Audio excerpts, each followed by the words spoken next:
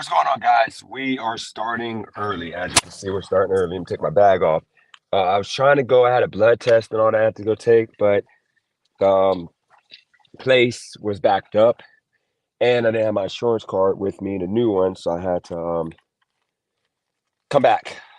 So I told What Is Life that I'll come in and warm the room up here, warm the live up, get y'all, ready before we go. So we're back to the chronicles of the car. We're back. But this won't be something that you're going to see all the time. Uh, Most of the time, I'm going to be doing something outside of the car. But, for the most part, we're rocking out in the car. It's actually cold outside, freezing. Otherwise, I'll be doing DoorDash. I just don't do cold. I was going to be on a bike and I was going to go ride, and do DoorDash. And I was going to like park the bike and then, walk around and do this with the tripod. But seeing that it's freezing outside, today is going to be a lift day. So this live is going to go for an hour. The way it's going to be set up, we're going to be on for about 40 minutes. And then the last 20 minutes, I'm going to allow people to come on if they want to come on. And then depending on how the conversation go, if you guys are rocking out, then I may allow it to be extended if What Is Life wants to, push forward and, do, debate or whatever conversation with people. I don't really want to push this towards the debate side of things. This is more of a conversation. So just keep a heads up on that. I got a cold, of course. I'm sick because of the weather change. My apologies. Shout out to TC, first one in the chat. And I want y'all to understand, me and What It's Like, we had a conversation behind the scenes. We talked about a few things, about a bunch of different things. And you got to understand, as I told him, and we're going to talk about, emotion in the Black community. We get emotional a lot of the times, and we sometimes go over the facts and we make things about our opinion. So we're going to talk about that. We're going to talk about, what do a Black man want? I consider What It's Like a successful Black man. So we're going to talk about, what Black men are looking for in a relationship. If it's too much to ask for, if we deserve to have what we may want, um, in regards to being successful, being able to provide, hold it down, and what is asked upon the woman that we may date. We're also going to talk about we're going to talk about the gig work, that the chronicles of the gig work. We're going to talk about me coming back to rideshare and DoorDash. Now, I was hoping that, because I know I started this early, so I was hoping that a bunch of you guys that got a lot to say about that aspect of my life um, jumped on here and hit me with some of y'all questions. I know y'all got a lot going on in the chat. It's crazy. I tell y'all this, okay? So my videos are now back doing better. There's a lot of engagement. There's a lot of negative, a lot of positivity. But I want y'all to understand, today was the first day that I actually promoted, or not promoted, but talked about my YouTube channel on my Facebook page. So now we're going to be bringing on people who would normally be on my Facebook. We're going to bring them over to YouTube. So that's going to bring in new engagement, new eyes, new views. Shout out to Original Thought in the building. Number two on the likes. TC is fast. But yeah, that's gonna bring in a new engagement, new people, new voices. And today I just got um the cheapest, easiest support you can show is press the likes. Come on, guys. Yep, hit that like button, guys. Show me some love there. It's gonna come, Original Thought. But I want y'all to keep this in mind. Today I got monetized on Facebook. So Facebook is pretty easy to um pop on Facebook and get paid, because the money is a lot more than YouTube from what I see. And there's a bunch of different ways to make it. So, you're going to see me more so putting emphasis on Facebook. So we're going to be doing that. And I think Facebook is more of a freedom of speech than YouTube. I got to look into it though, because I don't think I've heard of anybody getting um, booted from Facebook, but you get booted from YouTube. Shout out to iOS 7. Appreciate you, iOS 7. What it's life in the building. And whenever you want to jump on what it's life, you can jump on now. And remember, I know a lot, as I told him, a lot of you guys are not going to see this until after. Like I know a lot of you guys watch my lives after I post. So that's fine. It's all about the conversation.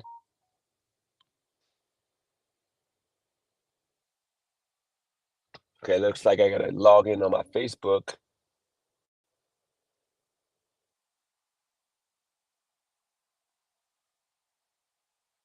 All right, it was making me log in on my Facebook with my other phone. So I had to do that real quick.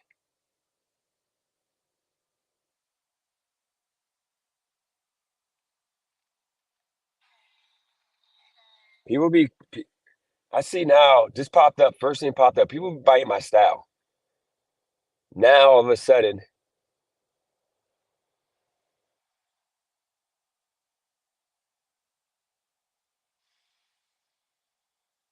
now all of a sudden, people want to play that self-hate angle. Self-hate is real, but make it about you really being engaged in self-hate. I don't know why people gotta like try to bite and try to make it seem like they believed in that when they didn't. Just like a lot of people are trying to jump into this Israel and Palestine situation. Some absolute, nasty work there. So we got Deliberate Taz in the building. We got Z Dot in the building. Yes, I am back to doing rideshare and gig work full time. You know, as I told you before, it's real simple, simple, simple explanation. Okay, my content that worked the best on YouTube when I looked at the numbers it was all about rideshare and gig work. So like, why would I not go with what works and what paid me the most on YouTube? If I'm able to do it and make more than working a regular job, if you tie into YouTube and you factor in the tax obligation in regards to doing um, gig work and rideshare, you know, you have a lot more you can write off, a lot more you can save that you can't save with a job. So let's see. Jay Stokes, shout out to you. I'm doing Lyft today. It's cold outside. Z Dot. It wasn't that they made me unhappy. What it was I had unrealistic goals that I was trying to achieve that just were not possible. It's kind of impossible to do every week $2,000 in ad revenue. I mean, not ad revenue, $2,000 in rideshare earnings without working a lot of hours. And I didn't want to do that. That made me unhappy. That's the reason why I was upset. I was triggered. I was going off. But making 1,000 to 1,250 a week is nothing. I could do that in my sleep. I could do that in 50 hours. Okay, out here in California. So that's where we're at right now. I'm happy with that because of the money I'm going to make from YouTube and Facebook. And the fact I'm not going to rush, as Original Thought just said, got to trust the process. Shout out to J Media. We got TC in the building. Once again, we got Herman talking about who will miss you, Cali Girl. Guys, listen. Cali Girl saw the realization yesterday when I told her the fact that I've been thinking about more of her than my son. My son needs his father, and I'm not in position. I can't even afford to fly to go see him and stay for a week or so because I don't have enough money. But imagine if I worked 16 hours for 7 days, just 1 week, that'll give me enough money and income that I'll be able to work that long, 16 hours every day for 7 days. Then the following week, I can fly out to Wilmington and stay there for a week with the money I just made, and it wouldn't hurt my bottom line in regards to my money, my bills.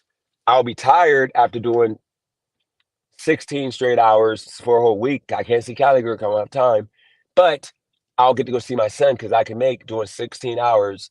Pretty much, if I did for the most part 100 hours for a week, I'll make about $200 to $2,300, which would be enough for me to go back to Wilmington, like fly and pay for a hotel room, rental, and stay for a week, and then come back, and it'd be like a normal week. And then when I get back, I would go back to work. That's where we're at, or whatever. Virginia, shout out to you. I'm over here.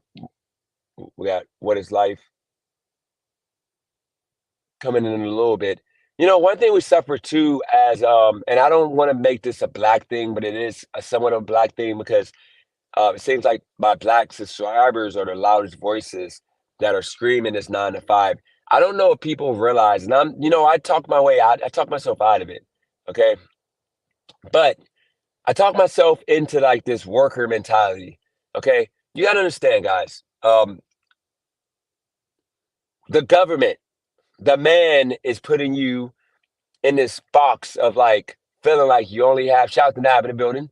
Nav going through it. He had saw those people at Nav. The man put us in this mentality that you have to go work a 9 to 5, even if it's a 9 to 5 that pays you minimum wage to do work that you should get paid more for. And the fact that like this 9 to 5, after paying taxes, you're gonna make less than you operating a business on your own. Instead of you thinking I'm gonna open up a business on my own, you're going to work the 9 to 5 thinking that that's just what you're supposed to do because that's what you're brainwashed to do. Especially if you're not a doctor, you get that might not be it. All right, we got what is life in the building. What's going on with you, man? Think you're still muted.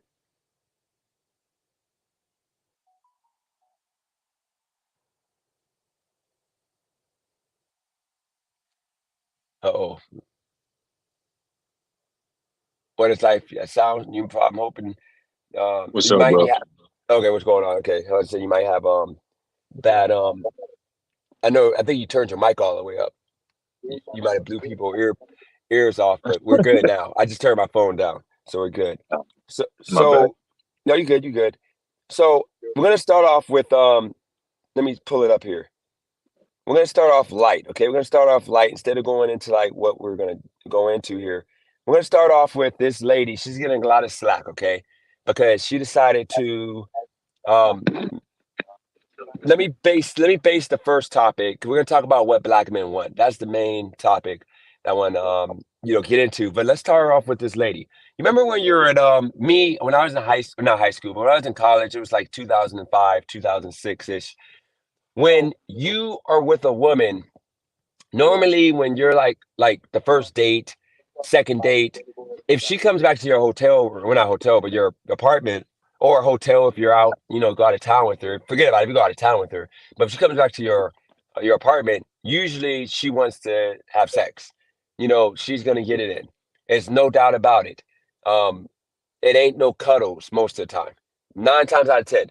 Now, if you're like dating her and it's like 2 weeks in, and finally she says, okay, you can come back to your house, it doesn't necessarily mean she wants to do anything. It just means that, she's going back to your house. So you can't really, when she says she's not on something, you got to be about that. So I've had a few times in my life, the first or second date, the woman, she'll come and, okay, my bad, guys. We're going to get back to the whole work game. Shout out to student Dr. Paul. Um, and shout out to Paris in the building. We'll get back to the money thing because I'm gonna let what it's like call me out towards the end, but I want it to be the most people in here before we get into that, so that way people don't gotta rehash that. All right, so like usually if you go home with a chick first, second date, if she says that I don't want to have sex, normally if she says that, she probably does. Because what woman would say that? Like most women that don't want to have it, they're not going to say it. And they just, it's assumed that you're not going to try nothing on the first, second date, especially with black women. So this woman literally Right. said what we all know, and I want your reaction on it. That I know that back, especially now, let's say with black women, if you literally are laying in the bed with them, because I had experience back in 2020 when COVID was going on or whatever, when right before COVID, when I had the nightclub, the chick wanted to come back with me, so I drove her um, to her house. She had to go grab like something or whatever, take her son to like the brother's house, and then she came to my house out or came back to the club with me. We laid on the couch, and I remember I didn't touch her other than to cuddle her. And the next morning, she like woke up and we're talking for a second, but I could tell she was kind of mad because she literally went and got a babysitter and did all this thinking, this guy's gonna try to like do something. I did nothing. And like the next day, that night, the club was open, of course, packed house. She was on to another dude. And like she didn't even give me no respect. Like she literally didn't even say a word to me. She was mad at me. She didn't even text me back. So this is a situation that lady put on Instagram or on TikTok that went viral because lady, she's making women look crazy. And I want your reaction on this. That was the whole story. No, no, that's my story. But I'm gonna tell you, Oh, I'm okay. gonna let you Oh, listen. yeah, I your want story. you. Okay, okay. Yep. Here we go.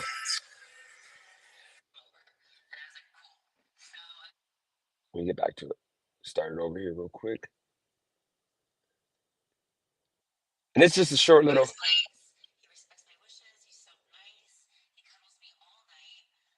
We can't hear it that well at I all, hear it really. that one.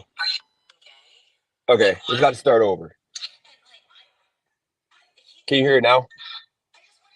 Nah, it's like a lot in the background, or it's just like way in the background. I think your AirPods got like the noise cancellation. Uh, that sucks.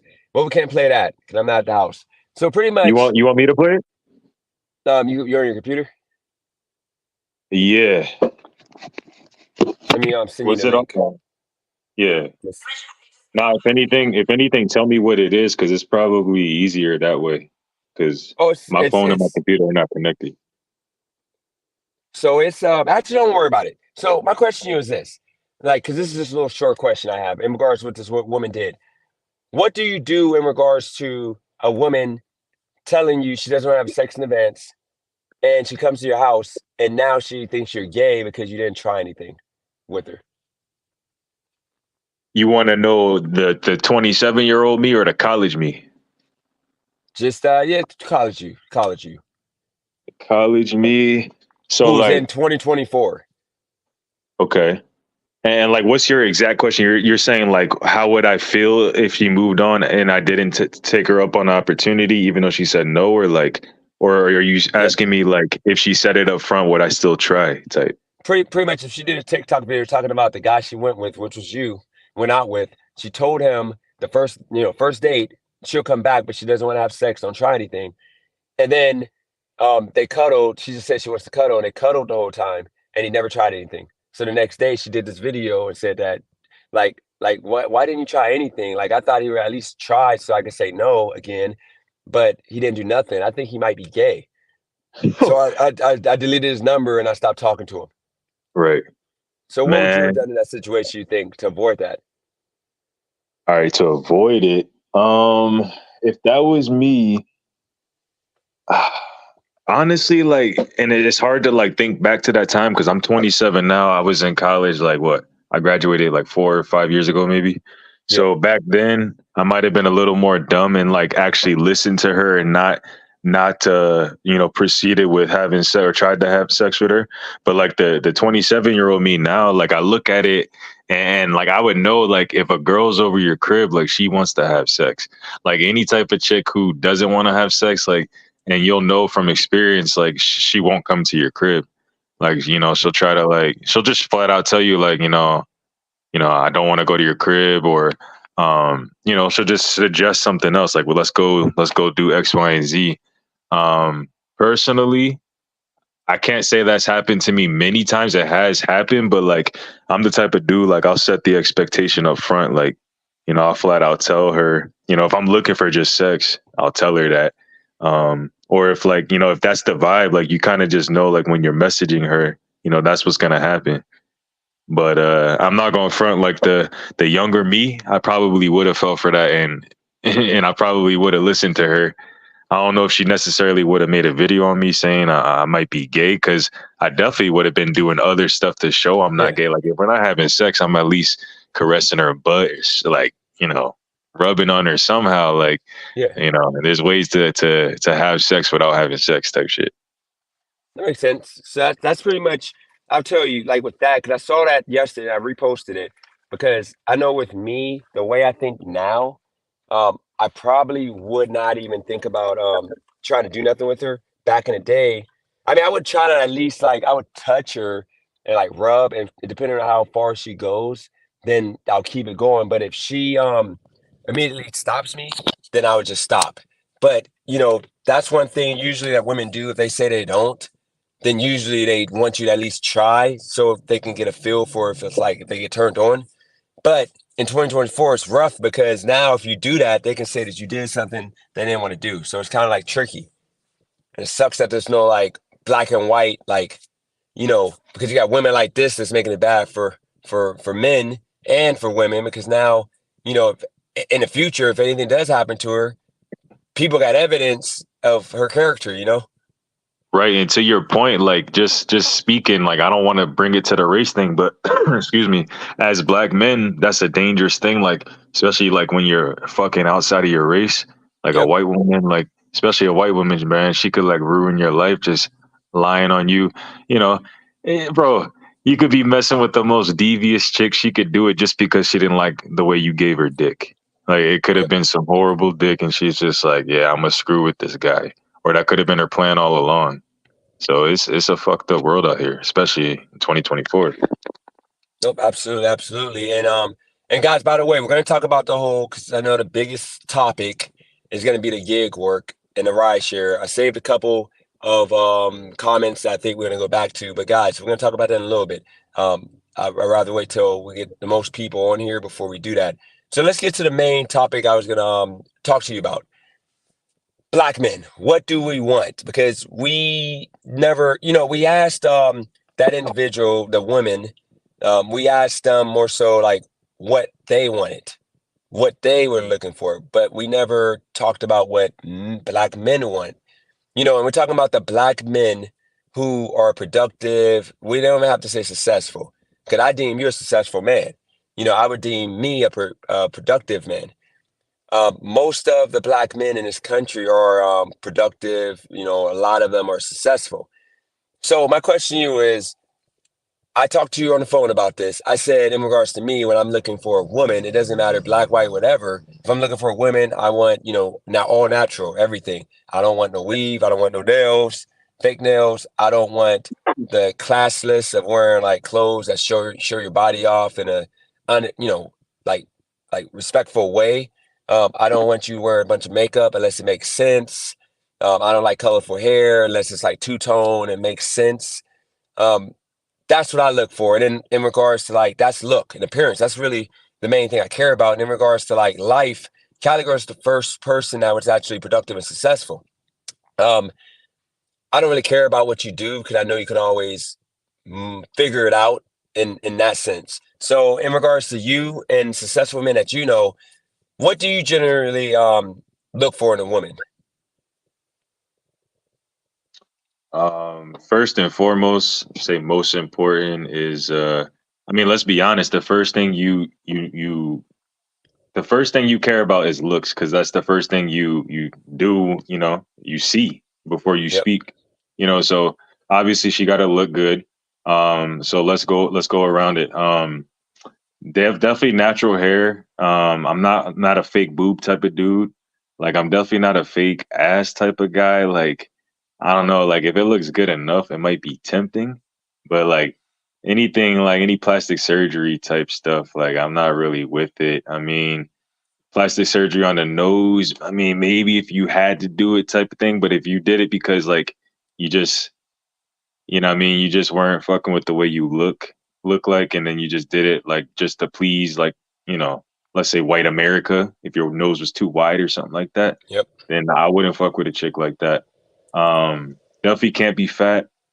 Other than that, like I look for an ass really. Like if I'm especially if I'm a marry a chick, you gotta have an ass. Because let's be honest, if you don't have an ass and that's my favorite thing, then I'm probably gonna wind up wanting to cheat on her or something because I'm not gonna be satisfied physically. Um, Moving on from that, like, she definitely gotta be able to cook because I'm not cooking like shit, I'll cook like once a week type thing, you Yeah. know. Um, I'm not really like I don't really care about like her having a job or a career or anything like that. Like if it's the right chick, I'm willing to be the provider and be the sole provider and let her stay home. But we would definitely have to have kids at that point, I feel like, because otherwise, like, what are you doing? Just staying home.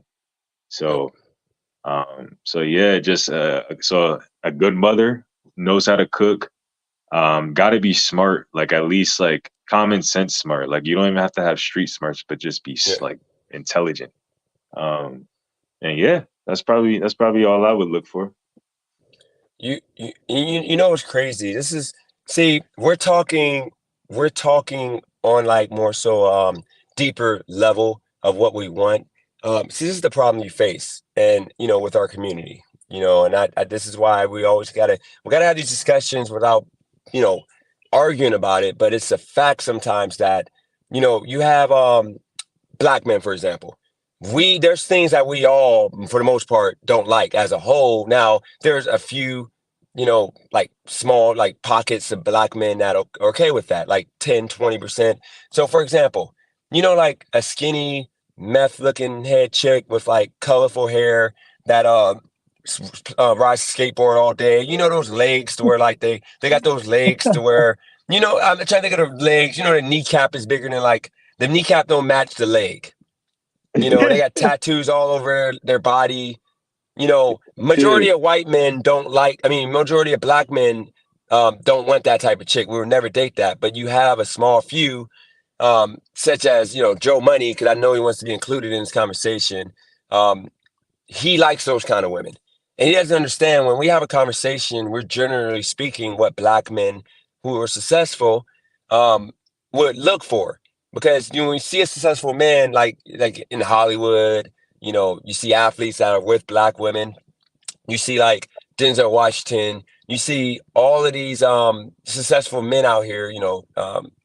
Ben Carson and all these people that if they're with a black woman, it's usually normally most of them always the same type of woman.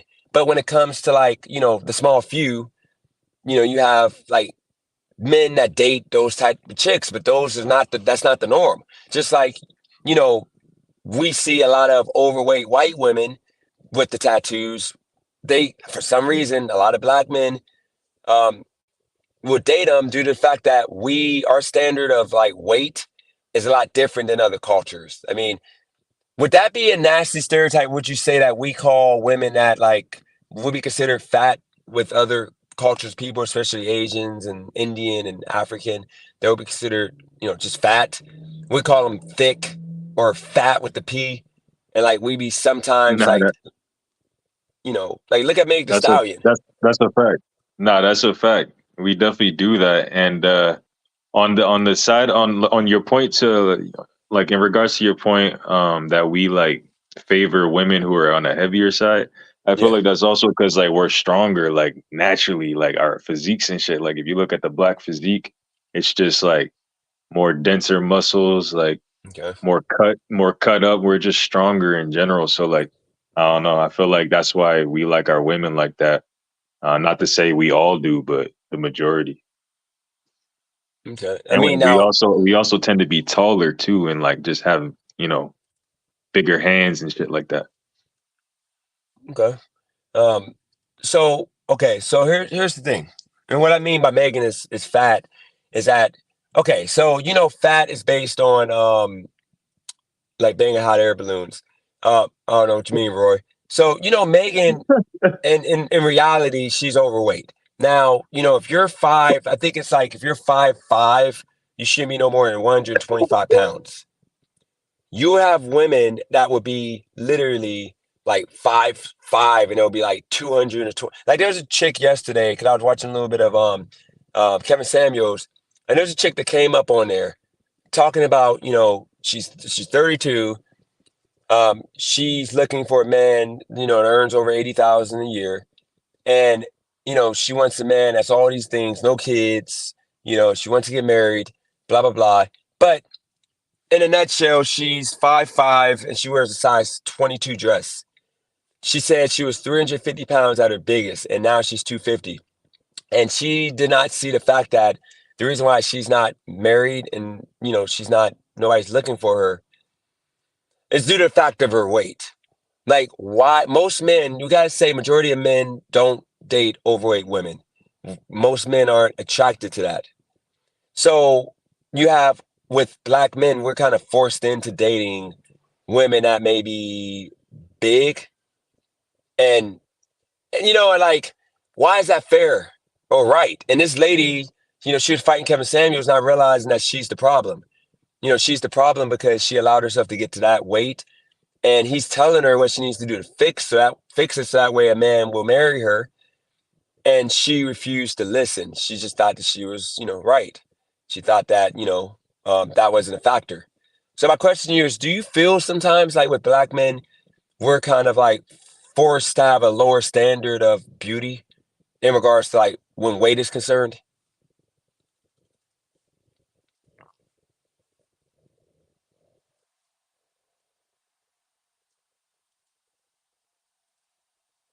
Your mic is muted. I don't know if you're talking. Oh shit, my bad. Are you It's good? all dependent upon the quality of ourselves, right? So like if you'll notice, like usually when you see a black man with like a fatter white woman, it's usually like a lower quality black man, like a bum. Like go down that trail and like give any stereotypes, but usually he's a bum. Um there are some black men though are high stature and like they make a lot of money and they like a big boned woman. Like there's nothing wrong with that. But honestly, usually like a successful black man, if he likes big boned women, he's gonna get like a big boned black chick, not a big boned white chick. That's just usually how it is. um then like there are some like if you're a fat dude, like a fat black guy, and you make a lot of money, some of those guys like a lot of fat black chicks, just because they like keeping with their size type thing. Or maybe they feel like self-esteem wise that's all they could get. I don't know. um but the majority of black dudes with money, whether the chick's white, black, Spanish, Indian, Asian, whatever, she has to be fit.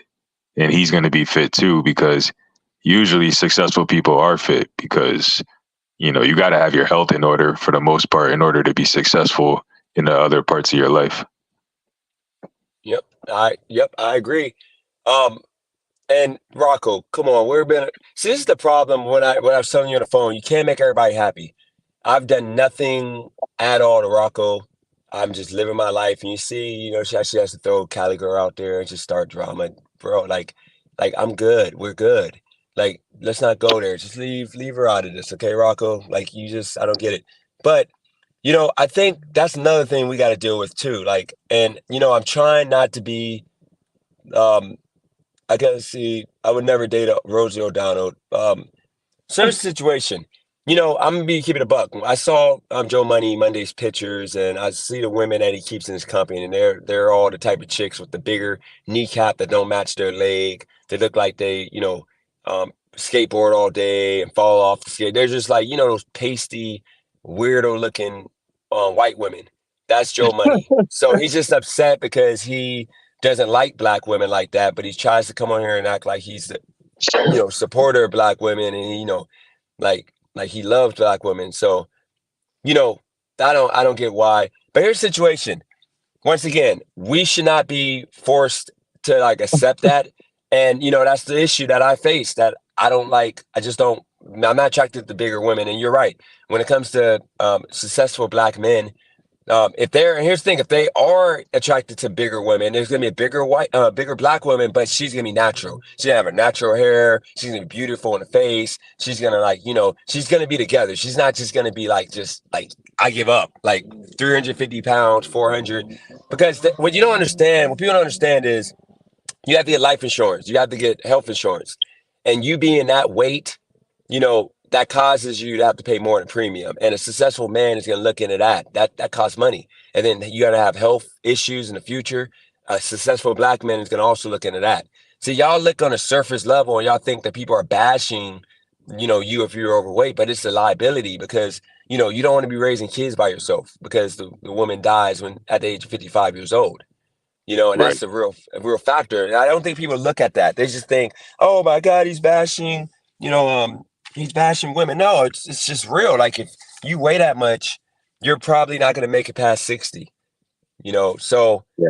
um, and then like let's get to the next one. We got What weave. do you Okay, weave. before hey, hey Good. before you move on? What do you think about what Rocco said? He said men usually don't want thicker women because of small penises. Um, Look, I'm not trying to throw shots. Okay, I'm not trying to throw shots, but that's a comment that, when it comes to Rocco and certain women, I know more than likely they're like a little bit overweight.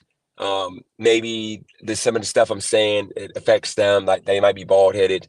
And I'm gonna keep it a buck because this channel is gonna evolve past of Rocco, who could have just, like been like non-emotional, like factual, realizing that nobody is beating down the door of a woman who's bald headed and overweight. Men just want to tone women. Okay, there ain't nothing wrong with that. Just like a woman wants a man that's in shape. Most women want like a Michael B. Jordan, but they settle for a Dennis in the body because of the fact you start from the bottom. Now somebody said once you have kids, weight is non-negotiable. It's incredibly selfish. See, this is the problem.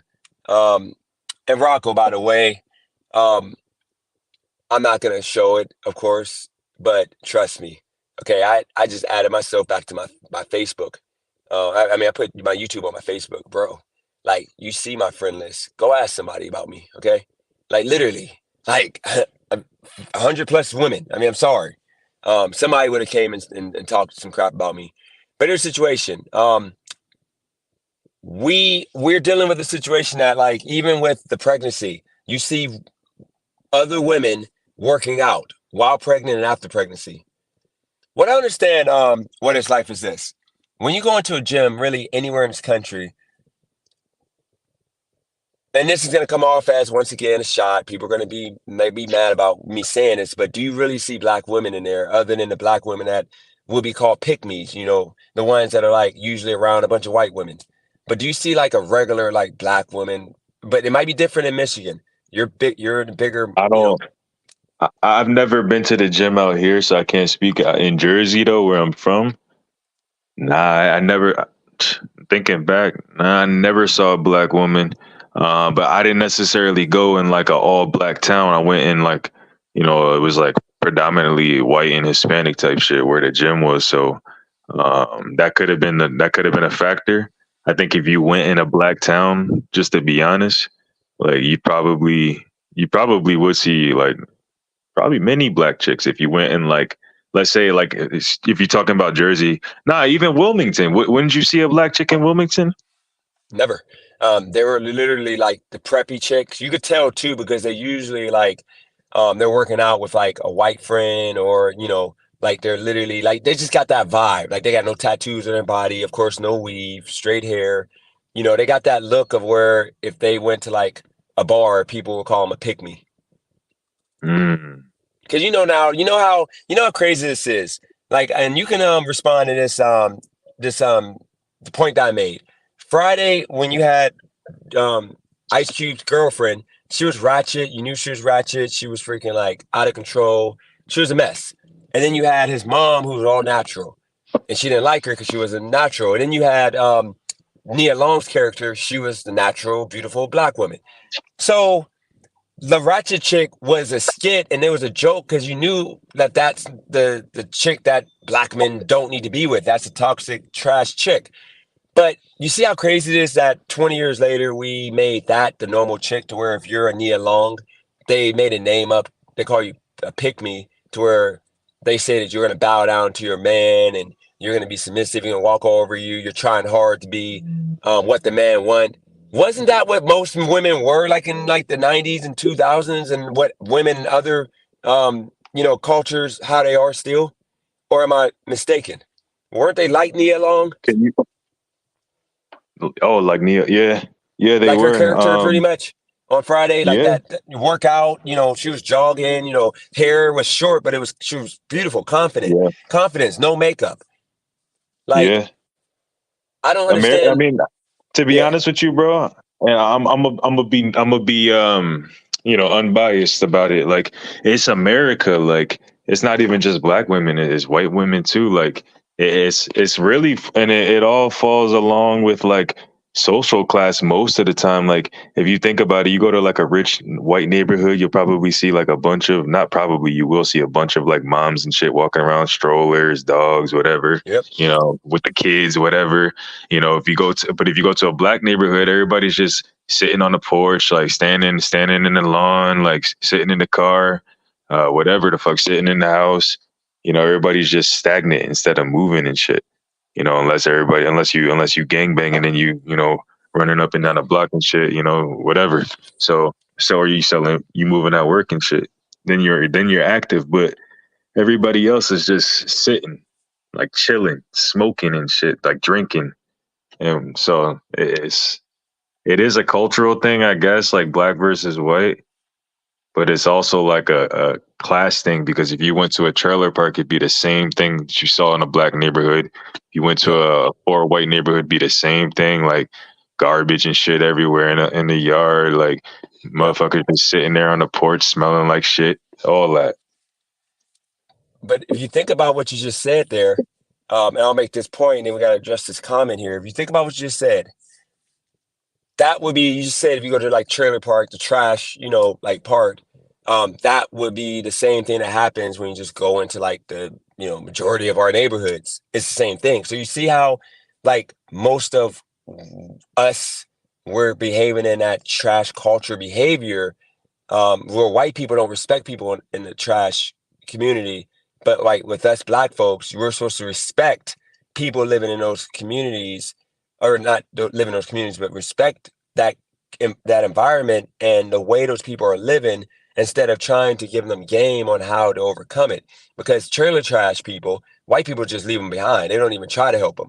With us, we can't even tell them what is necessary, because a lot of those women walking around the projects, they got like a bunch of weave, and they got like, the bald headed.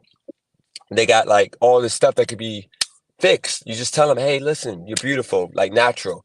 And that can get you married. But it's like the people rather them stay long-term girlfriends to a hood dude, because no successful, productive man that owns a home or is they're not buying a home, but like maybe renting a home and got a car, got enough to like put her in a better situation.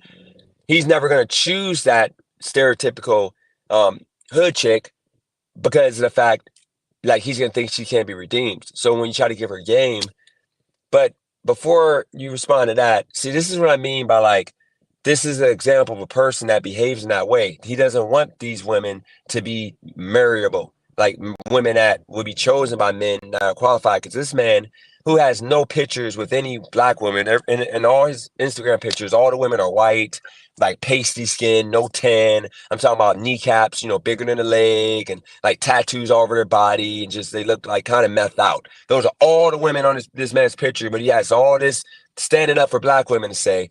He literally just said, Dennis has so many stipulations for black women. Don't be bald.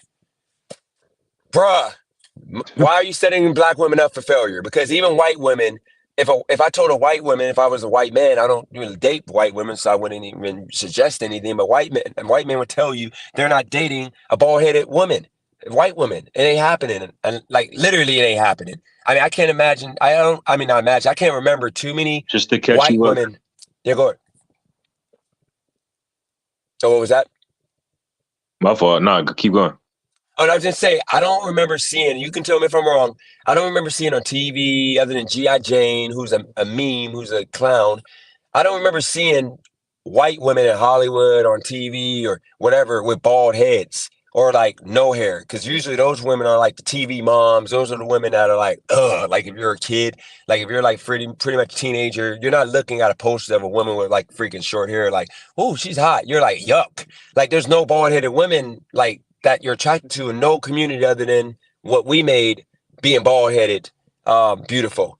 Just like, Also, don't, okay. also in like Asia and like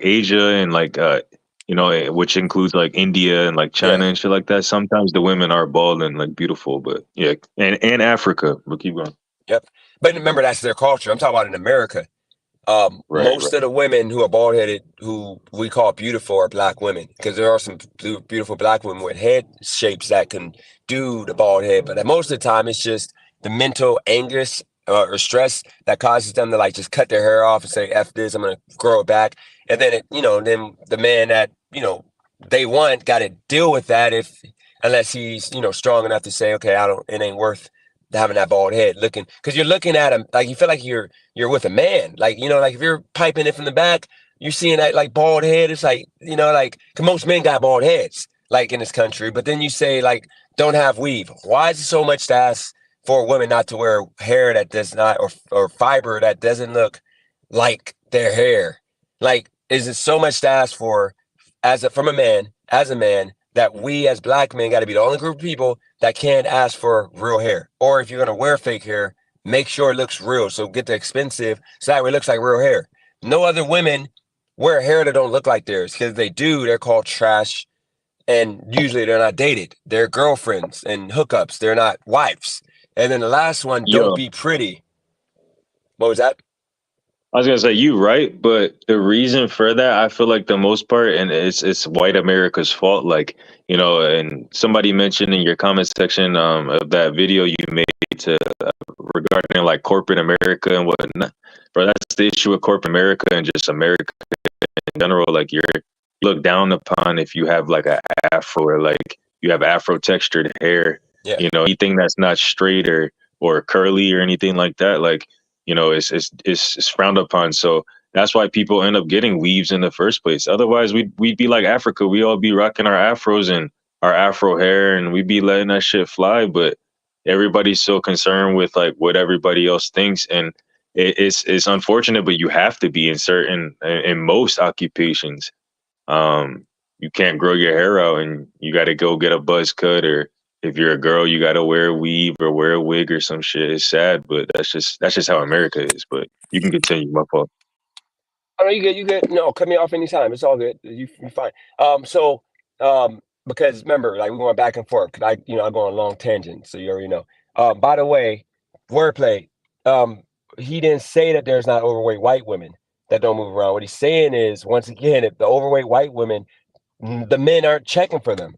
The men are not required to date those women. But with us men, we have the most obese women, and we have to settle. If we don't, then we're called, nasty names. Like we're like, you know, bad people for not wanting, overweight women. Now I ask you this: why is it that? Because somebody made this point a couple of days ago, and I got them with this.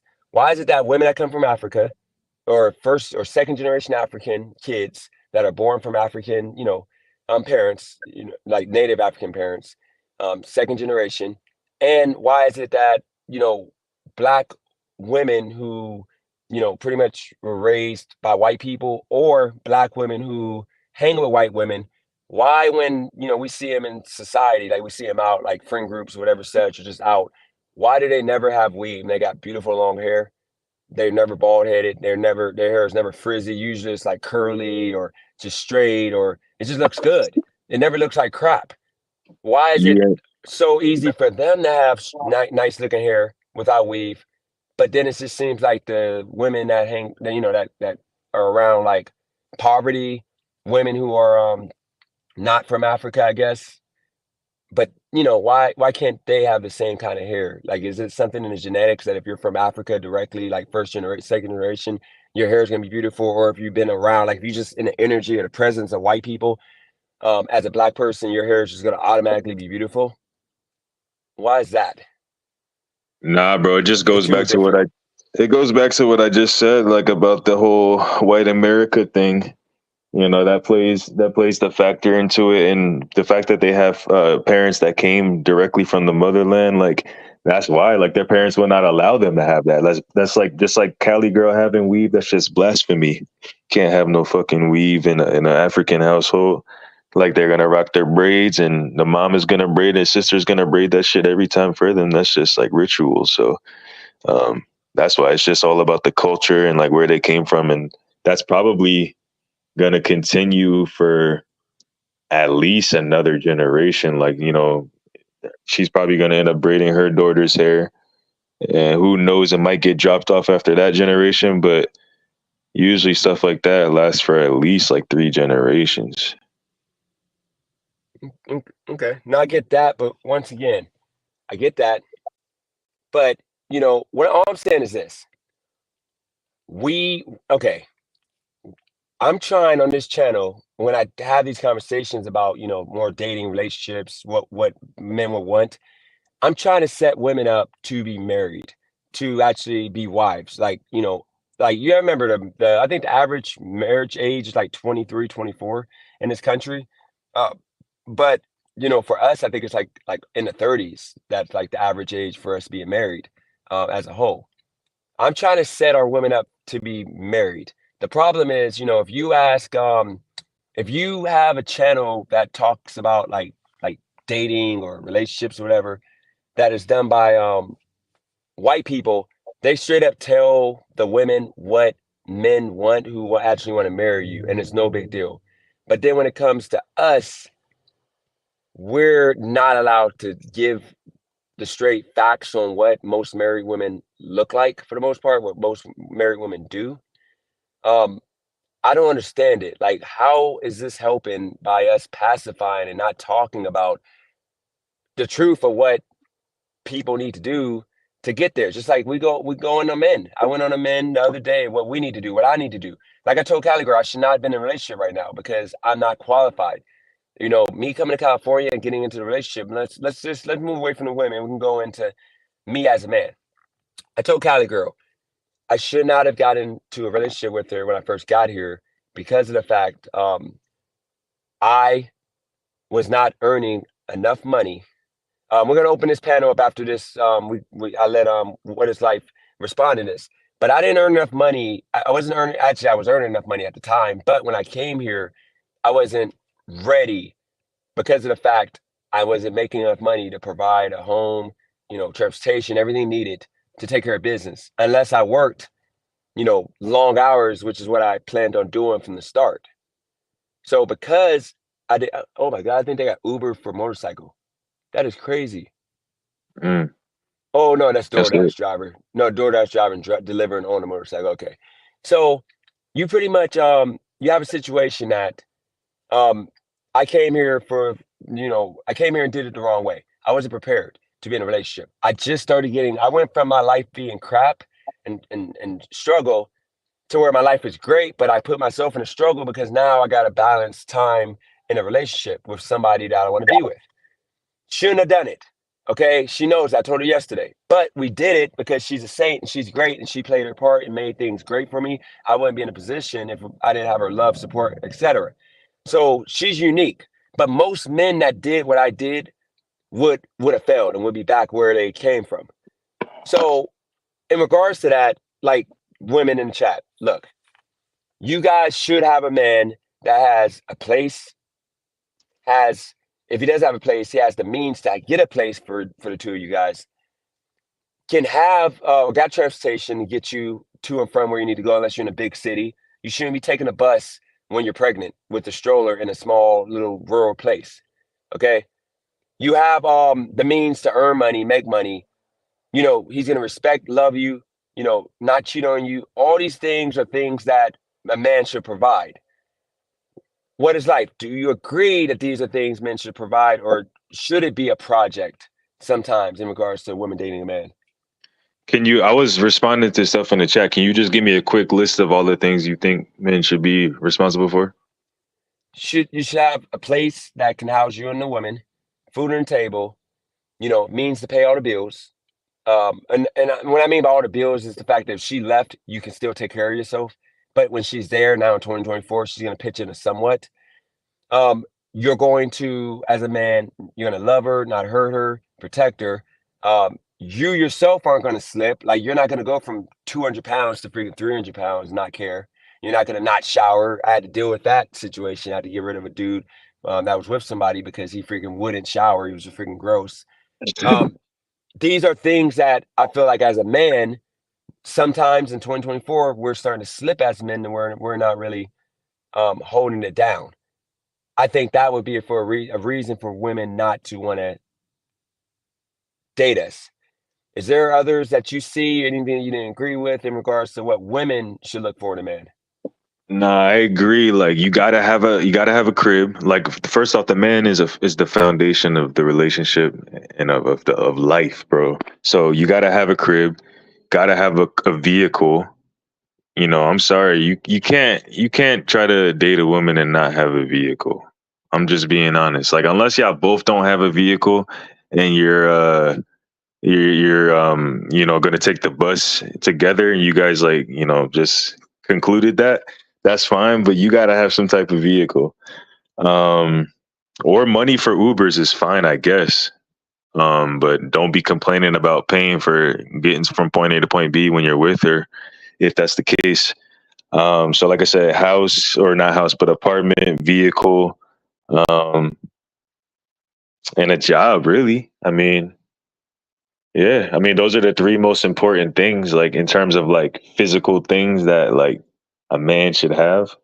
And obviously like money in your pocket, like for for anything. You know what I mean? That makes sense. So, okay, I think now, so this is the problem with as I told you before, we talked before.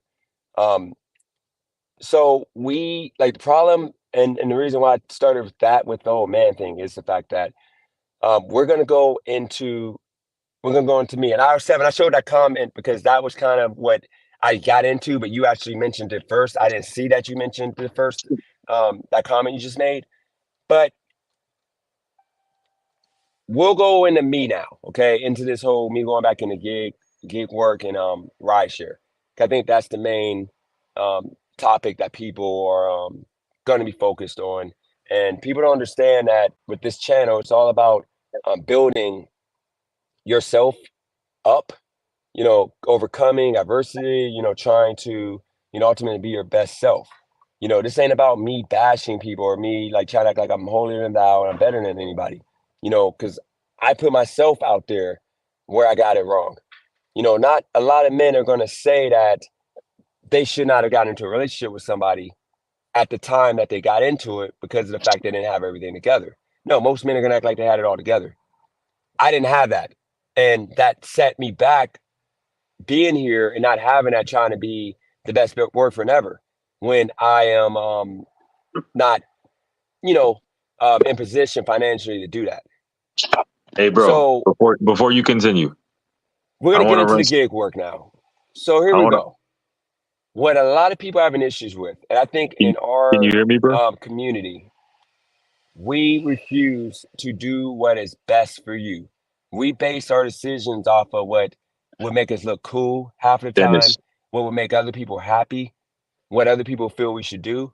We don't do what's best for us. You have people that would be working a job that or have opportunity to get a job that would be embarrassing, such as like um, driving. Are you talking right now? My bad. Yeah, can you hear me? Can I can't hear you. you hear me now?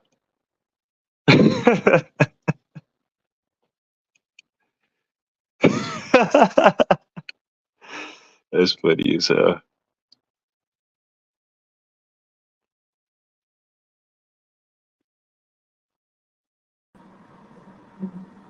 Yo, Okay, there. My bad. I can't hear you. My AirPod. I'm gonna swap to my other phone. Yeah, my AirPod it goes off randomly sometimes. yeah, I just want to suggest something, bro. I want to try something for you, bro. Like a little experiment, if you don't mind. Yeah, Like, go so you for it. got a lot of messages going on in the chat right now. We missed a lot of messages. How about we do it like a little rapid fire through the chat, and we go. I go look. Listen, I'll go through all the messages, and like let's say we give you 20 to 30 seconds to respond. I'll literally set a timer for each response if you want to respond to it. Otherwise, I could just keep running through the comments Okay, just so we could get through everybody's messages. that'd be good. Okay. All right, I'll let you read them. all right. Hold on. Let's see. Trying to see where you probably last saw. Uh, all right, we'll start from Tommy Strong. He's a good one. Let me see. All right, if I do this, can you still hear me? Yep. Okay, cool.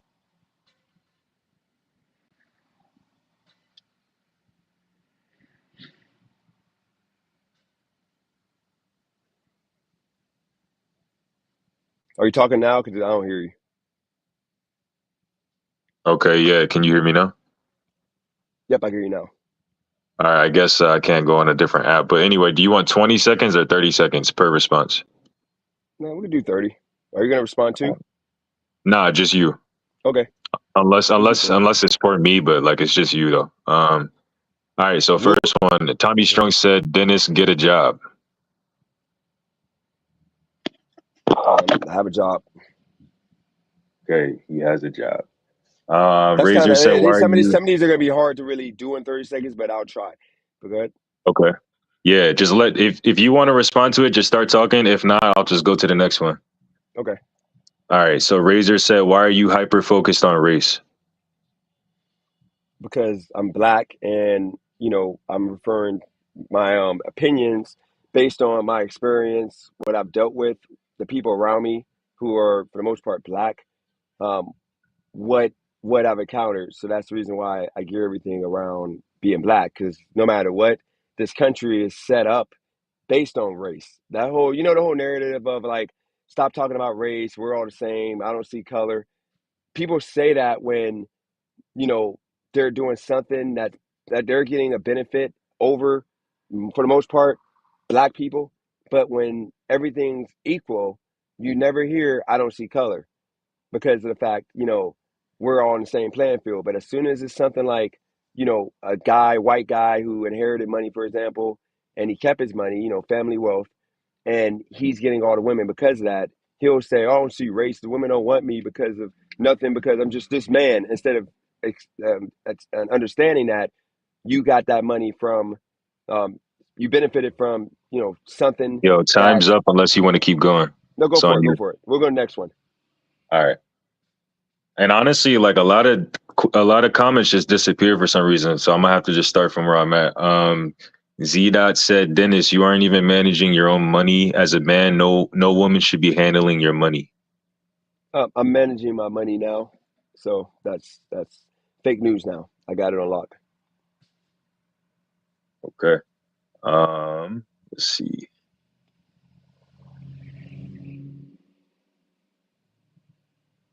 Razor said it was on her TikTok. Herman said you need a cosigner. Sam Mitchell said gainful, consistent employment. I think he was talking about like in regards to what a man should have. Um, So, so in regards to Sam, we already been down his hill. He's a worker. He has no potential to do anything outside of just working and somebody telling him what to do. He doesn't have really any creative bone. So yeah, remember, I have a creative bone. I can actually build something. I can create something. So it's different for me. I can do that in lieu of a 9 to 5 job that I gotta be told what to do my whole life. So if you don't have people like me that think like me, even though I'm in the position I'm in right now, the country is gonna be stagnant. We're not gonna have any growth. I'll keep it there. okay. Um, Tommy Strong said, I feel like Dennis resorts to the same topics over and over again. I mean, we talked about all completely different things. I mean, we talked about what black men want. I don't think that's been talked about on this channel. What black men want, and it wasn't a bashing of black women. It was just what black men want. Most of us date black women. What it's like? Do you date women outside of being black? I date women. I love all women. Okay. Well, at one point, I'm talking about like date for marriage. So you marry any woman, they gotta be black. Yeah. Okay. With me, at one point, it was only black up until I met, Cali girl. Before that, it was all black. To seriously date. Like I'm talking about like date for marriage. I used to always date for marriage. I never used to just date to date. So a lot of the topics talked about today were all different and they're all just opinion based off of what's going on right now. So, and with that question, I'm not gonna make everybody happy. So, I'm gonna just do what I do and just hope that, or not hope, but just build from that. Right.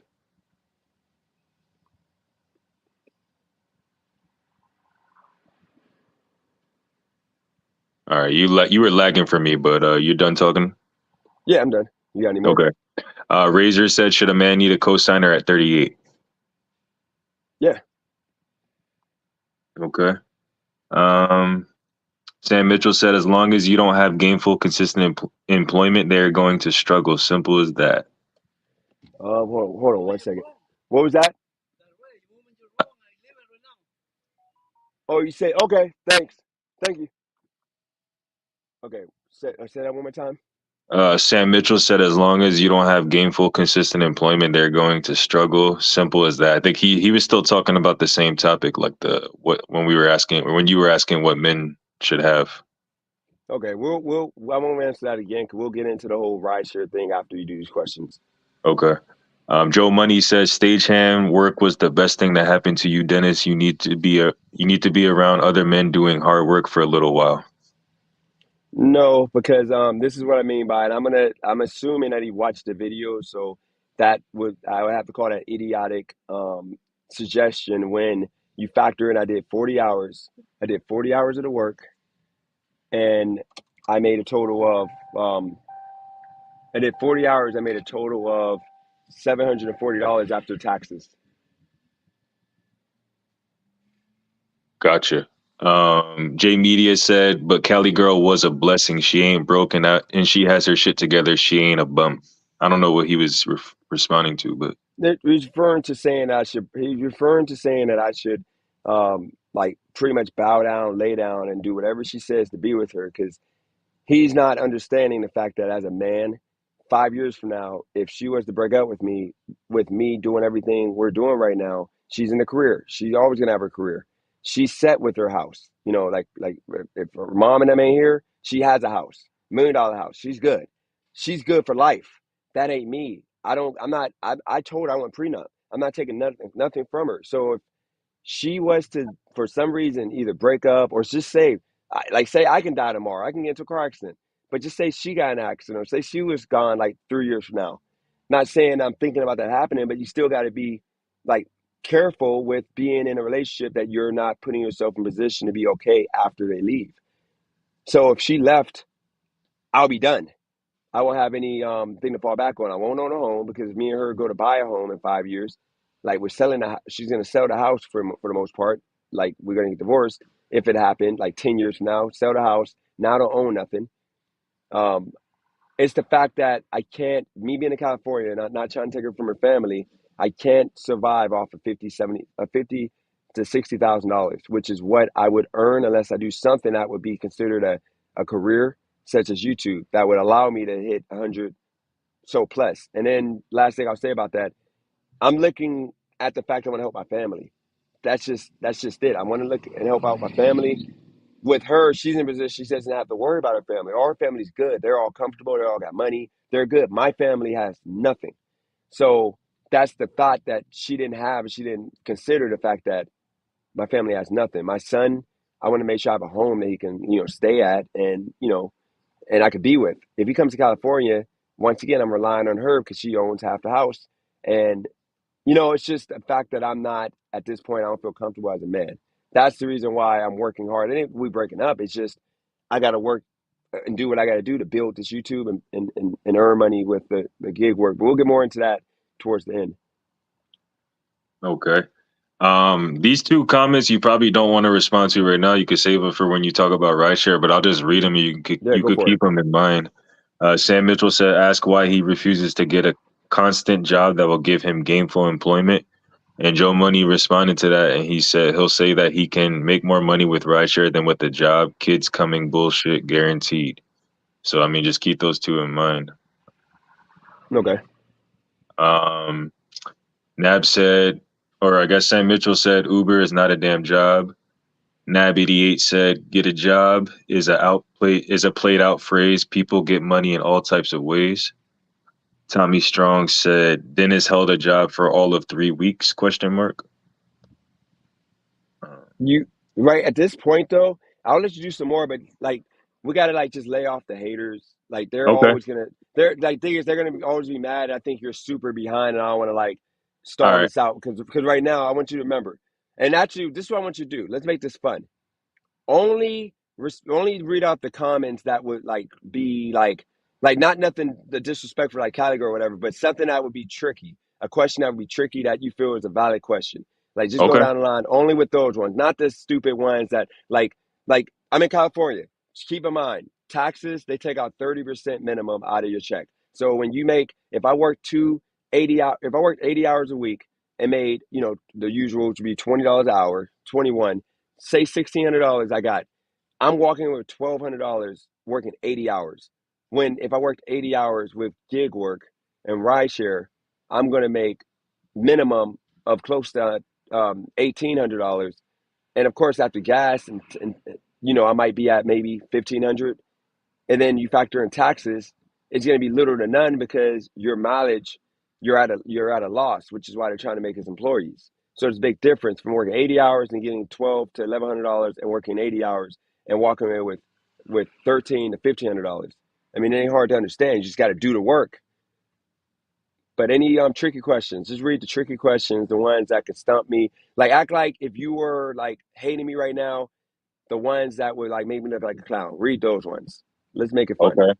I'm gonna acknowledge Christina real quick because she sent this comment a while ago. She said, "Are you happy, DJ, or overwhelmed right now? There's been a lot of changes in what you're going through." Up right now, I'm like conflicted because I'm about to be happy because you got to remember, I'm monetized on all platforms and I'm finally doing what I feel is going to make me great, not what other people. Like I came here and I've only been doing what, just like Wilmington, what other people thought coming here, what other people thought between YouTube and between, a little bit of input from Cali Girl. Like this is the first time I'm doing what I feel and I'm sticking with it. I've done this a couple times being out here, but it only lasted like a few days. I'm sticking with this. Like every day I'm sticking to what I want to do and what I feel is going to make my life great, which involves me ultimately making my family, my kids, everybody happy. Okay. Where do you see yourself in 5 years? That's from Christina. So in 5 years, based on what, me making this choice, and mind you, every single time I made a choice of what I want to do, it's always worked, other than COVID. But in Vegas, I did the same thing, it worked. What I see myself in 5 years, I see myself at $100,000 in the bank. I see myself with a YouTube channel that's earning $4,000 to $5,000 a month based on the growth and the numbers I'm at now.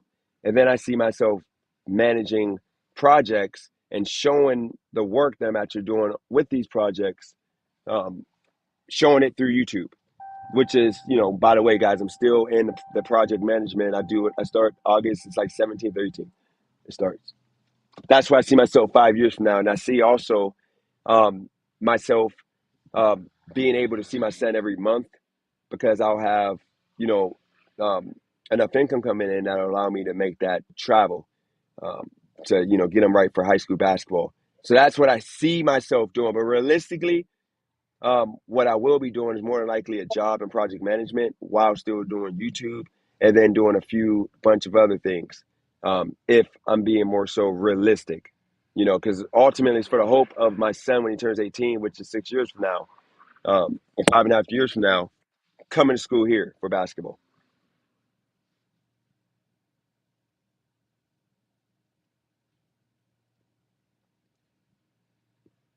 You're muted if you're talking. My bad, bro. You good? I don't want to lose this comment. I'm going to say two real quickly. All right. Number one, Sam Mitchell said, "Why do you refuse to get a career?" I believe he said he either said a job or a career. I think he said career. His student, Dr. Paul, I want to read this because it's about to disappear. He said, "Do you think your age or comparing yourself to other people is causing you to make decisions that revolve around fast money?" Uh, So those two kind of go hand in hand. so career. Not everybody in this country is going to have a career. What is deemed a career? What I'm doing right now would be deemed a career. See, the problem is a lot of people want me to consider this as fast money. See, when the growth I had on YouTube when I first started, if I would have maintained that, it would have been a career.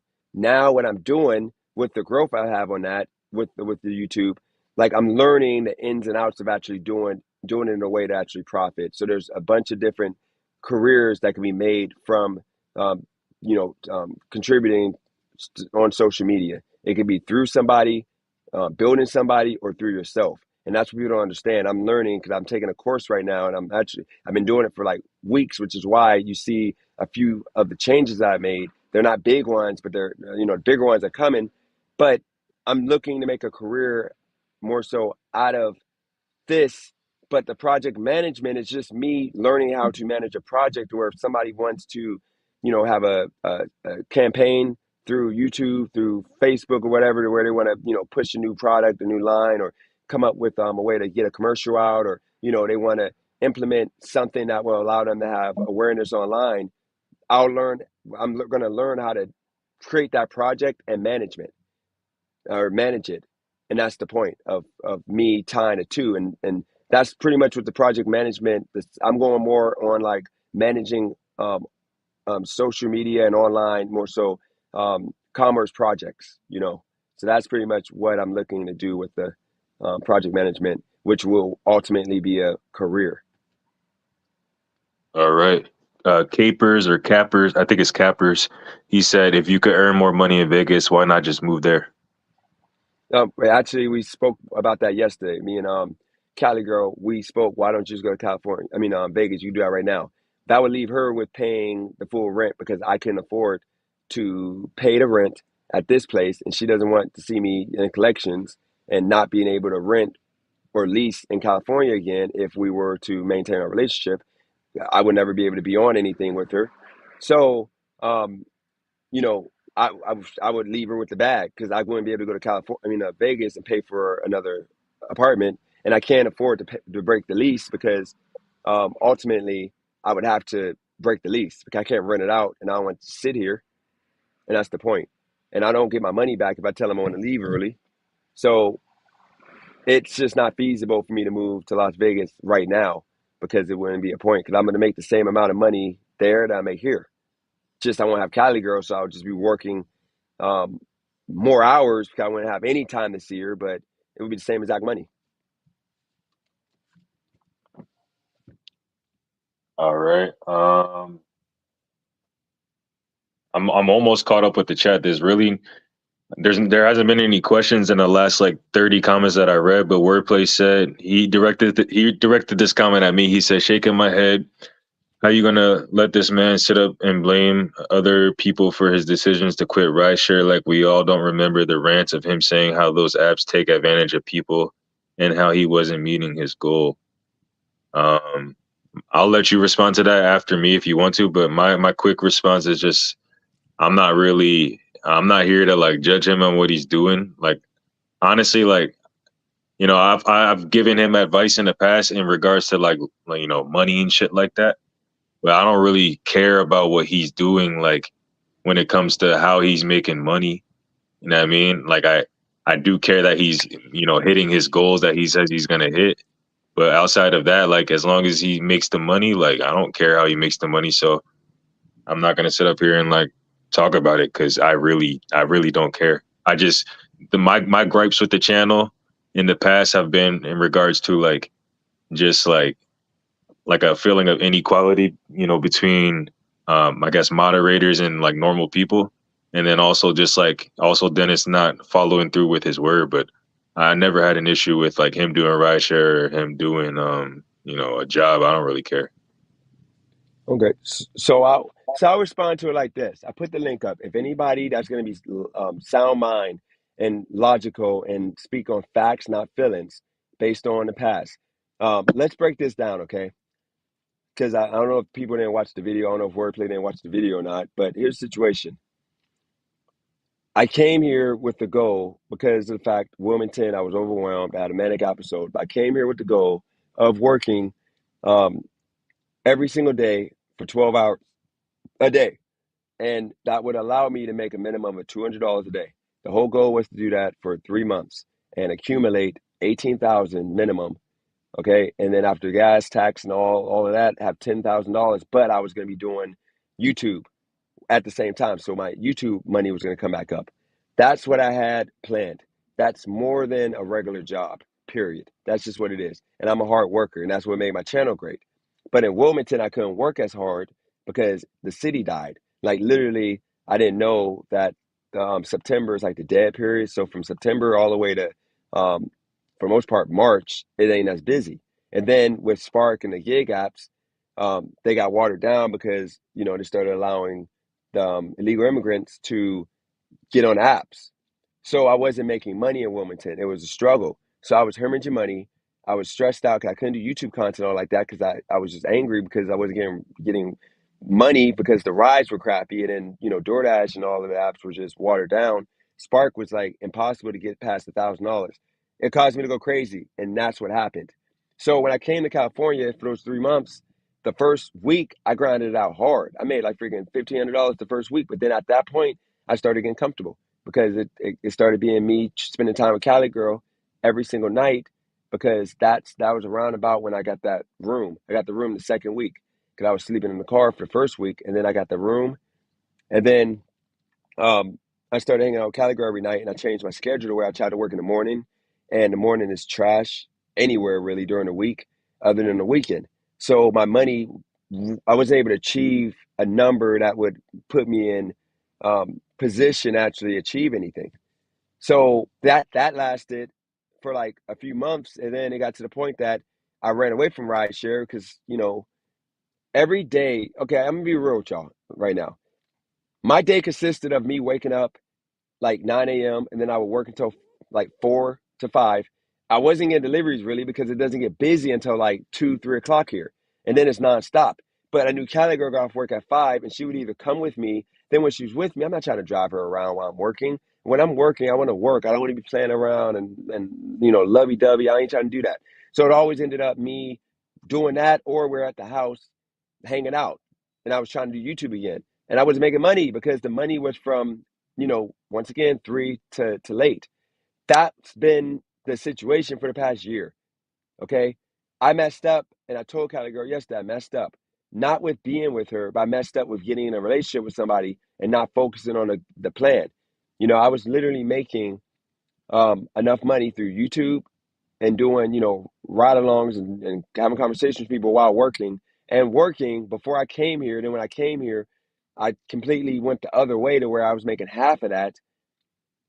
It was no point. Like I wasn't being productive. I just wasn't being productive, and it's that simple. I mean, no other way to say it.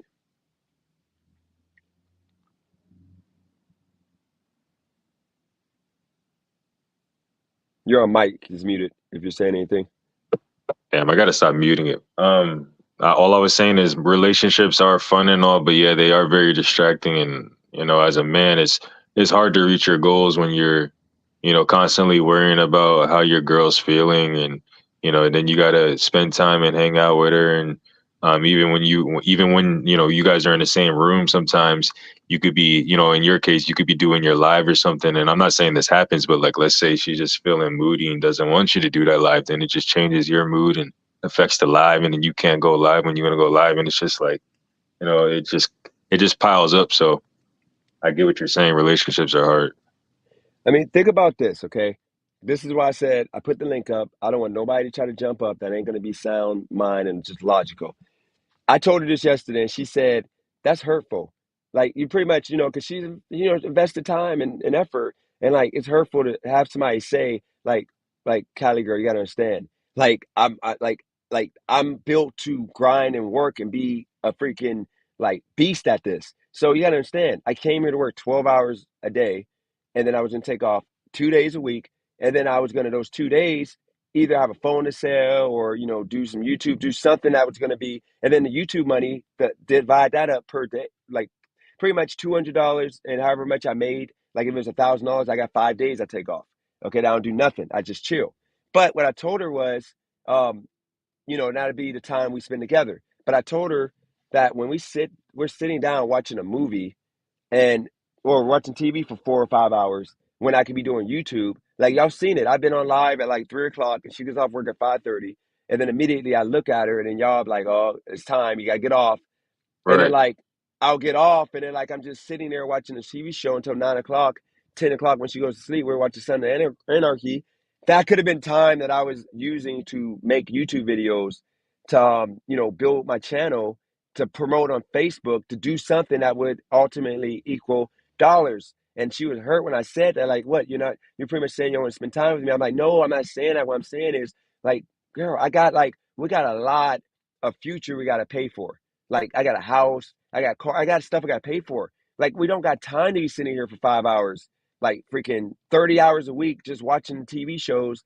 I could be doing work at that point. And then she thought about the fact that she had 4 years to build her career, and then she about to go back to school possibly. And if she go back to school, she's only going to see me once every 2 weeks. So I'm like telling her, how fair is it that you're going to go back to school and you're only going to see me like once every 2 weeks? You ain't gonna have time for me. I'm not going to be mad. I'm literally going to say, do you, like, you get your education so you can be a better, have a better career. Like, do you? Why is it fair for you, for me? I'm going to say that to you, and you're not going to give me an option. It's going to be, this is what I'm doing. I'm going back to school, so I'm not going to be able to see you. But when it comes to me telling you that I want to do the long hours with rideshare and I want to spend the time building what I made happen for me before I came here, that's a big deal. And that's when I told her that, like, I don't want to make it about blaming you. You just got to understand that we just got to schedule in advance, which is what I'm going to do. I'm going to have a calendar now. I'm a Google calendar for us. We're going to have a schedule to where she's going to know when I'm not working. There's times I'm not working and I'm taking the day off. I mean, the night off. She's going to know that, and she's going to know to just come over in those days. Otherwise, I'm working. And that's where we're at right now. And I told her, I'm like, I'm for you a project. I'm like, dude, you're literally making, I'm like, you're making right now. You're literally making, let me move my, I can't move my car. Come on, better back up. I'm like, you're making full-time money. You have a career because you have 4 hours to do that. I'm like, dude, like I literally didn't think I was going to be a YouTuber. I was doing rideshare to the point to like making enough money to go back to school. And then I was gonna like, go back to school, and I was gonna just, have open up business and do what I've been doing my whole life. That's been allowing me to always have my own place, car, and build. But like, YouTube blew up for me in like a month. Like, actually, it took 2 weeks for YouTube to blow up for me. Though I'm making $3,000 for a month. I'm 2 months into YouTube when I decided to come to California, and then made the decision to stay here. I'm 2 months into YouTube. Actually, that was my third month into YouTube. I was bigger and I gained so much growth and money at, like, I was at a rate that I would have, if I would have continued and did not quit, I would have been doing like I would have been at 5,000-6,000 by now, because of the fact YouTube, the way it works is if you keep the same type of videos going, you keep the quality of which the quality was good back then, go look back into it, I would have continued to go up. But instead I got comfortable and tried to like chase the relationship and my happiness in regards to that. And I put the mission behind me, which was to make enough money to ultimately go back to Wilmington, because she offered to go back to Wilmington. That was the whole goal, for me to make as much money as possible. And then I was going to move back to Wilmington and she was going to come with me so I could be with my son. But then it turned into me staying here because my son loves California and he'd rather be here. And then, he just wanted me to visit every so often, which is what can happen. Just for example, if I work 100 hours in 1 week, that'd be enough money for me to go to Wilmington for a week and not be behind on nothing. So the whole point of the matter is, what I'm saying right now is that, look at the big picture, guys. You guys in the chat, okay? It looked like what it's like had to bounce. Guys, let's look at the big pictures. We don't got what it's like on here now, so I'm gonna go into it. Okay, we're gonna go into it. I'm gonna look at the chat too. Okay, if y'all got questions or y'all got a rebuttal as I speak, you guys put it in. Okay. Okay. I got you. So here's the situation. Oh, okay, his phone died.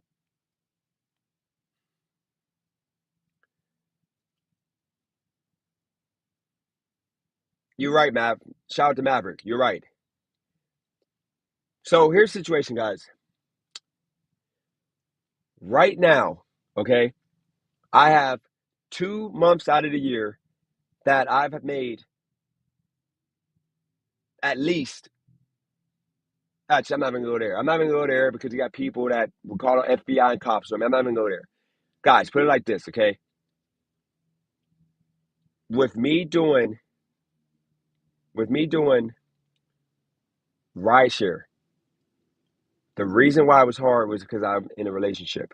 Without me being in a relationship, everything would be more smooth. Cali girl knows this now, but she doesn't want to lose me just like I don't lose her. But the problem is, it's time. I can't, I'm like my mind, I can't zoom in and out. So when I get into my like depressed about doing gig work and rideshare, it's due to the fact that I want to just do the work and I want to do the YouTube. because they're both going to be building blocks for me to achieve this number and get back to my son. But the way I've been moving, I'm never going to get back to my son because I'm spending more time with me trying to focus on the relationship, then try to go play some basketball and try to, keep people on YouTube happy.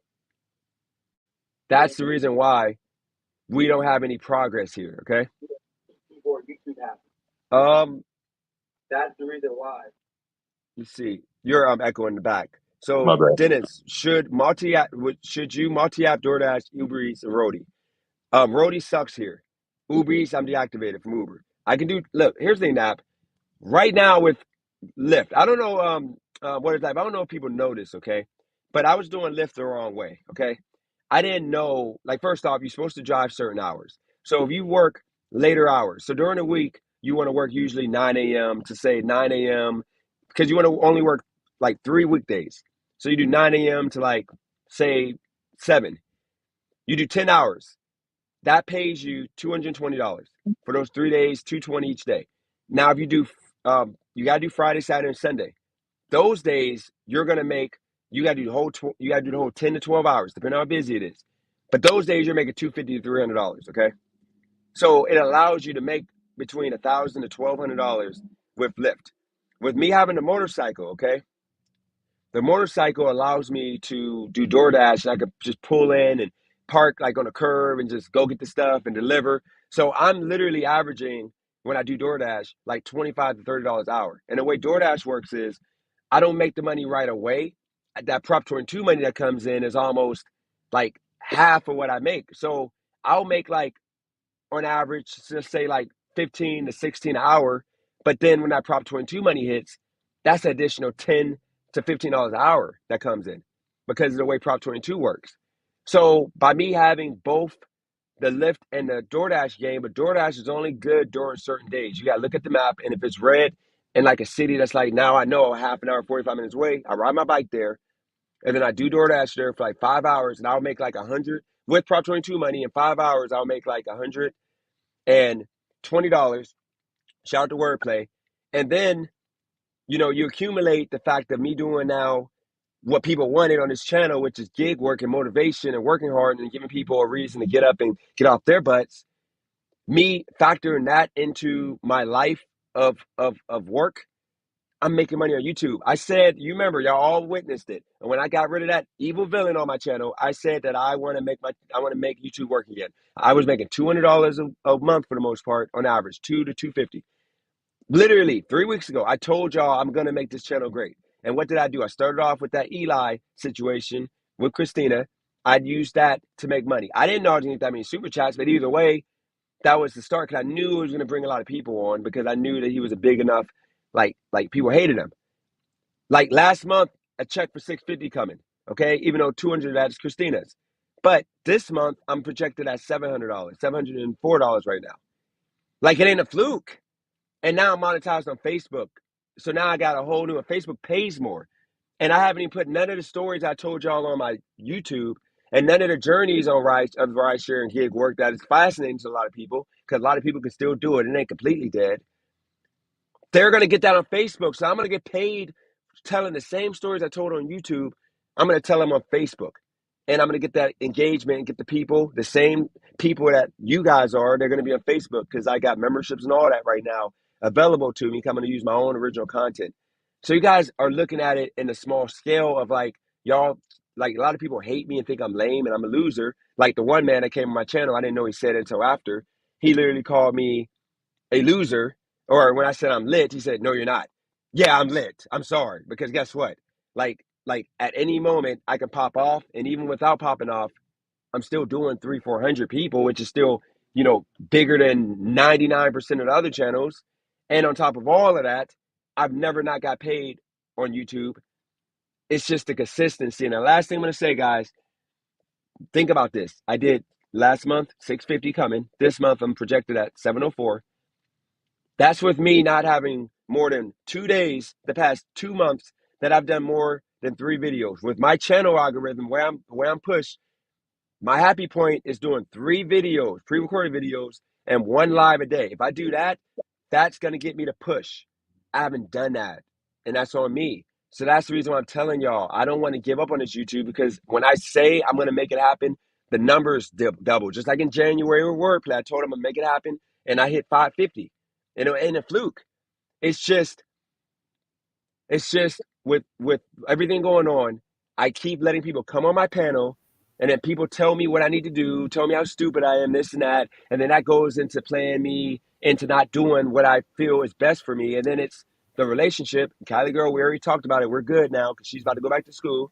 We're not going to spend as much time together now, and it's okay. But I'm going to be building everything and making moves away from her at this point, and she's okay with that. We're going to spend as much time as possible. So that's it. So go ahead, wordplay or your word life. If y'all want to add some cuts in my story or in the plan or whatever, go for it. And I'm not gonna get mad. As long as you keep it respectful conversation, wordplay. Just keep it to where just talk to me like a normal human being. Don't talk to me like, I'm supposed to be Gideon or somebody big. I'm just saying, speak to me like I'm you. Like I'm What's just good, like you wordplay? or somebody else. I'm just saying. Go with you, Let's bro. just keep it. Let's just Hey, keep it normal. I'm a normal human being like all you guys in the chat. All right. I'm not a superstar. But go ahead. What you gonna give me like criticism or things you think I'm gonna get wrong or whatever, so we can go back and forth. hey, wordplay. Before you go, bro, can I just say like I gotta go eat dinner and shit, bro. But I'm down to come back if y'all are still on when I'm done. I should only be I'm like my bad. Go ahead. I, no, I'm sorry about that. I'm honestly only gonna be on for like 28 more minutes. 'Cause I gotta get to work. I was supposed to start work a half an hour ago. So I'm gonna do another 20, but it's all good. We can come back on tomorrow. I'm gonna do more of these. Come be doing DoorDash. It's just cold outside right now, so I gotta do Lyft. Okay. Yeah, that's a bet, yo. It was good talking to you, bro. Yep. Sorry I didn't get to talk to you though, wordplay, but y'all be easy. Appreciate Appreciate you, y'all, man. chat. You all good, And bro. yeah, have a good one, Yeah, man. appreciate you jumping on.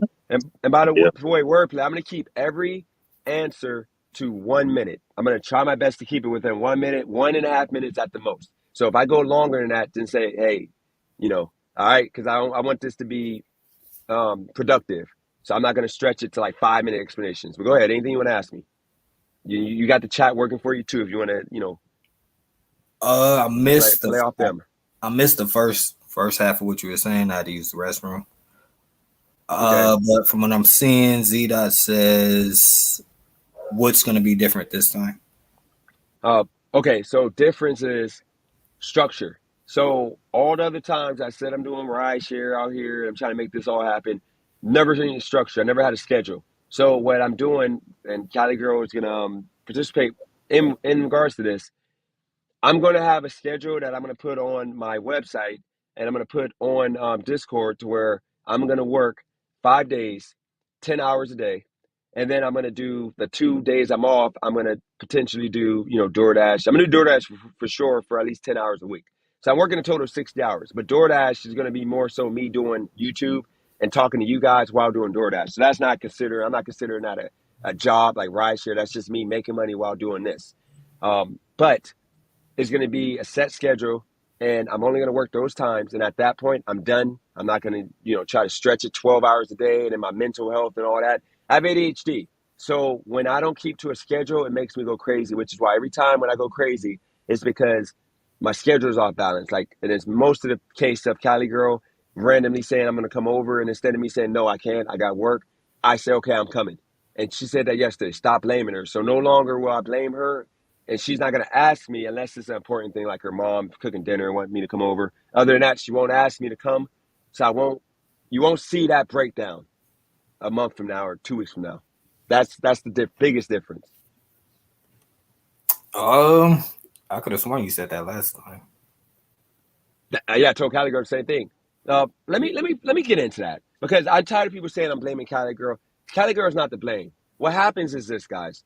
Okay, I go and I have this breakdown. I tell her I gotta work these set hours. I gotta do this because this is what I came here to do. So you can't expect me to switch to something to make you happy that ultimately is not gonna equate to the money that I can make if I just do it proper. So what happens is we'll get into that argument, and then a week I'll do what I do, like what we said. But then after that first week, we have a kumbaya moment to where now she's back at my place every single night after work. She gets off at pretty much 4:30. She's back there at 5:30, And I always end up going back there. And every day I'm just there. Every day I'm there. And then on the weekend, I don't work because I'm hanging out with her on the weekend because it's our off days. So it goes back into that every time. So how do you expect a man who's doing this kind of work? His YouTube channel is best at night. You guys know if I'm on before like Eastern time, 4 o'clock, it's usually lame. It doesn't pick up until like 8 o'clock Eastern time. So if I can literally do the gig work, I'm making the most money at a set time, which is, after 2 o'clock. And then my YouTube is popping after 5 o'clock my time. That's what I got to do. But if you're at my house at 5:30 and now I got to get off a live because we got to watch a movie or TV show for 5 hours or 4 hours, and I don't want to hang out with you. It's just the way my life is. I got to do this. And that's the reason why it always goes back to Cali Girl, because we go back into so if you guys see me next week, you see me on the couch, not on live or not doing anything at 6 o'clock, just know I'm going to have a mental breakdown in a week because I'm going to start flipping out again. I'm start being angry. That's what's going to happen. So just keep that in mind. If I'm not in this car, or if I'm not on live doing DoorDash or something, or if I'm not in the apartment but doing a panel, you did it's all going to of be a this breakdown. before. No, because it lasts for 1 week and then it goes back. Think about it, wordplay. Remember when I was doing that live show every day and you were coming on? And remember like how that lasted for like a solid week and a half, but then remember like when it stopped? You know why? I'm guessing you're gonna say Cali Girl. No, not Cali Girl. Is because I started trying to spend time between sports betting and her. And I just said F the channel. And then remember like a month ago or whatever it was, 3 weeks ago, when I was doing those lives with the evil villain at the time, okay? It was set up, it was on point, it was structured, I had that job. Okay? But remember, like that job took away from me doing the channel, and then the views started to dip because we were doing on verticals, we were doing 200 to 250. Now on verticals, I might barely get to 70. Like it ain't a coincidence. Like I was at my peak at that point because I was consistent. I was doing everything on point, but then I started the job, and then it went downhill. And then after I quit that job to do the stagehand work, and then I was doing scheduled lives, same situation once again. I mean, DJ, I'm saying you said this before because I could have sworn, didn't you make like a goal of like 50K or 60K in like 3 or 4 months back in like September? And then you had a set schedule and you were doing your ride share and you was coming on live. That's right around the time Sabrina came and all of that. And then you did the little rant about how ride share is taking advantage of you and how you can't meet your goals and how you can't pay your bills just based off of ride share and how it's a trick and this, that, and the third. So let me be honest with y'all. I'm just be straight up with y'all right now because I'm assuming we ain't got no snitches. We ain't got no cop, no feds. We ain't got nobody to threaten to call the FBI. I'm gonna be honest with you. I never told y'all this, okay? In December, the reason why that happened and the reason why that breakdown happened was because I was sports betting for about 12 to 16 hours a day, and I was making good money. So I was averaging like $500 to $600 a day, every day, like literally every day. I ran up to about 10,000. I was able to pay debt that I owed. I was paying up everything. What happened was that lasted for a solid like 2 weeks. I was running it up. That's where the money was coming from. But the problem happened when, the time the time. And, this isn't healthy for you to be doing this for 12, 16, to be staring at this computer for this long. And then YouTube, I started putting you guys in the back burner and I didn't want to give up on YouTube. But then once again, the time and, so I started trying to cut the time down, and it caused me to start making bigger bets to try to make the money I was making. That I was taking my time with 12 hours, 16 hours.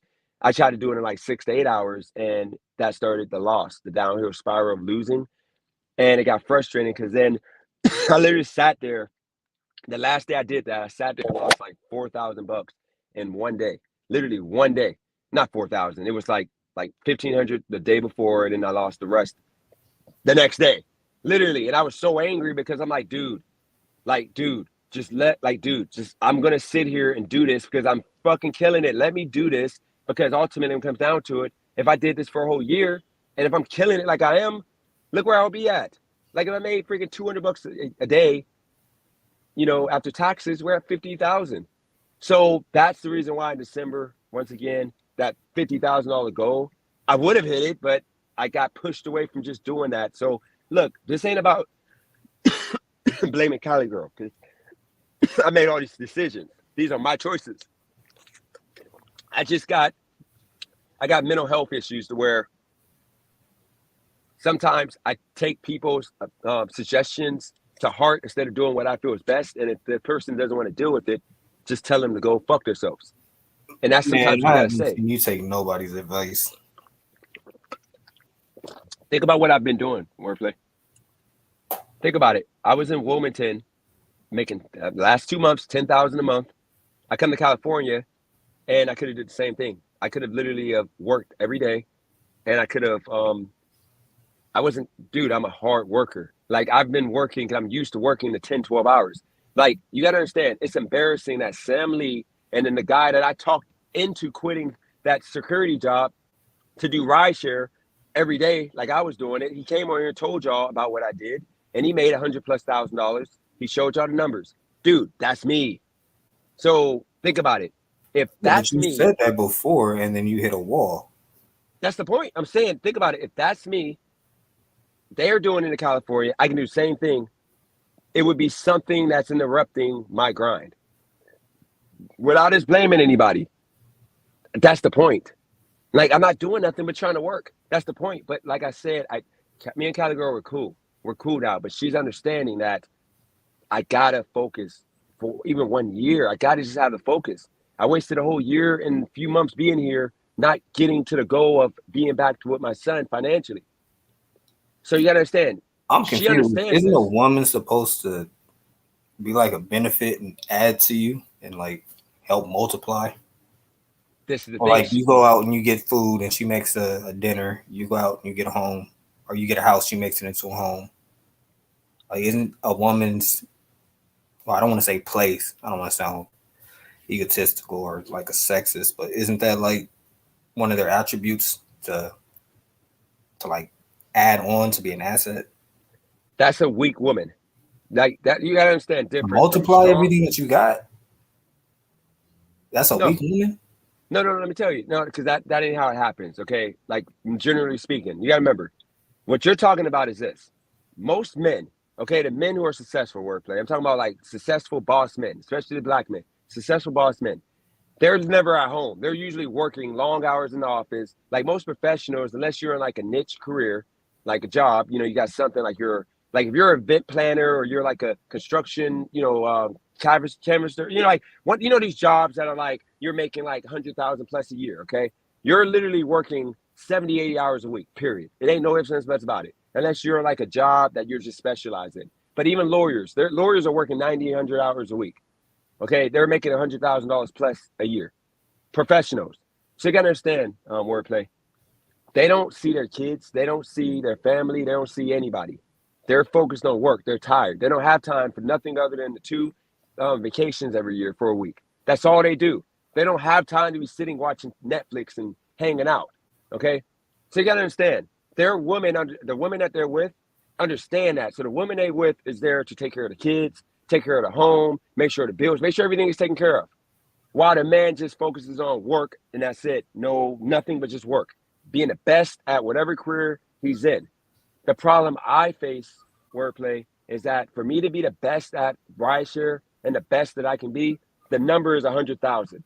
All the top dogs that most of them are in California that are earning $100,000, they don't have relationships. The guy that was literally at that security job, he had a girlfriend. I was trying to get him to leave because she was literally like holding him down or back. She was she was the reason why he didn't get where he needed to be, and I told him that. And then we left her. Now he's doing 100,000 with last year with Uber and Lyft. You got to understand, Sam Lee, no girlfriend because he's focused on the next 5 years making 100,000, so that way he'll be set and he can do whatever he wants to do. Okay, everybody that's making that, they don't have a girlfriend. I made the mistake, but it was a blessing. Cali Girl's a So good you woman. make it sound like the average man and the average woman can't be beneficial to each other. At least that's what it sounded like to me. No, because okay, so if if I had Cali Girl paying for everything for me, for the most part, for years, then yes. But that ain't how I want to live my life. I want to pay all my own stuff, even when she's like living with me. She doesn't live with me right now. So you got to understand, with the women you're talking about that could be a benefit, usually those women don't work. And if they work, the money that they make, usually they use that for, like, you know, the kids or for themselves or whatever. They pitch in somewhat with the home bills. But for the most part, you don't rely on that money. So with me, I need to work 340 days a year for the most part. Because if I can make $200 a day, but I'm going to be working 10 hours a day and I'm not going to have a life. And then when I do work 10 hours, I want to go play basketball. I'm not going to want to do nothing but just come and sleep. I don't have time to talk. I just want to focus on sleeping and then doing my YouTube when I got time. But it's hard to do that with a relationship when you are literally spending 5 days a week, spending 5 hours watching TV shows and hanging out and cuddling. Then you got to go to bed early. Isn't the other person's salary supposed to compensate for that? So instead of you solely by yourself making 100K and you have like a woman that's your asset, shouldn't both of you guys' income combined to make at least 150 to 200 or even more? Like what? It sounds like you're saying, like, if you get a woman and you're making 100,000, you're gonna end up making 50. No, it ain't that wordplay. It's that she has a career. So she told y'all she makes over 80,000 a year. Wordplay. I told her we're doing a prenup. Okay, I get nothing that she has. Okay, so you got to remember we're in a whole different tax brackets. Okay, right now you got to face facts. Wordplay. I don't have a career. Okay, and if I do, once I do finish this project management, I'm only going to be making 60, maybe 70 max if I get, that's high percentile. But I'm going to be doing about 50, 60,000 a year. Okay, I will be relying on her my whole life. If at any moment she says, I don't want to be with you no more, I'm fucked. I have to leave California because I can't afford to live here. And then now, what if my son, he's about to turn 18 5 years from now? He wants to come be with me. Where do I go? I can't buy his first car. It's a lot of things I can't do because I'm going to pitch in on bills. And you got to understand. Sounds like you got the reward without the risk, bro. What do you mean? Like every relationship, the risk is somebody can end up leaving you. But it sounds like you don't want that risk. You just want the reward. You just want her to stay with you. And it's like, that's the case. No relationship is like that, really. It's you're supposed to have trust and faith in each other that you're going to stay together. No, wordplay. First off, I pay my own bills. So that narrative is what's crazy, even after I made $5,500 in 3 days and I was on live and showed y'all, people were still saying that you don't pay your bills. Like, guys, just stop being stupid with that, okay? Let's think to a point where, if I get what you're trying to insinuate with that, with the whole with Cali Girl and combining the money together. You got to understand wordplay. She's in a different position than me in life. You got to remember, okay? When her parents are gone, she has a house, $1 million house. She's good, okay? She's set for life. She got inheritance. I blew through my blessing of inheritance. I got to get everything. My understanding, though, bro, I'm sorry to cut you off, but to my understanding, like, if Cali Girl really loves you, her objective would be to help you get a house, not keep you depending on her in one house. Like, if she knows that that's your goal and that's something that you want to do as a partner, you're supposed to help your partner reach their goals and the things that they want in life. Wordplay. You know how much houses are in California? You live here. Average house, just average 2-bedroom house. So if you're going into it with that thinking that Cali Girl can't help you get your own house and you're just going to do it. So if you're saying that she can't help you because prices of houses are too high, how do you expect to do it on your own? Wordplay. You're missing the point. You're missing the point. I don't want to rely on her. Dude, I don't want to have to rely on her the rest of my life. Like, I want to be, you got to remember, wordplay. I've settled a lot. I settled a lot. Okay. From what I'm seeing, bro, she's not trying to make you be reliant on her. She's trying to increase your income by telling you, hey, go and get this type of skill. Go and do this type of job. Maybe this will work. Maybe that'll work. She's not trying to keep you dependent on her. If anything, she's trying to increase your income. Wordplay. What job and career have you heard that she recommended I did that would pay me more than what I just told you? I'm gonna make 50, 60,000 a year. I don't know what specific jobs, but I'm pretty sure that project management. I'm pretty sure that she's recommended to you. Yeah, project management. And I'm gonna make 50, 60 a year. Wordplay, you gotta understand, okay? As a man, what's the as a project manager, what's the cap? Because 50, 60 a year is not the cap. No, there's no cap. So then that's my point. Why are you trying to diminish it down to the lowest common denominator when you know that you can make the same amount as Cali Girl, or if not more, in that field? Okay, let's bring it all the way back. And maybe you didn't see that video and you didn't see the breakdown. Okay, I don't think you saw the breakdown. Wordplay. Right now, okay, I'm in California. The whole point of me being here, I was supposed to come here for 3 months and work my butt off, okay, to go back to my son. And then she was going to consider moving to Wilmington. Realistically, she would, maybe, but she really wants to be with her family. Our family's here. It's going to be hard for her, especially if she gets pregnant. You know, eventually want to have a kid. It's going to be hard for her to leave. So I wouldn't expect for her to leave. But this is what I think where we have a disconnect, okay? Wordplay, as a man, you said it yourself, a man should be able to provide for himself. He should be able to take care of himself. And then a woman would add and she'll, pitch in, maybe even 50. That's what you said. So you can't come over here now trying to tell me now that, just be 50-50. Because once again, I can't rely on her money. I'm not doing that. We have a prenup. Her money is her money. And I'm not saying we're going to get divorced, but wordplay, I'm 37 years old. I cannot take any more setbacks. I'm not saying, and you remember, there's a lot of things that she do, and she knows this, that she won't settle for. Like I told her, she's literally strong, independent mindset. So it's little things like coming on my comment section and leaving negative comments when I told her now that I'm about to bring my Facebook people over, if my family saw her calling me baby daddy and just doing certain things, they're going to be upset with her. And, I told her, would you take your family over me? And would you take your career over me? Well, you want to show your face. And she said, no, she's not taking me over her family. Of course, if they're wrong, but she's not taking her career over me.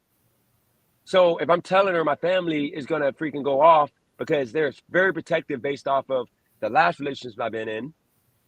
So you got to remember, she doesn't take my YouTube serious. And I told her that, even though yesterday she did apologize, or not apologize because she never did apologize. She said she understands what I mean by her saying what she said, because wordplay. Right now, I'm telling you, like, why wouldn't I, if I can literally focus 5 days a week, 10 hours a day, and then spend another 10 hours doing DoorDash throughout the week or weekend, and then do YouTube. And if I'm able to bring in 5,000 to 6,000 a month, but have the potential to build wealth off of YouTube, because my channel, once again, it ain't going to grow on its own. I got to put the time and effort in. Most of the people that do YouTube at a full-time level, they bought in. And that's what I'm doing right now. I'm trying to buy in, and my content is going to be rideshare content. Why should I throw all that away? Because I can't do both. I can't go do a 9 to 5 and then do YouTube. It ain't going to work. We already tried that. It ain't going to happen. It ain't happening. I don't have that type of content to make that work. Okay? That means I give up on YouTube, and that means I just go do the 9 to 5. I'm not going to be able to see my son because when he comes here in the summer, I'm going to be working a job. So I'm going to see him somewhat, but not that much. I can't go visit him all like that. I would have to move to Wilmington, back to Wilmington, which is something that she said she would do. But would I want her to do that? No, because I know Hispanic folks are all about family, especially Mexican folks, all about family. So have you looked at the whole picture of this? You tell me the picture that you see. Well, I see the good that you're trying to achieve, but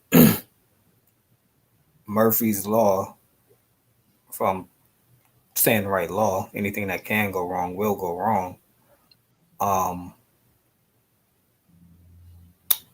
I'm not sure that you're looking at the entire picture. Like, if things don't go the way that you're expecting them to go, what's the outcome?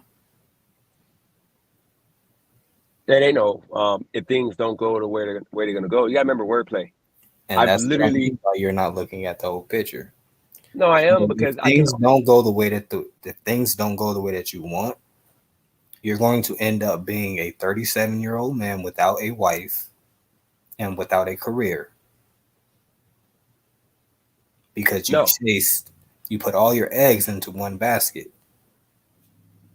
how am I putting all my eggs in one basket if I'm doing wordplay? You gotta remember, dude. I would be literally if I stayed in this current situation and did the whole go get a 50,000 a year job. Okay, I would be only conforming because of her money. Okay, I got love for her. I like the way she, we have fun together and all that. But once again, if I settle and give up on all the good things that I feel I can achieve and I want in life, okay, that I had planned before I came to California to be in this relationship, I would literally be conforming for her money. Because if I was with a woman that was making $50,000 a year right now, telling me to not work the way I want to work and build my channel the way I want to build it off of the work I'm doing, none of y'all would be telling me to stay with that woman. But because she's a high earning woman, because California can't afford that wordplay. You're not surviving long term in California with one income of Nah, fifty thousand honestly, I dollars. don't think it's because of Cali Girl's money. I think that the majority of people in the chat just sees the type of woman that she is and how rare she is. And I'm I'm guessing you do understand how rare she is, but I'm not sure if you're taking it as serious. Like do you think that the average woman would want to date a 37-year-old man in your position if he was to lose Cali Girl? Like, are you prepared to go through the hurdles of trying to find another woman and getting to know somebody and learning what they like and they don't like and meeting their family, going through all of these humps and hurdles again at your age? Wordplay, absolutely. Like, see, this is I think I'm see this just is the asking see, questions. no That's no all. absolutely no absolutely because this is the point. This is the problem. Okay, wordplay. You're looking at this as you're looking at this in a way of me being a bum. Let's keep it a buck, dude. You do realize that, like, even in Wilmington, like a struggle for me in Wilmington, I was still making $4,000 a month. Like, I don't get where Well, no, you're I'm not saying getting. I'm not looking Like, at I'm it. not like the I'm not saying failure. like a bum or anything like that. So for instance, like people that want to do like music or be a rapper. This ain't the same, Pe- man. It's not the But same. no, it is because it's like any type of career that anybody is trying to pursue. We always tend to look at the positive sides of it and never what are the consequences of if it does not work out. So if YouTube does not work out, DJ, and you're betting on it to work out, you pretty much just spent all this time pushing your girl away, spending all your time in your car so that you can't enjoy the house that you're working your fingers to the bone for. You can't even just relax in there for a couple hours because you're spending 12, 80 hours out working. So it's like if things don't go the way that you want, I'm only putting this out there because I don't want you to end up like that. I'm trying to get you to see like both sides. Like if things don't work out, bro, you're not YouTube isn't going to work, and then Cali Girl is going to be gone because of these actions. Okay, see, this is the thing. But Wordplay. we do want YouTube to work out. That's what we betting on. No, but it ain't. But wordplay. It's not that. Okay, it's not that. Okay, this is what I need you to understand. She makes me comfortable. I can't be comfortable as a man. Like, she loves me too much that she won't let me be uncomfortable. Okay, if I wordplay when I was sitting in that car for those 19 days before I made that, that 25, which was my big jump startup. Okay, she was crying, telling me that she was gonna tell her mom so I can move into the house because for a time being, because she didn't want me in that car. And I told her, no, we're gonna break up if you tell him. And prior to that, she always saved the day, bailed me out. Literally found a way to make it work for me based on what I had. So you gotta understand wordplay. I don't need that comfortable. I don't need that that that I'm gonna save the day. I can't have that as a man. I've never had that as a man. Y'all gotta understand, Cali Girl is too good. which is why I want to be with her. She's a saint. But the problem is she's too good. And she knows that. I don't need her bailing me out every day. You know, I don't need her putting me in position to where if she's not here, I'm like a little baby. Like I gotta, how do I do this? How do I do that? And that's what I've been fighting the past few months from. Like, I don't want to go out to Doesn't eat. come off as the type of woman that makes you that wants a man that's passive or lazy. She doesn't come off like that type of woman. She seems like the type of woman that's tries to motivate and push her man to achieve the things that he wants in life. Okay. Let's break the two differences, Wordplay. Okay. Cali Girl is an amazing woman. Too good for me, literally. She's too good for me. She literally has a full-time career that she literally spent 4 hours educating herself to have this career. And she did that right after having, shout out to Ski in the building, having bad things happen in her life. Wordplay. She's set. Okay. She will survive in California and live a great life with or without me. The difference is me. I can't survive without her and have a good life. You understand? It ain't me having a good life in California without her. You can work yourself into being independent while you're with her. Wordplay. But it shouldn't be. Okay. Man, we don't want to see y'all break up, bro. Again, I should be better. We like y'all together. I should be better after I'm like after we're together. I can't say the right way, but you know what I mean. Like I shouldn't be worse than what I was while we're together. Okay? And that's what happened. Dude, you got to understand. My YouTube channel was freaking peaking, and it was actually, you know, great. I was making good money. Okay? I was making like close to $8,000 to $1,000 a month at that point when I came here. Okay? Rideshare, even in Wilmington, even though it was trash, I was still making $3,000 to $4,000 a month. Okay? Total with everything I had going on, buying and selling phones, everything I was doing, I was making minimum of $5,000 a month. I didn't make under $5,000 the entire time I was in Wilmington, besides maybe 2 months. Okay.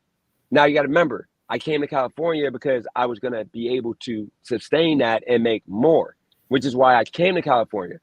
It was to come here and grind harder because the weather is freaking better. There's more people and there's more work to do. So when I got here, she's too good to where she made me comfortable to where I stopped grinding like I needed to. And we go through this to where she hates it when she always say, you're blaming me. But she doesn't understand that I'm telling you guys right now, you see my YouTube channel. When I'm not on doing lives or I end my lives at 6 o'clock, it's because we're about to spend time together. Like if I'm a YouTuber and my YouTube is at a number to where I'm able to like boost and continue boosting, we don't stop doing that. Like I literally stopped doing everything when I got here. And I started just being comfortable, working bare minimum hours, because when she got off work, she would hang out with me in the car while doing a few orders, which were crappy orders because I couldn't really go too far. Or we would go to the house and watch TV or something, watch a movie on the computer. So you got to understand, I get what you're saying. She's an absolutely great woman. Like I want to marry her, but at the same time, I want to be a man. I'm not the man that I've always been. Like I'm not a bum. Like it's to the point I got people like looking at me on this channel like I've been a bum in my life. I've never been. It's just I have a woman that earns a lot of money who literally wants to like just take care of everything and me not put myself in a position to pay for everything, if that makes sense. Like I don't get what you don't understand by that. YouTube was literally moving. You were on my YouTube channel, I believe. My YouTube channel, and when I did run to South Carolina for those 2 weeks, it was because I was going through something mentally and with my kid, like family at the time. I was just going through it. I didn't want to talk to nobody. People were bashing me on the comments, trying to get me to get a CDL and stuff. So when I came to California and I started doing YouTube again, it started booming right away. To where I did the first month in California, I did $1,300. I'm pretty sure it was like $1,100 or $1,300 I did the first month I was in California on YouTube. So I get Wordplay what you're saying, but it's like all I'm asking Cali Girl for is to understand that I'm going to Cali Girl, bro. grind and create content and build something here on YouTube. And I'm going and doing a project management course in August, which is going to allow me to have a career in So social DJ, media, as a man, in entertainment. There's a bunch of avenues I can go into, and this is legit.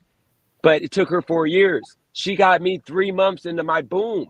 Like, do you not understand wordplay? She got me 3 months into my boom, and coincidentally, like, I've been at my worst financially, other than a few months peaks, the whole entire time being here because I'm not working hard. I should be doing I mean, YouTube like no other. so YouTube DJ, like is there?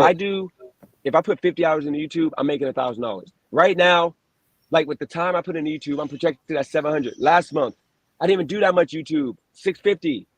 Yes, some lives turn into flukes where you get a lot of super chat money, but it depends on the moment, and I be having good moments. I don't know really think how that else to that's. explain it. I Shout out don't to think Z Dot. that's. I don't think that's. DJ, please react to this video you made. You're lying. I don't What think video, Cali Z Dot? girl. Go ahead and tell me what video. I don't think And I that's did lie Cali about girl the fact that bro. I said that I moved here. I moved here for ultimately. I stayed here. I didn't move here for Cali Girl. I stayed here for Cali Girl ultimately. Keep it a buck. I stayed here because I was gonna make more money. I thought I was gonna be working hard, and I thought I was gonna be doing a lot of different things on YouTube. This is where you want to be if you're a YouTuber because you have other people you can be influenced by and you can do videos with. But me trying to be, so like secretive, being here, not talking to nobody, not having friends, and just focusing on her. I didn't even build relationships with nobody since being here. I haven't been to a club other than the 2 times I went with her to meet people to do YouTube videos with. Like wordplay, you gotta understand. It's oh shoot, wordplay been in the back this whole time. My bad. I'm over here talking. I be yapping. I'm talking to myself. I'm wondering why you weren't saying anything. But yeah, wordplay. I'm just saying. There's a lot of growth that I should have done that I haven't been able to reach because I've been so focused once again on the things that should not matter as much as me making enough to get back to my son. I don't think that that's a Cali girl thing though, bro. Especially like if you from the ghetto and you from like. Let me my bad, it's me. I'm over here talking. My bad. I gotta go in and out. My audio is.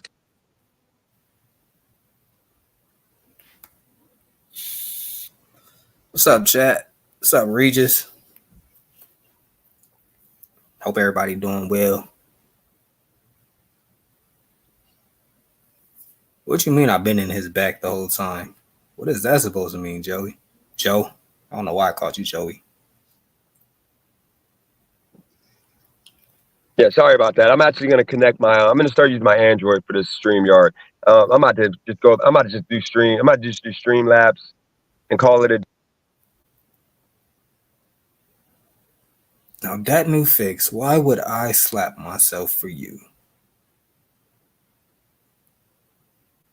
What am I gaining from that? Or what are you gaining from that at the end of the day? Ski, we know this man is running off of 99-cent technology.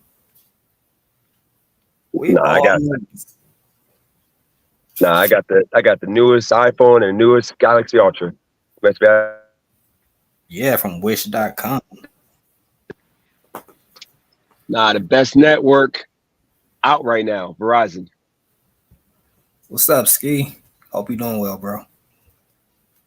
But yeah, I don't think that that's a Cali girl problem, bro. I think that like if you're from the ghetto and you had to fight for everything in your life, at some point, how can I put it? Like if you've like not even just being from the ghetto, just anybody can relate to this. Like if you had to fight for everything in your life, at some point you reach this awareness to where you're like, can't nobody stop me from getting what I want to achieve. So it's like, for me, whether a woman is with me or without me, it's not going to determine my success or my failure, because I've been in situations to where I've had to fight for things my entire life. So can't no woman make me lazy. The only person that's going to make me lazy is myself. Now, is that I'm not sure if that's making any sense. Shout out to Regis. No, wordplay. It depends on the line of work you do. Wordplay. You're on my YouTube channel right now. Like, you remember I don't know if you were here at the start. You remember that the work, effort, and dedication that I had on this YouTube, and I was making great money. You have not seen that, and you only see it for spurts.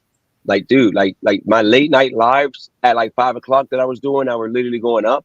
The ones that were doing 150 to 200 people, even though like in reality, those half of those aren't like people that's going to be here tomorrow, but still the numbers are still good. Those went away because of me trying to spend quality time and me doing other stuff instead of focusing on the business. That's the point I'm trying to make. It ain't Cali Girl's fault. It's my fault. And she yelled yesterday, even said that, like, dude, like, man up and stop telling me, okay, like you're gonna be at the house. And I told her, I'm like, look, I'm a pleaser. Like, if you say you're gonna be at the house, you're going to the house, I'm gonna like come to the house, even though I shouldn't come because I'm working or I'm doing. I gotta do YouTube. Girl, that's you. No, like for example, when I was recording my lives, she stays the night. She got to the point she was staying the night every single night. Okay, when she goes to sleep at 9, I gotta get off the live. Like y'all remember when I would like tell y'all, I gotta go, and I gotta run off when I'm at my peak. No, I gotta go. Why do you have to get off? Because she's going to sleep. I'm in the studio, and so she stays night. You understand that that's not what your goal is. Your goal is YouTube, so you have to be on YouTube. No, that's the point I had to make to her and get her to understand. Like this is what happening. Like when you come stay the night, I could have went downstairs, but you want me to cuddle with you until you to go to sleep instead of me like doing my live. Like you remember the one day I went to the studio or in the conference room, and I mean I was kind of loud because I was like, so did she like yelling at one point. When you told her that, or did she say you have to get off of YouTube? Okay, so remember I'm a pleaser. So she literally, what happens is she knows like okay, I know I'm gonna keep her up and she's gonna be tired for work. And then the way she makes me feel, she has a real career that she's getting paid big money at, that like her sleep is important. So I should assume and I should know that I can get off YouTube because my YouTube isn't important because it's not bringing in big money right now because I'm not able to be consistent. So you understand what I mean? Like I gotta like go off because her career is more important. I can't be down there in that conference room yelling. Does she tell you, DJ, you have to get off of YouTube because I? Yeah. Like because she's if I'm talking, she won't be able to sleep with me in that with her in that apartment. She can't sleep, and she goes to sleep at 9 o'clock, 9:30.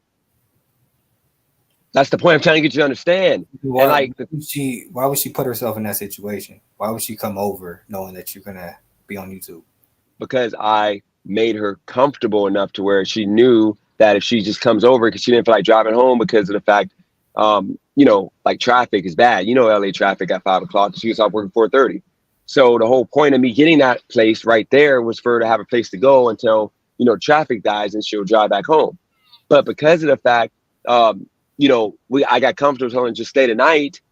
But the problem is we don't have a room. We're gonna get a bedroom if she decides to move in, which at this point she's not. That's another thing. She's not gonna move in. So now I might not get as nice of a place, expensive as a place, because she's not gonna move in. I might downgrade to like a maybe $1,600 place, $1,700 place. But the whole point I'm trying to make is she gets comfortable. That's the point. She gets comfortable and I get comfortable to where I told her I'm trying to do my live show every day. I believe that Cali Girl is the type of girl that new fix pulls. I refuse to believe this, that she's that type of woman.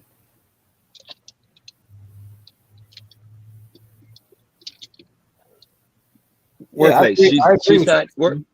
She's not, first off, she's not to blame. It's me not telling her what it's going to be because I'm not being a man, because once again, she's in a career and the audacity for me to tell her to go home and drive through that traffic because I want to do YouTube and try to make something happen. You understand my mindset? That's what a normal relationship will be like. It'll be like, hey, babe, I'm going to be on YouTube tonight.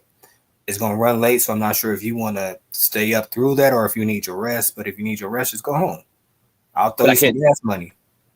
But once again, we're getting to the point of me telling her what I told her yesterday, that I got to do this YouTube because it's working for me. It's going to work. Wordplay. I was at my peak 3 weeks ago. You remember, I was doing late night lives every night. I was starting at 5 o'clock. That was my time. And then I would go off. I can remember I was going to work and I would go on at like 5 o'clock while I was at work for like an hour. And then when I got to my first delivery, I'll cut it off. And then at 9 o'clock, I would come back on when I got done with my last delivery. But then if she's laying down, I can't stay on too late. Like I would tell y'all, hey guys, I gotta go get sleep. And I would go off and we would watch Sons of Anarchy until she got sleepy and went to sleep. I'm trying to get you to understand she's not to be blamed because I didn't put my foot down and tell her what it has to be for me to make this work. But once again, I can't be telling a woman working full time that will bail me out anytime I needed bailing out to freaking don't go home, pretty much go home so I can do my YouTube. Like the audacity, that's the point I'm making, which is why I had to talk with her yesterday and told her, like, I can't do this. I got too much potential between YouTube, now Facebook and all these and Instagram.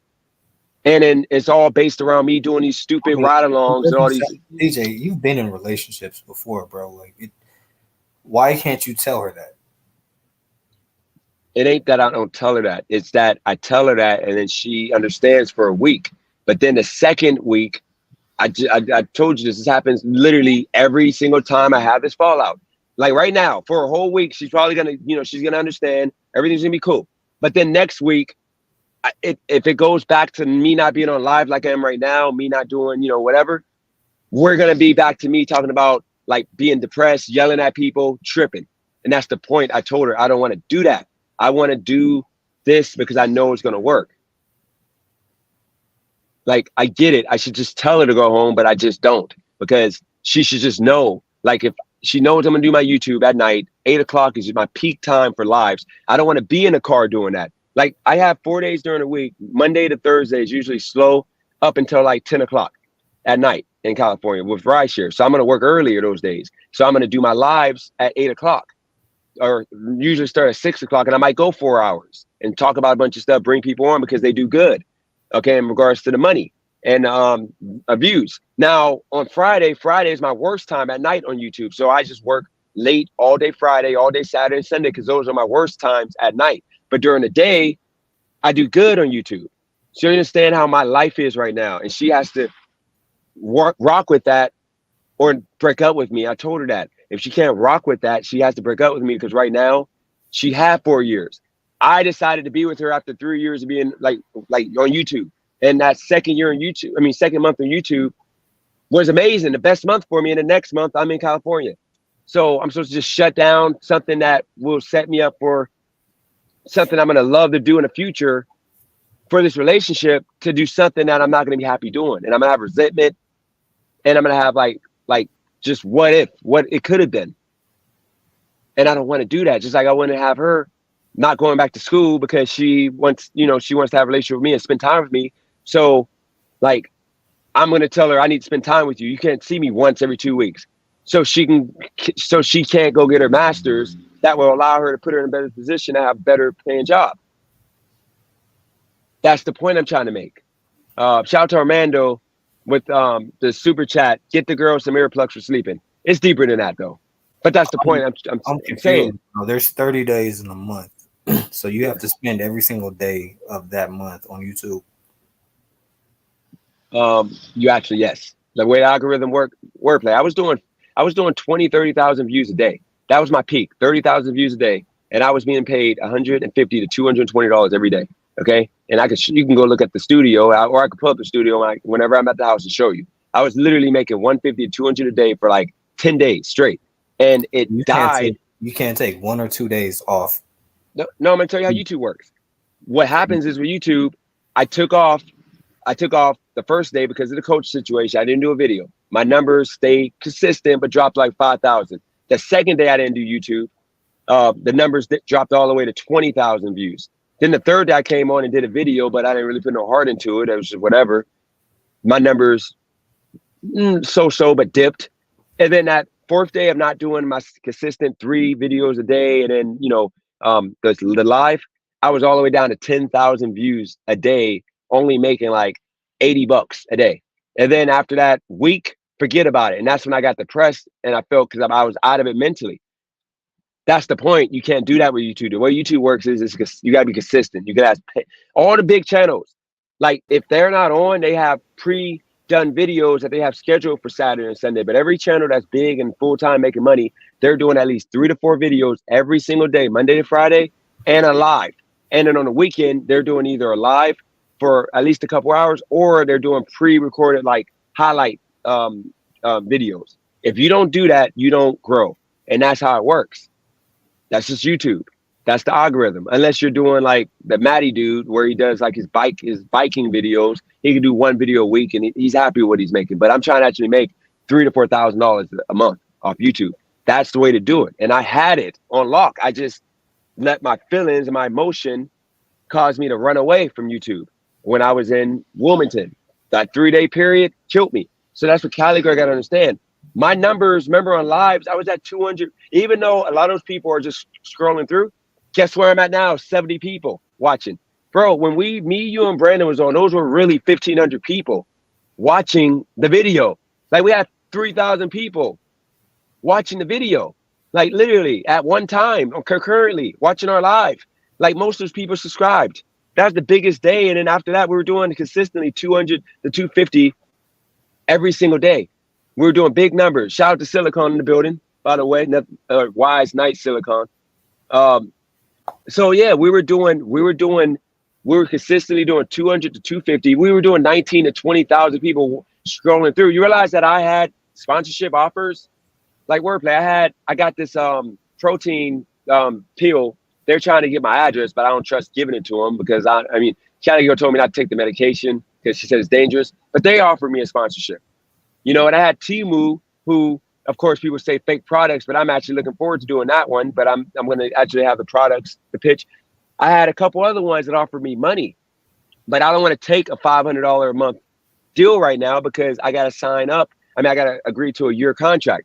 And if I start making big money, then if I start getting bigger views, I got to still honor that $500 a month deal. That's the reason why I don't want to, and Temu offered $100 a month.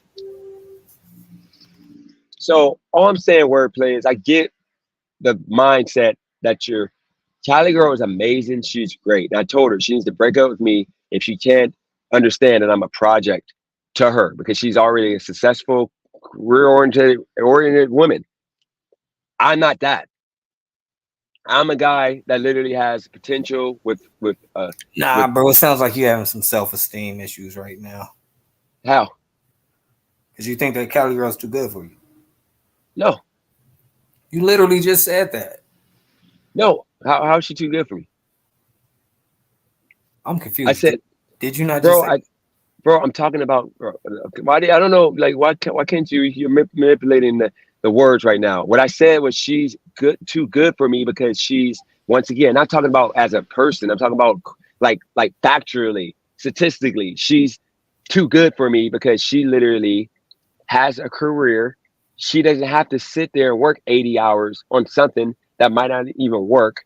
She doesn't have to bank on a dream or a hope because she went to school for 4 years and she has a career that pays her enough money that she doesn't need a full-time. I mean, she doesn't need another guy to pitch in full-time. She's her own person. Okay? She doesn't need me. That makes her better than me in the situation I'm in. I'm not talking about as a human being. Like, we're both great as human beings, but I'm talking about real life. That sounds like self-esteem.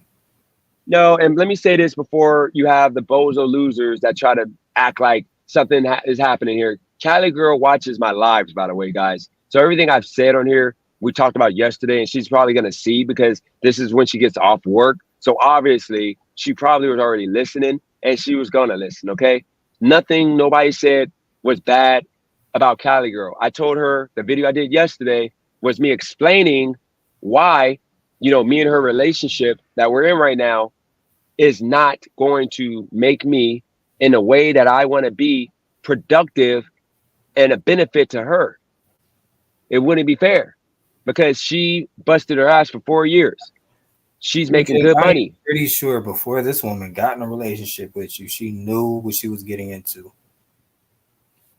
Yes, but we didn't carry out what it was that we were going to do. When I talked to her, when I came here and before we got in a relationship, I told her that I was going to be working 60 hours minimum every single week doing gig work and rideshare. And then I told her I was doing YouTube and gonna build a channel up. Okay. But what happened was me being this amazing boyfriend that I am, she just can't get enough of me. It turned into, once again, y'all saw it, y'all was with me spending my nights with her doing gig work and her driving me around half of the time at night instead of focusing on what should have been focused on. And then when I got the room, her coming over and us spending more time being, lovey-dovey, which I enjoyed, I love. Look, if I was a weak ass dude, I would tell her to just take care of everything. And I would just, go work at a fast food place for like, part-time, bring in, $1,000 a month, and like you pay all the bills. And you know what? As good a woman she is, she'll be happy with that. I can just work a fast food job pretty much every day, like, or not every day, but I can work like 30 hours a week. She got a job for me. I can go work at, like, she got family that runs a Chick-fil-A. I can go work there and freaking have full-time, or not full-time, but have a part-time job. She'll be happy with me doing that. I don't got to go to school. I don't got to do nothing. And she'll pay all the bills, and I'll just, bring in, like 15 to 2,000 a month and, do YouTube on the side. She'll be happy with that. But I'm not going to be happy. I've never been that man. I've always been a man that had my own success. I don't call myself a success right now. I'm not a success wordplay. And you've come on here, and I know you're trying to contradict the situation, trying to act like I'm being a bad person for telling you guys that I want to be a man and actually put myself in a position to take care of myself, wherever I'm at any moment. Okay? Like, I should be able to do that. Like you said yourself, I'm like, even though you tried to say you weren't talking to me, you said a man could pay all the bills, take care of everything, and do everything that he needs to do without a woman. But in reality, I can't do that long term. I can't do that. I can do that for a few months. I can't do that long term, because if we're back to November, December, when Rideshare dies, guess what happens? I'm not making money, and now I would need her a little help. I would need, or not little help, big help. I would need her to pay half of the rent, in those months. It shouldn't be like that. How hard is that to understand? I want to make 90,000 just like her. Actually, I don't know if she makes 90,000, but whatever she makes, 80, 90, whatever. I want to do that just like her. Like, I can't. Why can't I? She just has a job. She can do it in 40, 50 hours. Me, I got to do it in 60, 70 because I don't have the skill that she has. And then on top of all that, if you're going to blame her, then you're going to end up blaming somebody else in the future. Bro, tell me, how am I blaming her? Because now we're not going to because she's on here right now, you're not going to make it seem like I've been sitting here blaming her. How am I blaming her for what I want to do? You're saying that she makes you complacent. Oh, yeah. I told her that. Yeah. Because she's too good. Like, she will take care of me if I don't. You're blank. So if you're saying that about her, you're going to say that about somebody else. Bro, I'm not blaming her. That's a benefit. You understand? That's a benefit. Why wouldn't I want to be a woman with a woman that if I'm not achieving, she'll take care of it? Like, why wouldn't I want to be a woman with that? That's not a blame. That's just a fact. Okay, so then that's just like saying that's making me look bad. That's just like saying if you have a very good job because you're making a lot of money that you're going to be lazy on the job. Wordplay, please. Like, please stay with me, man. Just please stay with me. Okay. You know what both of those things have in common? Making somebody complacent based off of the benefits that they're getting from it. Wordplay, like you're trying to find something out of every single little thing. Why can't you just understand? I've explained it 10 different times to you, bro.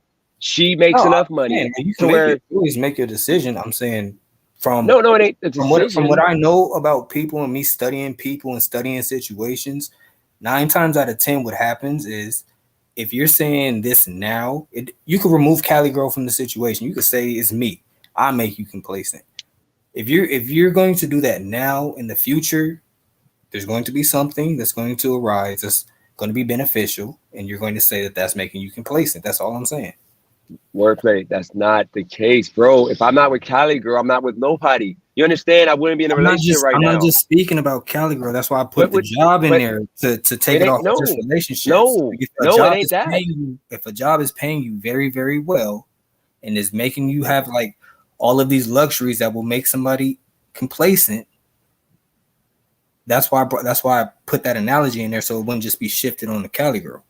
Wordplay, that ain't me, bro. I work hard with every aspect that I do in life. I've never had a job. You should be doing that right now. It shouldn't be an issue, bro. I'm just explaining to you for a half an hour what's going on. Like, I don't like, bro. Why? Like, I'm not gonna bash Cali Girl. She's a good woman. She does nothing wrong. Like, how hard is it for you to understand, bro? The time I'm spending instead of working on what is going to put me in position to take care of everything, bro. Like right now, her work schedule is bad for my life. If she worked later, then she would freaking like, she doesn't want to, like the job she has, it shuts down early. But if she worked at a hospital and she started work at like freaking 3 o'clock and she worked from like 3 to 11, we wouldn't have this issue. We would be perfect. But she works early. So I got to conform my life around her work schedule. And that's the problem. Like my work schedule that with what I do for a living, which is allowing me to make and put myself in position to make $50,000+ and build something that can put me in position to make way more than that. It's not in tune with her work schedule. She works morning. She works from 8 to 4:30. My day starts with the work I do starts at 3 to pretty much 3 a.m. That would be a perfect day for me to do everything I need to do. Like right now, it's 4:30. I was not supposed to be in this live this long. I've been on here for 2.5 hours. I was only supposed to do this for an hour. But guess what? Because I'm trying to get done so that way I can have enough time, because she's probably going to come Friday, because that's going to be, or not Friday, but tomorrow. So I'm trying to make sure I have enough energy to like get off at 3, then wake up tomorrow and do DoorDash on a bike for a few hours. Okay, 8 hours more than likely. That way I can get back in time so I can see her tomorrow night. Because Friday, Saturday, and Sunday I'm going to work because those are my busy days. But I can see her in the morning on those days because she doesn't work Saturday and Sunday. But I'm going to work Saturday and Sunday night, and then Friday night. Those are my busiest days. So, bro, it's that simple. The schedules don't align. If she worked at night, we would not be talking about this. DJ, I would be productive. We'd be good. I get what you're saying, bro, but I'm just saying, like, what you're talking about. What don't you understand, man? What you're talking about is the average. Anybody that's a mature adult that has responsibilities, what you're talking about is that normal things that the normal people have to juggle in a relationship to make it work. Bro, when I first got with her, you think that married people that have 2 separate careers, that have children, that they have to take from point A to point B, you think that their schedules align? Wordplay. This ain't us married. This is first off, she told me when we first got together, because at her age, it could be boyfriend and girlfriend. It could be an 18-year-old that's working at Starbucks. Wordplay. I'm directing it to me. She stopped making it about other scenarios. That's not the scenario. I'm telling you what it is. I'm literally being honest and open and telling you she's on the live right now. I'm telling you exactly what it is, bro. Like she literally, like when we first got together, we talked about that if we don't have time to spend together, we can't be together at this point.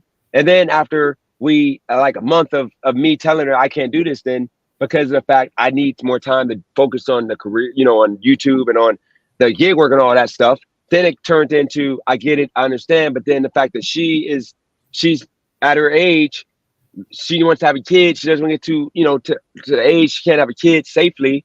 And then now it's like she has a career, so she needs me to be in a career, so that way I can get where I need to be, and we can have a family. But once again, it might take me 3 years to get where I need to be because I have something that's working for me if I put all the effort and time into it. And that's the point. I'm trying to, get her to understand, which she's understanding now, but you are not understanding. That's the situation. She says that it's okay. But then when it comes down to it, different folks. I completely get it. Like in a week, she's probably going to be like, in a week, she's probably not going to, like in a week, I'm hoping that she can hang in there. Because every single time I do this, every time I do this in a week, we're back cuddling up at 5 o'clock when she gets off work until 9 o'clock. And then like 3 of the 5 days during the week, she's staying the night and I can't do my YouTube at night. Unless I come to the car, which I'm not going to do. Like just sit in the car talking to y'all when I could be in the studio or I can be like in the conference room. But the conference room, I'd be too loud sometimes. So you got to understand, these are all factors that like are in play right now. And the only reason why I'm even explaining this on live is because I feel like I got a duty with me having a channel that's based around my life and my reality to explain to you guys what's going on, because of the fact I don't want y'all thinking I'm just flip-flopping and I just woke up and said, I'm going to do this. No, It's the fact that like I don't want when I saw that check for freaking with 40 hours, $750, $23 an hour, half the hours were time and a half, you know, for you know, working midnight shift, and it was 750 with all this tax taken out. Yes, I get it. I can go to Nevada or I can go move to freaking Wilmington, but I'm in California. Okay, so that's something that we gotta. Once again, me and Cali Girl got to relate to our relationship. That if I'm gonna stay here and things are gonna be more for me, I gotta do something that would be untraditional, which is what I was already doing. Because me working a regular job is not gonna be able to put me, or not gonna put me in a position to be able to see my son, pay all my bills without relying on her. And I'm gonna say this one last time, wordplay. She's a successful woman. She is set for life. She already said that. She's good.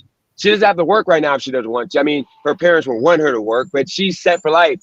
She's good. You know, but the problem is, like as a man, her dad might be okay with what it is, but he wants somebody to take care of her.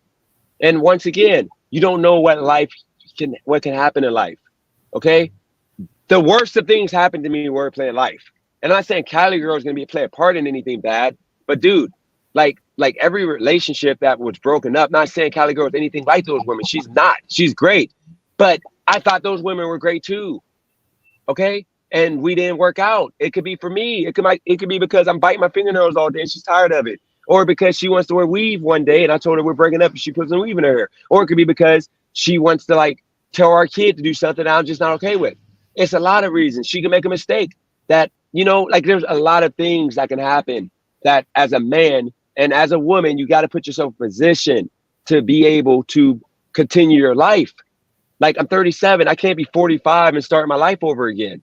Like I've been in relationships that start over. I've been in businesses that start over because I banked on people, same people like you telling me, dude, like you're thinking about it too much. Just do the parties. You know, I mean, if you stop doing parties, the club is gonna suck. They're gonna beg for you to come back. They're not gonna play you. Then I do a contract with that, and then they freaking say, hey, I don't care. You can go with your contract. We don't need you. The club sucks, and they don't care because they don't need the money. And this,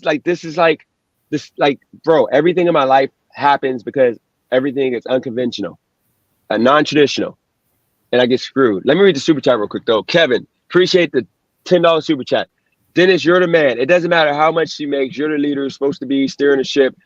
You can be successful with or without her. Appreciate that, Kevin, and that's the point. Like men, we're supposed to be leaders, man. I'm not a leader right now. I told her yesterday. I'm like, she's the leader. Like literally, like if she tells me to do something, I got to do it at this point, because at any moment, like I might have another slip up to where she got to save the day. I shouldn't. The need chat her to be so mad that I have a different perspective than you. They want me to bro, but I'm not successful without her though in California. They want me to glizzy gobble you for some reason. Like I can't have my own opinion. You don't have to do that, wordplay. What it is wordplay. I don't understand what it is. No, I'm just we grew up differently. That's all. I'm not saying that what your point of view is wrong. I'm just throwing out a different perspective. That's all. Like if you want to not be with Cali Girl to fulfill your dreams and aspirations, hey, go for it, bro. I'm just saying, like from me and my perspective and things that I've witnessed and I've studied on the other side, I've seen people. That's why I put like music into it and saying like people want to be rappers, but they don't think about the entire picture. They only think about the good things and like what may happen and what could happen, but they don't never think about what can go wrong and what. So for instance, like if you tell a 16-year-old, yeah, man, you're a good rapper, and this man spends 10 to 15 years of his life pursuing this goal, right? So then by the time he hits 30, he has no work experience. He has no savings. He doesn't even know how to fill out a resume because he put all of his eggs into one basket and couldn't see it failing. So that's all. That's the only perspective that I'm just bringing into it. That's all. Like we want the YouTube thing to succeed. We want you to, work your 80 hours. We want to see you be successful, bro. It won't be 80 hours, but wordplay. Think about this, okay? Wordplay. And Kev, you can come up. Yeah, Kev, come up. I put the link there. Wordplay. You have a business right now. I Right? didn't get here by saying people are making me complacent. That's why I'm putting a No, different no, but I'm perspective. saying though, you have your business though, right? Yeah. Okay, so I'm gonna boost up the level of income of a woman that would put you in that complacent space. If you had a woman that was earning $300,000 a year, I've dated a white woman whose father was a successful book author. This woman had okay, a amazing house on the hill, made way more money than me. okay. So here's the thing, wordplay. And you know what I did? I made her put on my business t-shirts and come out with me to learn how to do my business. So I can put her in a situation to where she's beneficial now. I don't care how much money she makes. Are you a benefit to me or not? Okay, so once again, wordplay. Okay, let's think about this then. See, do you see how the reason why people are at your neck and you're not making sense, bro? She's not wearing my T-shirt. Okay, she's a nurse. She doesn't even want to show her face on my YouTube channel. But y'all be having her beefing I'm with not me in the talking chat. about t-shirt. No, Like, no. We got it. The t-shirt can be an analogy for your YouTube channel. Like Cali Girl can come on here and help support your channel. Wordplay. She doesn't want to do it. Like, think about it. She doesn't want to do it. That's the difference in the Cali Girl and the type of woman that I was dating. No, the difference is you had a woman who maybe wasn't doing something that was burning her out, where she doesn't want to come home or come to a house. This woman, yes, she did. What are you talking about? Okay, wordplay. And she had a 12-year-old son. Okay, I get it. Wordplay. That girl was amazing. Okay, wordplay. I get it. I'm good. Girl was amazing. I'm not saying that she's amazing. I'm trying to put things into perspective. You said that. Tell me about a woman that's made you complacent. So I told you about a woman that's made more than me, and then your next point was, well, maybe her job wasn't, compelling enough to keep her away, and And I'm saying yes, it was. And on top of that, she had a 12-year-old son that she had to take care of. Okay, see, this is the problem, wordplay. When we talk to each other on here, this is the problem. You know, like the Kevin Samuels. You weren't here when I made that analogy. That Kevin Samuels had a woman. She came up yesterday. And he asked her, like, pretty much she was asking about marriage and whatever. He said, what was your longest relationship? And then she said, or last relationship, she said 4 years ago. And he said, because she was debating him on like her going back to school, why men won't, date her, and if school was causing her to not be in a relationship. So then he asked, when was the last relationship? 4 years ago. And then he said, why are you going back to school? Whatever, why aren't you? Blah blah blah. And she said whatever. And then he said, you know what it is? You know what time it is? How tall are you? And then she said 5'5". And then he said dress size. She said 22. And then he said, that's the reason why you're not getting men checking to marry you. And then she tried to say, well, no, I'm in a relationship right now. The guy wants to marry me. And he's like, he didn't say nothing about the 4 years yet. He said, okay. But then he said, so how much did you weigh at your high? She said 350. And then she was trying to say now she's 250. She was trying to cut him off. He's like, you weigh 350 and you think that, a man should like settle for that? Like, what man would want to marry that? Yeah, he might want to screw you. He might want to, pretty much have sex with you, make you a girlfriend, but he wouldn't marry you. And then after that, she was like, no, I'm 250 now. That's how I weighed when I was my biggest. She's like, girl, I mean, you were three times the normal weight of a 5'5" chick, which is 125. Now you're double. That doesn't make it any better. Like, like very much he went in that. She was making. Then he was like, and then you say you have a guy checking to marry you right now. I thought you said your last relationship 4 years ago. She's like, oh well, me and the guy's off and on right now. Blah blah blah. She was just lying. So the whole point I'm making, I'm not calling you a liar, wordplay. What I'm saying is, like, instead of trying to just understand, you try to like make the situation so you can come out like I was dating I'm wrong. Girl? No, what I'm saying is you might have had all that situation happening, but bro, like why are you trying to excuse what's happening right now by saying something that's just everything matches to check the box? You asked me about my business, and then you said about a woman. Well, you asked me about my business, and I said, well, yeah, I have a business. I'm not the type of person that's going to sit up here and say that something's going to make me complacent.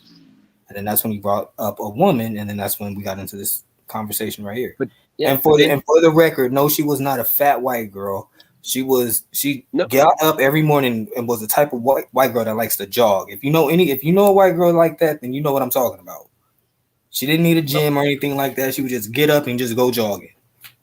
okay, but the point of the matter is wordplay. She was just an amazing woman, I guess. She was everything in her, everything was perfect. But here's the point, okay? Cali girl don't want to come on my lives, okay? She doesn't even want to be. She don't want me on my lives half the time when we're together, okay? She doesn't have to be Like, on live to support your YouTube. bro, if she's working, she works once again. Is Christina bro, on your live? Bro, wordplay. I'm gonna say this one last time, and I'm just gonna move on because I think move on from this because you're not never gonna understand, bro. Like, cause you don't want to understand, dude. 8 to 4:30, she works.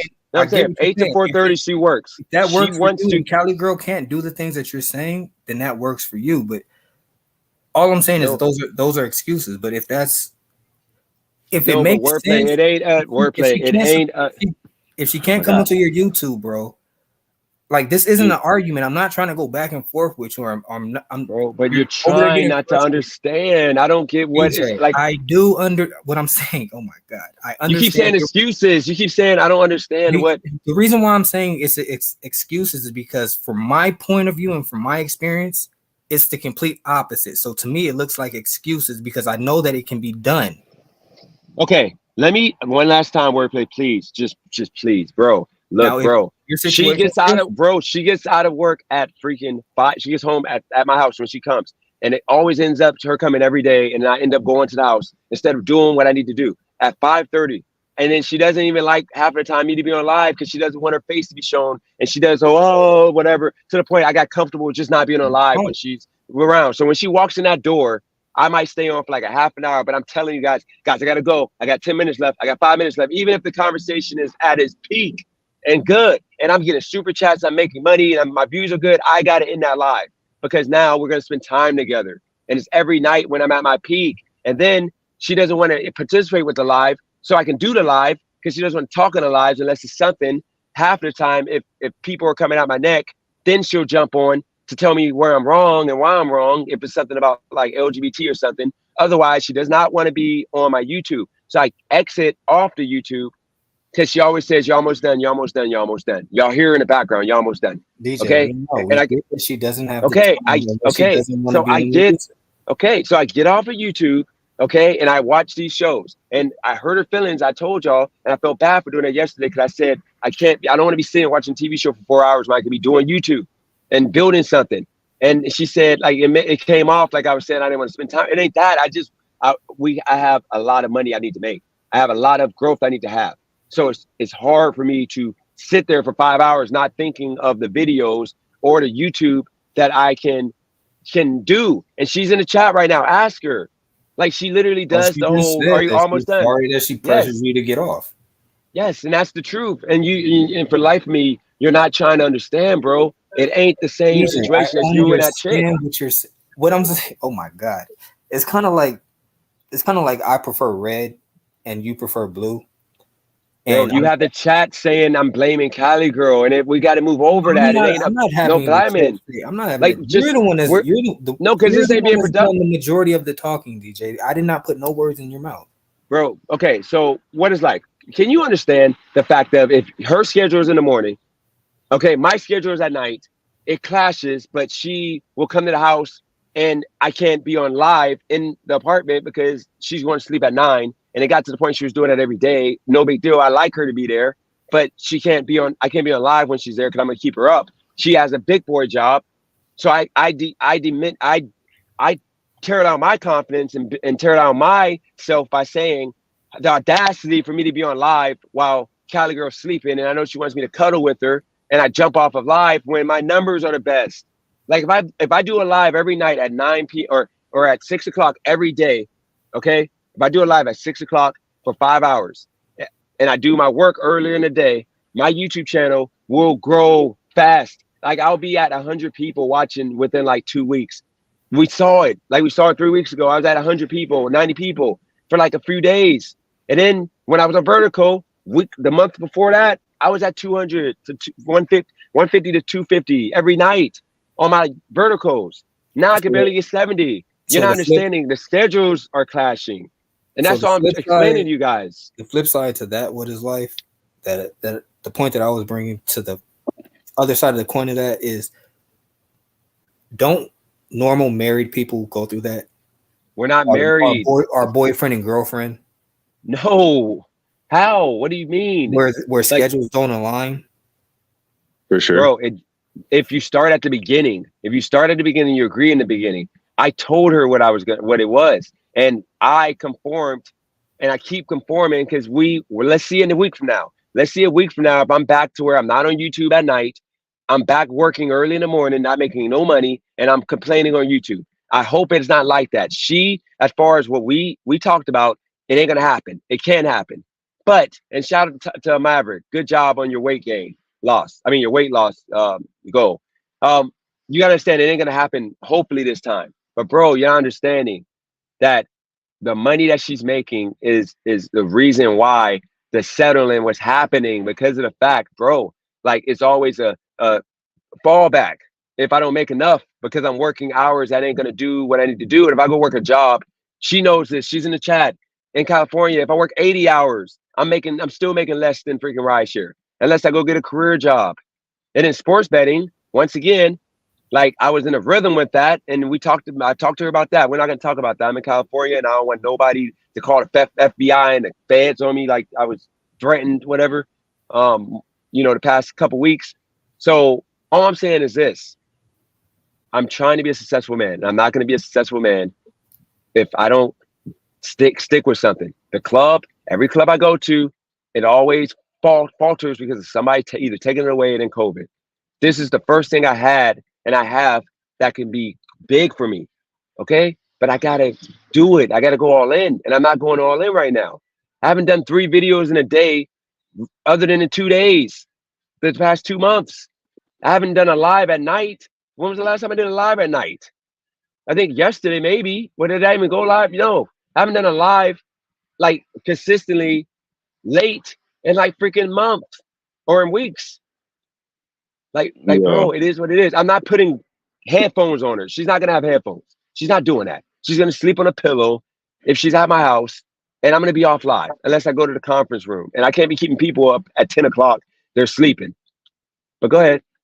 Yeah, man. So I see both sides, man. I'll address workplace side first because it's a simple side. I definitely see what he's saying. Like people in relationships, especially marriages, definitely go through trials and tribulations, we'll call them like that, where your schedules just aren't connecting, and it's kind of like some adversity you got to overcome, and hopefully it's for a temporary amount of time. But and then I see DJ's side, and I'm more on that side. Like I'm more in support of his side because like I understand, bro, and I've been through that. Like with just it feels good to like hang out with your girl every single day and all that stuff, and but it becomes too much after a while. Like, and nothing I'm saying on here. I'm not trying to like put Cali girl down or like I really do want the relation. What happened? What kind of women are y'all dating? Well, it's not the woman.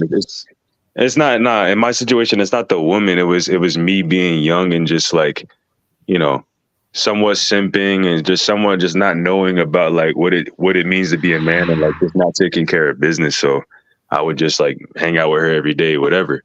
Not saying DJ's doing that. That's my life. But all I'm saying is like, I'm not on here trying to like put Cali girl down or like, I want their relationship to work out. I think there is a way that it can work out. I think that like just having certain days that you hang out is the best way to go. But the whole like being over each other's house every single day, like that shit like really never works, especially when she's living a 9-to-5 life and you're living like a more radical life. Again, where you're trying life. What type of women? I mean, what grown woman that has a 9-to-5 and responsibilities wants to hang out all day every day? The women that you guys are describing sound like teenage 18, 20-year-olds just now figuring life out. Not at all. I mean, that's his situation, isn't it? She's going over his apartment like damn near every day, wasn't it? There's women out there like that. I'm pretty sure it's not. Workplace is at my house every day, and I'm happy about that. I mean, it gets to the point that, bro, the past, like, bro, but that's what a relation. But But no, That's not normal. don't move the That, goalpost now. I'm You just not. I'm said not. what woman? That's You said normal. what women do that? That's Now you're saying normal. it's normal. Look, but That's let me not finish the necessarily sentence. normal. Let me finish the sentence. So that's normal, but what you guys are explaining is something completely different. You guys are saying that if I go and spend time with my girlfriend, I'm not going to get anything done. Bro, it ain't That's about not spending it. time with It's not it. her. Let me break it down. That's not it. It's just Go- that like they're living they're on two different paths right now. They may be trying to like reach the same goal of like having wealth, but she's on a different track and he's on a different track. And it's like when they're on two different tracks, it's hard to mesh together. Like when you work a 9 to 5 job, you have to be up at a specific time and you got to go to sleep at a specific time. That's Like for rideshare, like his best hours are like, you know, they're outside of her hours, and vice versa for YouTube. Like the best hours to be on YouTube is when she needs to be asleep. So it's not like it doesn't make logistical sense for her to be over his house if she has to go to sleep every night. It may be normal, but like every relationship doesn't work the same way. What relationship do you know where the guy does not come home to his girlfriend or his wife? They're not married though. Yeah, we're not. Let me explain. If you don't have to be married to be in a relationship with a woman that's staying at your house. So I'm saying She don't live there though. What relationship that's under 25, even 25-year-olds are getting off work and going back to their house where their spouse or their girlfriend is at. What are we talking? Not necessarily. You're not. So you're telling me that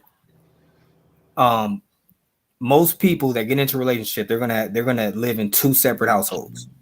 Yeah, when you first start off, you gotta have your own crib, and then I'm not talking about when you first start off. DJ is not first starting off now. Come on, let's keep it.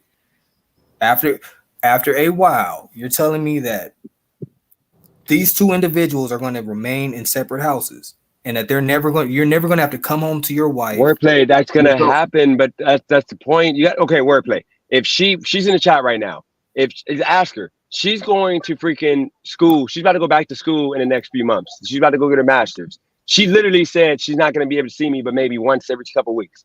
Did I give her any pushback? No. I said, okay, that's fine. No big deal. Can I? But if I say the question? same, yeah, go for it. So I'm a little late. I didn't get to the whole beginning of what the conversation. I got the gist of what you guys are talking about. But if I could just ask you this, because it seems to be going around in circles. What is your end goal of what you want to achieve?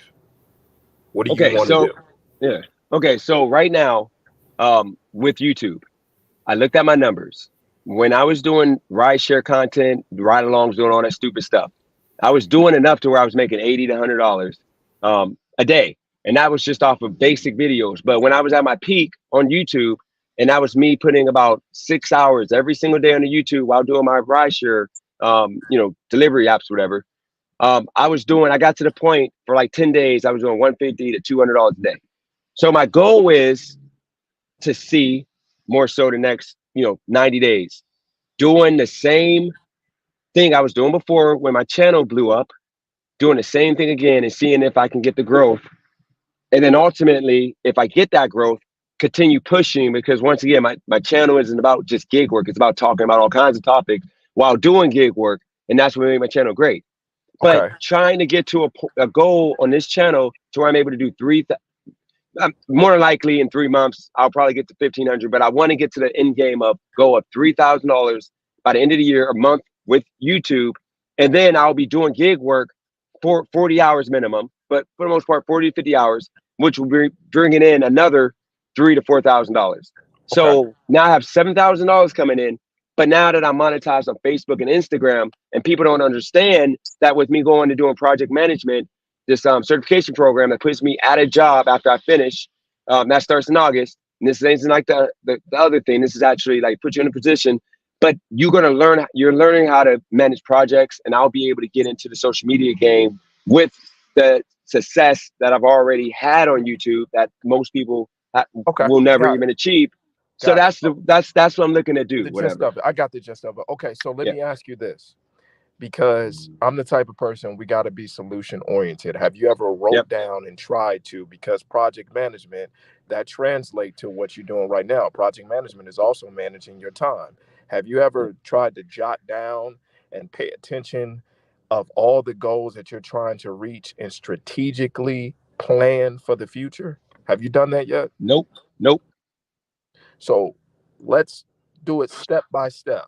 How about we take baby steps? Write down after today, look at the first thing that you're trying to achieve, write it down, time block it, and then determine how you're doing with your gig work, how you get on YouTube, manage all the different, I don't, even if you put it on a calendar, each individual time block of what your time is, and then you're able to manage and see if I'm making progress or if I'm not. Does that make Okay. sense? Oh, absolutely. And Yeah. so, because what I've noticed in this chat, we're going around in circles. We just talking about the same thing and the same issue as far as with it. You can't get to the time with this, and you don't have time to do that. Let's get to a solution so that you can organize your thoughts and your goals so that you know that you can manage and get to the goal. Sounds good. I'll tell you. I'll tell you this. What the life started, with the whole ride share and all this stuff, and the videos I put out. The only thing I was trying to express is that I'm going to do 50 hours, which is 10 hours, 5 days a week. And I'm going to do base it around me doing YouTube and then doing some, content based around how my day went. And that's what I was announcing to the people. And with me and my relationship, we have a plan to where now we're going to use Google Calendar, to where I'm going to put my schedule in of when I'm going to do YouTube, when I'm going to be working, etc., when I'm going to be at the house doing nothing, to where she's going to come when I'm not doing anything. And we're not going to be clashing to where I can't record because she's sleeping and I'm going to keep her up. So those little things, and it started with that schedule. So you got me there. I told her that, and she's waiting for that because she said she's tired of me. I'm not on a schedule, and that's the biggest trade-off, because then she'll just say, "Hey, I'm coming over," and then I'll say, "Okay, I'm going to come," because even though I got stuff going, because I can't say no, and she hates that she's getting blamed for that instead of me saying, "Hey, I can't come," so I'm not coming. So you're right about that. That's the biggest issue that Dennis, I'm facing. I got it. What? I was gonna say, don't let that detract from the main topic and what we were talking about, though, because it's still true that relationships do slow you down. Not saying Cali girl is slowing you down, but you said she is, so that is a fact. No. I didn't say she's slowing me down. And what I'm saying with Kev is he's right with the schedule. It ain't that. It's just I get into that comfortable position of where I start allowing. She comes every night, and I just go, and I'm not productive during that time, and that's the biggest time for YouTube and with the gig work to make money, and then with the YouTube with the views and the people coming on to YouTube channel. So it's all about the scheduling. So I'm gonna take Kev's advice. I'm actually gonna do that tomorrow when I wake up. I'm gonna actually make that schedule, and I'm gonna put the goal list down. I'm gonna put everything I want to do, and I'm gonna put it in like by this week or by this week, this number. I'm going to take some time to do that. And that's the reason why I'm looking forward to project management, because right now, what I'm trying to do is a project. And y'all got to understand, if I found somebody that, believed in the channel that was a project manager, they would literally do what he just said. And they would have me to where they'll say, "Hey, you got to do 3 videos. You need to dedicate this time to make sure you got 3 videos and schedule them, 3 times, like 3 time spots throughout the day." Like, they'll have me doing all this, and it'll be like automated to where we wouldn't have these issues. Because like me and Callie are gonna have lunch, for example, and like during her lunch, go have lunch with her. She just wants to see me. And the problem is just I'm bad with scheduling. I'm chaotic when it comes to that, which is what I'm hoping I learned with project management. And I'm happy you came on, Kev, because that's literally it. And that's what I've been trying to explain. That like and I can't afford a project manager, of course, guys. I can't afford nobody to manage my channel. Christina is the best, because she's doing God's work behind the scenes, and she's gonna start doing more once I take this serious. And I'm taking it more serious. We talk every day about the channel.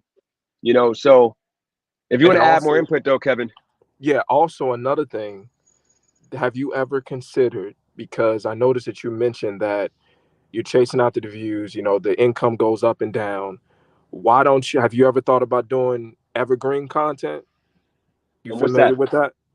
Nope. So evergreen content is individuals who are in the search engine who are looking for something all year round.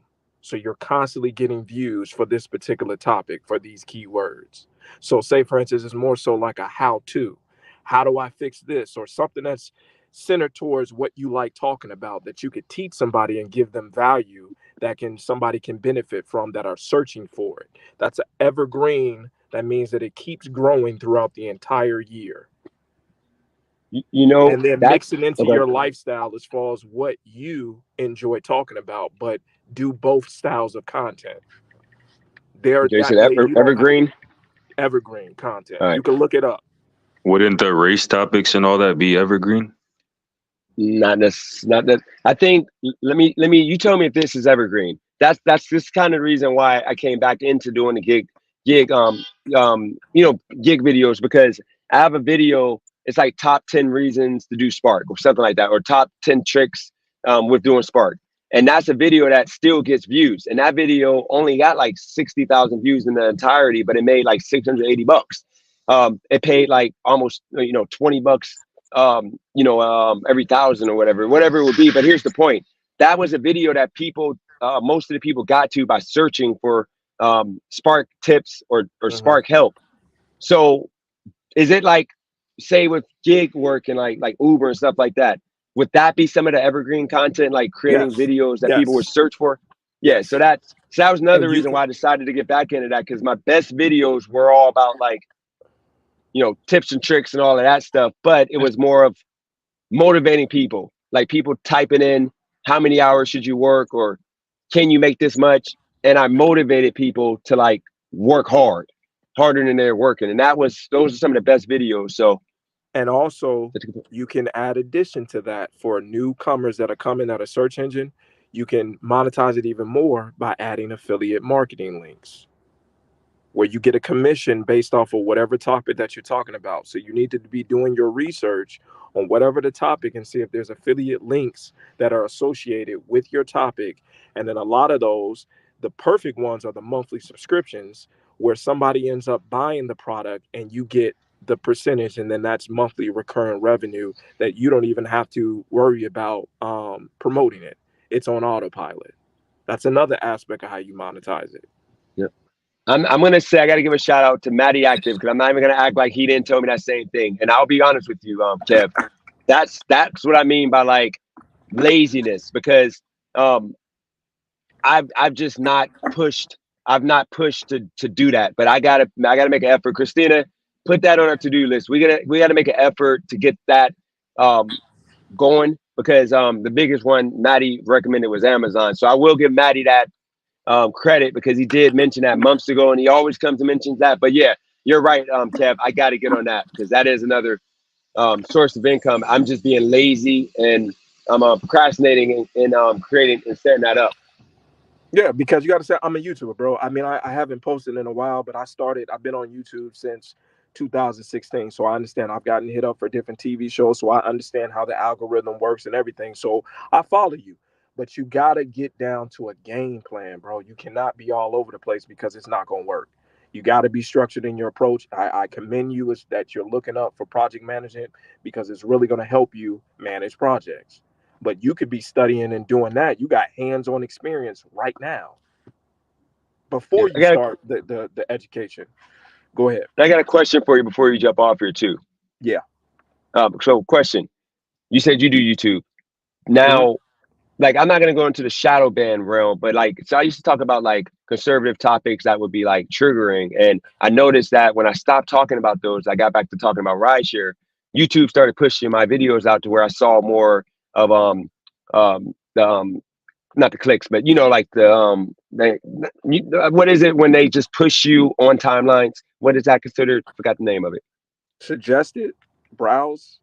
Yeah, Somebody pretty much suggested. whatever it is. They Yeah. just pushed me out more. But then when I started back talking about conservative topics, they stopped the push. And some people, even my moderators, they don't get the notifications anymore. So my question to you is, if I get to a point of just doing set times on YouTube, would indeed that help with the growth in numbers to where I'll notice like today I started off, I was stuck at like 25 people watching, and then it moved up to 45 to 50 after like, it's usually 2 hours and it move up.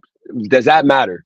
Doing set times every single day, or You're gonna can have you to look. just You're gonna have to look at your consistency? analytics. You got to look at your Okay. analytics and see what it says of your particular audience or what time that they watch you. It's in your analytics where it'll show you that. Because I couldn't tell you off rip. I don't know what your audience consists of, but it's in the analytics that it tells you the time slots of it peaks at a certain time of when everybody's watching you, and then you pay attention and you go, because everybody's channel is different. It depends on your audience. And another Okay. hack that you can do is start doing what's called, I don't know if you've ever heard of it, it's called a lead magnet. Do you know what that is? You said bleed Lead or lead? Nope. magnet. So a lead magnet is something where you collect the person's information, such as their email, and you give it to them as some type of value for free. And you say at the end of your video, hey, if you guys are interested in a checklist or a PDF or something that's free, you collect their email address. And then that's when you can notify individuals to come to your live and let them know when you upload a video or any type of video on YouTube. And that way you have more viewers tune in because you know for certain that they got the notification because it came directly from you, not YouTube. Good idea. Good. I appreciate that, man. And by the way, I'm gonna do super chat real quick. Muscle March Fitness. Appreciate the $10 super chat. Dennis Evergreen needs nuts.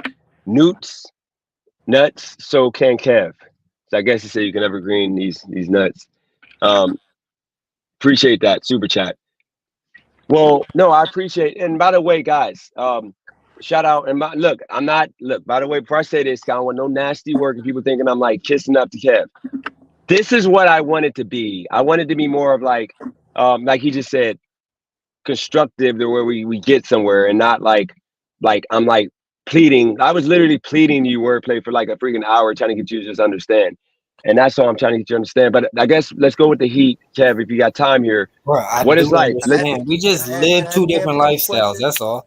I'm on this side of the fence. You on that side of the fence. That's all. I completely understand. If that's what you want to use as your reasoning, hey, go for it. Well, I'm gonna give him the question that caused us to just pretty much go back and forth. So look, before I did YouTube, okay, I literally was working. I was working 60, 70 hours a week minimum. So these people that are talking about laziness and that, I've literally for the past 3 years worked literally 60, 70 hours every single week because of the fact that I've been doing gig work, and that's what you got to do because the money's dipped. So I stopped doing as much and I got complacent, whatever such, because I was putting, for the most part, relationship first. And I get it because we work separate times and we're going to be, me and my girl, we're going to be better with that. We're going to make it make sense. But my question to you is this. Do you understand in regards to a man being with a woman who you would deem her more successful career-wise, not as a human, we're both good, but I'm talking about career-wise. So I'm going to be more submissive to what she got going on, to where like she's going to bed at my house at 9 o'clock. I'm going to end my live 8 so I can spend some time with her and not keep her up at 9. These are things I'm going to conform to. But, I was raised to where like I'm going to work my butt off as a man and I'm going to have everything I need and everything such to where I might not see my woman as much, but I'm coming home to sleep with her. So I'm going to sleep with her, but we might not see each other during the day. So does that make sense in regards to what I'm trying to say? Like, what would you pretty much do if you were in my position? I'm doing YouTube and I'm doing the whole rideshare to do YouTube because of the success I had the first 2 months of doing YouTube. And that third month when I moved to California is when I got complacent and I started not working as hard as I was working before I came here. And that's what I mean by complacent. Because I have an amazing woman who literally looked out because, like dinners, I would have to work a lot harder to pay for dinners, but instead we go 50-50 half of the time, or she'll pay full and I'll pay full, or we don't have to go to dinner. We just go to Whole Foods and get food. So the point I'm making is, what would you assess you would do if you were in my position? I'm not breaking up with her. We're good in that sense, but like all the extra stuff that I just told you that's going on. What do you assess? And original thought, you can go after Kev if you want to. So based off of what I heard you say, if it was me and I'm in your shoes, whatever woman, and if she's as outstanding as you describe her, and she's supportive, she's going to compliment whatever you're doing, whatever your goals are. She's just going to be a compliment and a accessory to it. So I don't like getting into the aspects of I submit to her and using those type of words, because that makes it seem like you're subservient. I would say that we are a unit and we work as a team. We work together. But if she also respects my guidance and my leadership and my ability to have things under control, and she's understanding of that. So she's only going to just compliment what I have. So what we talked about earlier, when it comes to a schedule, she's going to be right on top of it. Like, okay, you're going to do this at 9 o'clock. We're going to do it at this time. We're going to work together as a team, as a unit, because that's what a relationship is. It's not a matter of I look up to you and you're better than me. None of those words. You should really get that out of your vernacular and stop using those words as you guys work together. I mean, when you do eventually get married, she's supposed to be taking your last name. You're not taking her last name. So that tells you right there that there's a clear legacy that's being built off of Dennis. Hold on, wait. You need I hope you have that same smoke for Kev, DJ. Yeah, hold on, real quick, Kev. You need to one of these days in the future, I'm gonna have her come on here and you can talk to her, because that's about to do some nasty work. I'm gonna tell you. I've been back and forth. I didn't think this was gonna be a thing of her not wanting to take my last name. She doesn't want to take no man's last name, and we've been going back and forth. And I kind of I'm like she said, okay, you know what? You're such a good woman, and I'm not even gonna fight you over it. But I've been fighting with her over that last name thing. So I don't know if you can get her to understand why for black men we want that last name to be passed. DJ, he's saying the exact same thing that I'm saying. Just more detailed and more elegant. Why don't you have the same both? Yeah, both wrong though. I think the playwright Shakespeare said it best. A rose is still a rose. By any other name, it still smells as sweet. I think a lot of times in relationships we get caught up in trivial matters. That's something trivial. I agree with a lot of stuff that Kevin says. I was going to speak of the benefit of a life partner. I don't know how serious the relationship is, but you have a built-in accountability partner. Like you say, write it down, share your goals, because that's who you trust to hold you to it. I could do it, wordplay could do it. You might see jealousy or envy from us, but from her, all you see is love. So I would be careful not to throw that away. And I think scheduling really will solve a lot more of your problems than you're giving it credit for. Listen, man, if he can't do it himself, why would he expect a woman to do it for him? You got to be able to depend on yourself before you allow somebody else to be responsible for you. So what is you got to know your strengths. When I said that you're not a man unless you can pay for your own bills, and you should not be dependent on anybody, a woman, your parents, just anybody as a man. That's a fact. Yep. I got so much hell for saying that from DJ. Not from me. Everybody else. No, not for me. You should not even be in a relationship. You should not even be wasting that young woman's time. Facts. But wordplay, that's the point. I can make enough to do all of that with what I need to do now, and put myself in position to, ultimately hit the goal that I'm looking to hit. But once again, you're trying to insinuate the whole excuse aspect of it. And I'm just telling you, like, I gotta do what I'm doing right now and what we agreed on. And that's all I'm trying to get you to understand. Like, I'm putting myself in a position that, like, I can pay all my own stuff. I don't need to take care of anything. Or I don't need her to take care of anything in the future, because like it's just as a man, just the confidence aspect, it's slacking. But I want to say one thing real quick before we in the chat, guys. Kev is a difference. So you gotta understand, maybe it's a black man.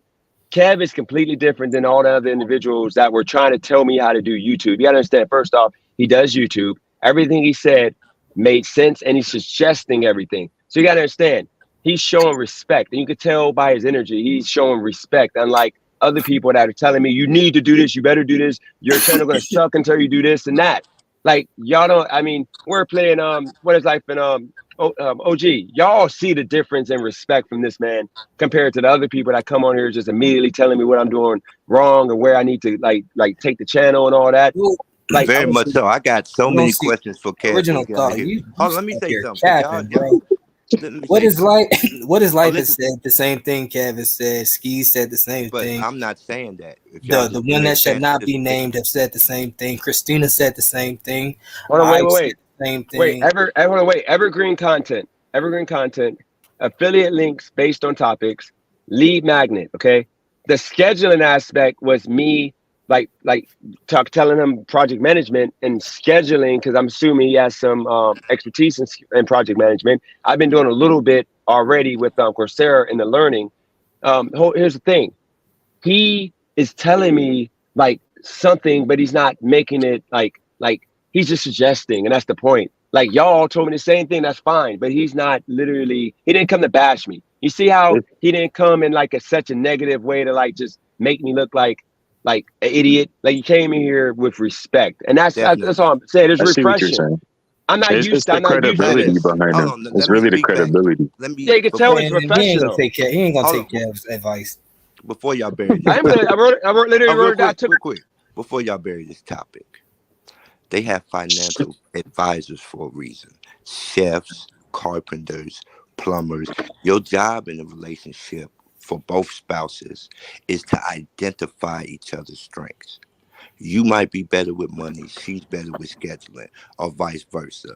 Or one might be more nurturing, even though you're the man, you might be more nurturing with the kids. And think you have to identify your strengths. I think a lot of times, especially with this new red pill culture that's pervasive the youth, y'all are thinking relationships are these obelisk blocks that don't shift and change, especially one that lasts over duration. As young men, y'all are still growing. Who you are today, you will not be a year from now and 5 years from now. So stop speaking with such absolution and have a little room to breathe and grow. OG, Got we're you. going based off his feelings though, bro. He literally is saying like he's stuck in between a rock and a hard place because he has ambitions to do more, but he feels like he can't do more because he has a girl at home that is expecting something of him that he just doesn't want to basically give No, not want to give. or Impossible to can't give. give. Yeah, can't Wow. give. Yeah. Yeah. Impossible with that. But she understands now because I told her, like she said, I might go to college and I'm only going to be able to, I mean, I might go back to school and I'm only going to be able to see like maybe once every 2 weeks, just like my ex when I went back to school. And I'm like, okay, I'm not going to I'm not going to suggest, just like I never come to your job asking you to like, let's hang out for a second, like at your job. I wouldn't do that. Like, I know you don't consider YouTube a real job. And then that's when she walked it back a little bit and showed a little bit more respect. It's like what I was doing before I came here. Like that check that I got before coming was $3,500. And by the way, real quick, guys, look, we could say it. We could say I'm not gonna say the name, but the person that y'all trying to compare this man to, it ain't the same. You gotta understand that first time that man tried to give me a lecture on how to do YouTube, he had Christina about to fight me. Like literally, where me and Christina was beefing. I had to call Christina and we pieced it up. He had everybody attacking me in the chat. Okay, there's a difference. This man is coming with respect. You know, you can just tell, you can just see a difference. So let's not try to paint him because that's disrespectful to this man to paint him as any of those people. Like this is how you, if you're going to suggest something to somebody, you don't come in and attack like a way of like you're attacking the person, like negative energy. You come in a way That's not like how you I understand remember. who. That's not how I remember it. What we okay? So how about no? I'm not gonna. We're not rehashing that. Well, he shall not be named was supposed to replace me. No. What it was he was. Y'all don't remember the backing and all the support DJ and Christina had for him and all that. And Yeah. they were gonna create a show, and now you're sitting up here saying that he came and tried to make Christina fight you. No, because here's the situation. When he first came on, that first day, we did an interview, and I ran that. But then the second time he came on, because I told him everybody liked this, we can do it again. He came on, and remember, I let him control, like, you know, booting people or whatever. Like, he just, actually, I didn't even tell him. He just started doing it. He told OG, he told Original Thought, like, if you interrupt one more time, you're out of here. That was The second time I gotta get you. The second time was when he started teaching us about tech paths. So that's okay. That'd be the interview then. The second time was the interview. And then the third time was when he just came on regular panel. And I think that's when he started checking OG. He started checking everybody like, you got 2 minutes to talk, 1 minute to talk. And I'm like, okay with it because it was making things more smooth. But then it got to the point he was checking me, telling me how long I could talk. And he was telling me the language I can use and don't say this, don't say that. That literally, that third live he did, he did that, and then that's when the next live he started bashing me about Christina, the fact that I like she wants help and I won't help her, and this and that, and then that's when he threw me under the bus. And then at that point, I'm like, okay, this is about to go bad, and that's when me and his relationship. And I'll just say this one last time: the things that he did behind the scenes is the only reason why I created that drama to get rid of him instead of telling him I knew, because I didn't want him to go back and try to make somebody's life hell. And that was, I felt the best way of getting rid of him without telling him I know. So you understand, that's the reason why the beef started, because of that, really. Because I just can't trust that man. I couldn't trust that man. So just keep that in mind. He would still be here if he didn't do that, because I was letting him control things. And wordplay, you always had a place here. You just didn't want to be, because you knew Brandon was checking you too. Yeah, And what could you say? They was trying to That get man me was checking. Hey, Chad. Nah, that I man don't was like, I checking don't you. like how Get me y'all up throw outta checking here. somebody around. Like, that's okay. Well, nobody checking me. In fact, I brung out the fact that he body slammed the wall. Man, you told him sorry. Like he was like original thought. If you interrupt one more time, I'm gonna remove you. And then you were like, okay, sir. And then you freaking went to black. You Why are didn't y'all talk for like shaming? 10 Why minutes. are y'all shaming contrition? I'm just playing with you, man. I'm just playing with I you. know. You I'm just did. teasing you He too. did, man. He did manhandle you though, man. He did tell you to like. He was like, you talk out of line. He yelled to you like, you talk out of line one more time. Do you think Kev would do that, or would he say, hey, bro, listen, like, man, you keep talking every time. You're making it hard. Like, you understand there's levels to it, because this is a professional YouTuber, like a guy that actually does it, knows what he's doing, compared to Brandon, who wants to be that and was trying to like tell me how to be without never doing it. You got to have some chaos sometimes. You got to let people talk out of turn. But look, I'm about to get to work, and now I'm gonna let y'all. And then when I'm not on a ride, I'll chip in, because I'm assuming y'all want me to end this, so I Yeah, I can't gotta be run. on here without working. Hey, So wordplay. y'all got the Yeah, floor. I gotta go. What's I good with you, appreciate you Skate? giving me the floor, Okay, man. you gotta go. You have a good one, Appreciate you, man. You come anytime, man. Thanks. Oh, All I right, bro. want to know: do you use the app or do you use the the Streamlabs app thingy? Who, me? Yeah, you. Nah, I'm on a a separate laptop. Okay, because I just want to know how to be in the chat and be on the stage. Oh know? no, yeah, I'm on a separate laptop talking, and then I got my phone in my hand. You don't have access to Don't it doesn't? Oh yeah, it doesn't show the chat. What you gotta do is you gotta go, Oh and no, you gotta I go. got the app now, but I was like, it won't let me join to type in the chat. I can see the chat. Okay, so if you can't see the, or you can see the chat, or you're on YouTube app or StreamYard, then you can see the chat. I'm on the StreamYard app. Okay, so what you do is you click on the more, and then you click on post comment. The three dots with more, and then you click on post comment. I'm not seeing that this time. What do you guys see? Do you guys see a way of doing it directly on StreamYard? I got a Or no? bone to pick with Mr. Original I've Thought. never been on the StreamYard app. I've just been Go on ahead, like pick your bone. No. Pick your bone, man. Oh, he's over here talking real opposite of spicy, man. About what? About you? I'm confused. Huh? I don't like your attitude. he said he don't like your attitude, he don't like your hairline, he don't like your glasses, he don't like your earbuds, he Yeah, don't like that button-up shirt you got. I don't like how black you are. Jesus Christ, man. That's racist. You think you know everything and you black. That's your problem now, Original Thought. I just think I'm black, and black people happen to know a lot of stuff, even when they don't know it.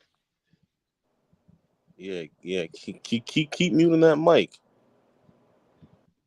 Keep muting it, man. Talking all that stuff. Real talk, DJ. I always wanted to tell you, DJ. You know why I had the biggest change of heart with you, and why I support you so hard? I remember that first stream. I thought I had really did a good job, and I sent it. listen, and I sent it to my DJ was telling you to shut up all listen, right and down. I sent it to my blood cousin. He 6 months younger than me, same age, and everything DJ said, that's what he said to me. Somebody I love and respect. So I said, "Wow." I appreciate DJ said the same thing. I'm for him like I would support my cousin, and that's I just stand on it. When I do things, I stand on it. I appreciate that. And by the way, like I'll tell y'all, Cali Girl's about to get off here.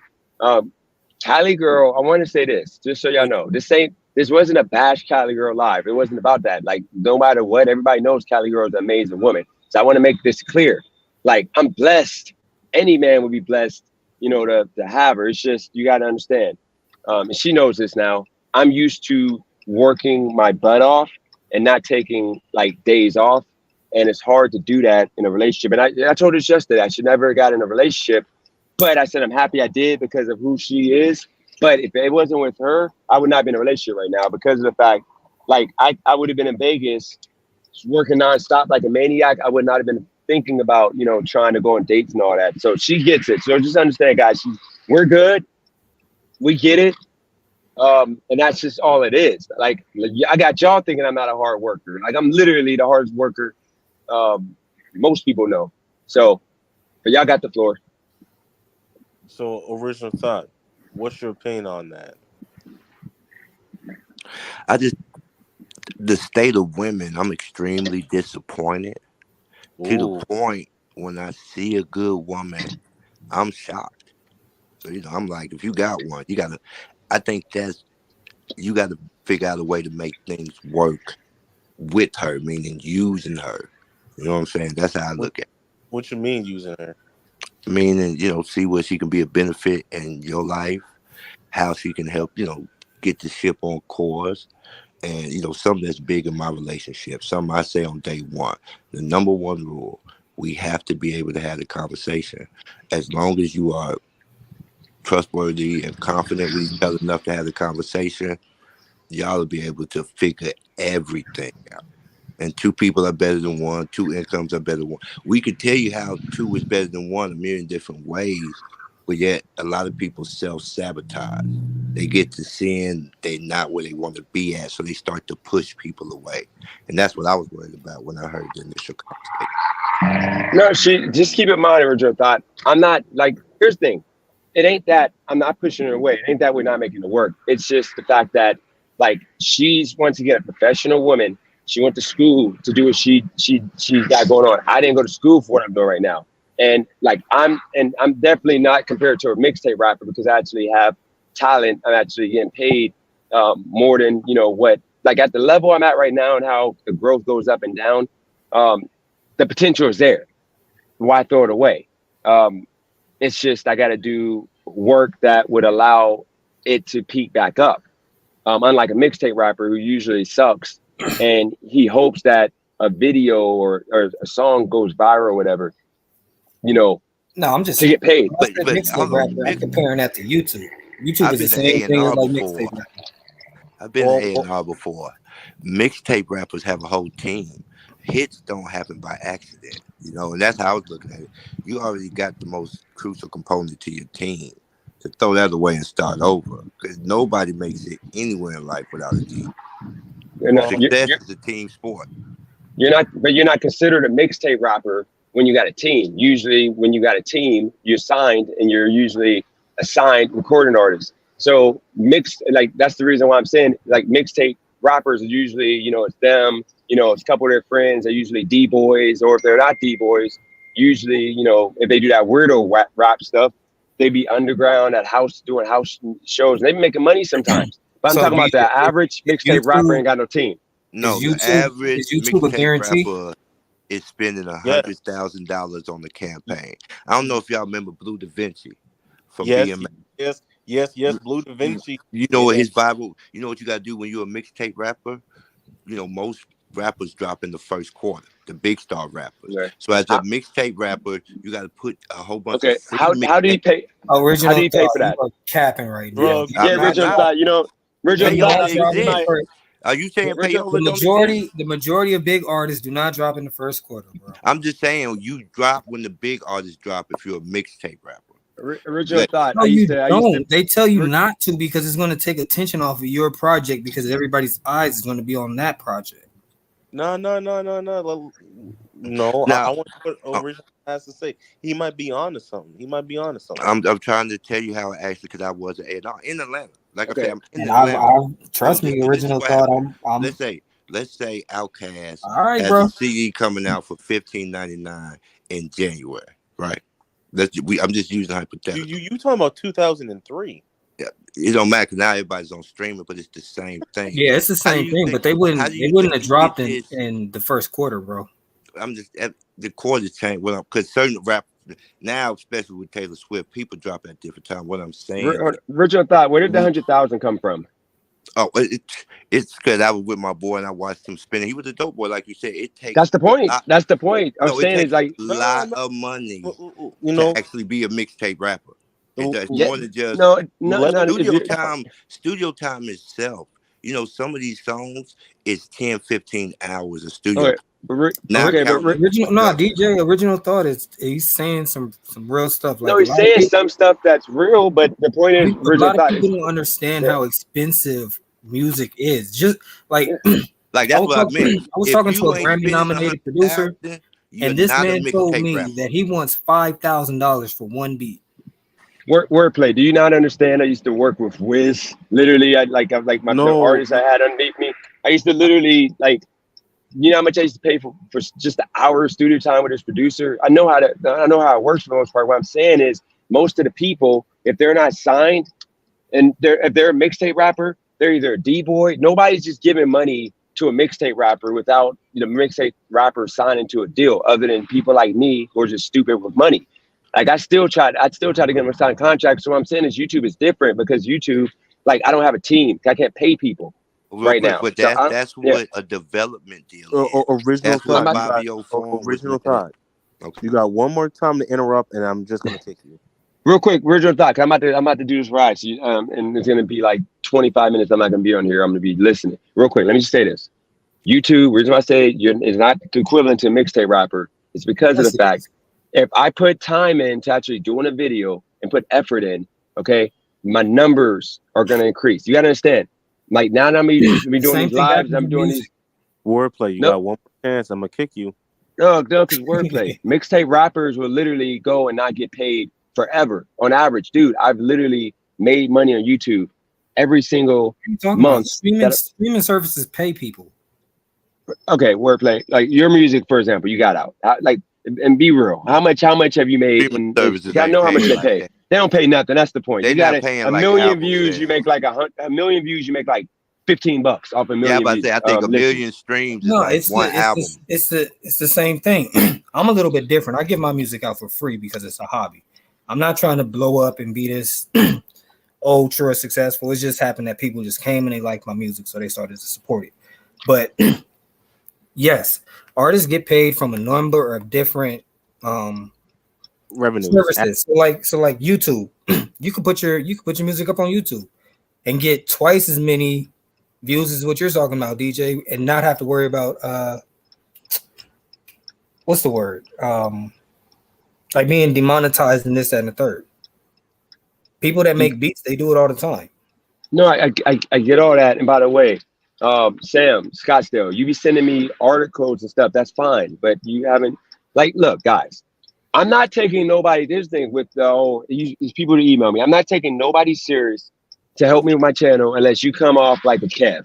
The way Kev came off, he was respectful. He didn't demean me. He didn't try to make me feel like he knows more than me. He just came and gave me game off of stuff that I can use. That's all I ask for. Just I do the same thing to other people. I don't tell people, hey, I know how to do YouTube, so you do this, that, and this, that, unless they ask me to give them help. And he, like that's all I ask for. So guys, just email me. I'm gonna take advice. I'm gonna take some advice. Like if y'all tell me the video earlier sucked, then guess what? I'm gonna figure it out and do it better. But the whole point is, the reason why my YouTube channel, I'm getting the numbers I got right now, and they're gonna grow because it's about with me, algorithm, push, consistency. If when I do 3 videos a day, you're gonna see me doing in a matter of like 2 weeks. I'm gonna be doing between 700 to 1,000 views a video. Every 1,000 views pay about $8. So just put that in your head. If I get to a point of doing 5,000 views a day, you can look on Social Blade at my numbers. I'm not talking about forget about the vertical lives. 5,000 views a day pays about $40. Okay, which is why. Go ahead. Stop emailing Dennis. Like I don't know if you guys are emailing him about a book. You know this man ain't got no time to read no book. He has no time to read no article. If you're gonna email him something, email him a check. Yep, there you go. The reason I think YouTube is better because you don't have to pay to upload your videos. Rappers gotta pay to put their music on streaming services. You know, if you're not a big I mean, rapper, the original thought the equivalent to that would be YouTube taking a percentage of the profits. I have a question for Original Thought. go ahead. Can you please expand? Oh my God, who's on the phone? Original Thought. Can you please expand on your A&R experience? It was really, and I'm not even trying to rush you. It was really, really interesting. I want to, you because I listened to a little bit of Blue Da Vinci, so yeah. To be fair, A&R is just a catch-all term. Like I said, it's something. It's like artist development. You know, I've reached the point where I just didn't have the look to be a rapper because it still is a look that you need to be a rapper. And I didn't want to be a ghostwriter, but I had connections in the business, and so I would politic around, introduce people to certain people, make percentages off of beats sold and stuff like that. But most producers on the underground level don't actually sell beats; they lease beats. So like it gets real complicated. Okay, then can you tell us like, because I think you was explaining like what goes into a mixtape rapper because everybody thinks a mixtape rapper just comes up with a song when really they do have a team and sometimes they may have like smaller deals and like even the mixtape rappers that don't have deals sometimes they get the D boys to finance them.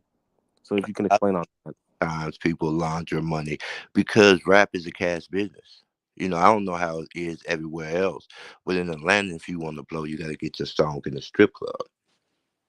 This ain't regulated by the FTC, whatever FTC, whoever regulates streaming. So you usually pay a DJ to play your song in the club. You usually paying the dancer to dance once the DJ play the song. You have to create hype. I think a lot of people get obfuscated by the internet. A lot of people really outside. You know, what I was going to say is your friend just rap. If he ain't got a team and he ain't putting 100,000 into his project, he's not even a mixtape rapper. He's just somebody that rap. So now my question is for you is this, because I'm really like I'm able to read in between the lines. When people say like people buy for views, so now you have to create hype to get anywhere. So it's kind of like maybe paying people to play your video. It's no different than when you go to Walmart and they be like, okay, we want to play this video inside of Walmart, and it goes inside of marketing. Is that what you mean by like hype? Whereas like they may do little things like maybe pay like a corner store to play it outside out loud in a few areas. Like I said, yeah, things work like that. Like payola is illegal, so let me say that. So the way a lot of these radio stations get over it is by saying we don't control the music; it's all programmed by somebody else. We just play and do the breaks. But then, popular DJs, what do? They break music. But a lot of these trends are dying out. Most of the rap labels that used to sign people don't exist no more. If you're not able to be an independent artist, you likely won't be a rapper right now. Okay, so I'm thinking, I'm gonna have to tell DJ what to do with his channel. I think we need to make DJ look hot as hell.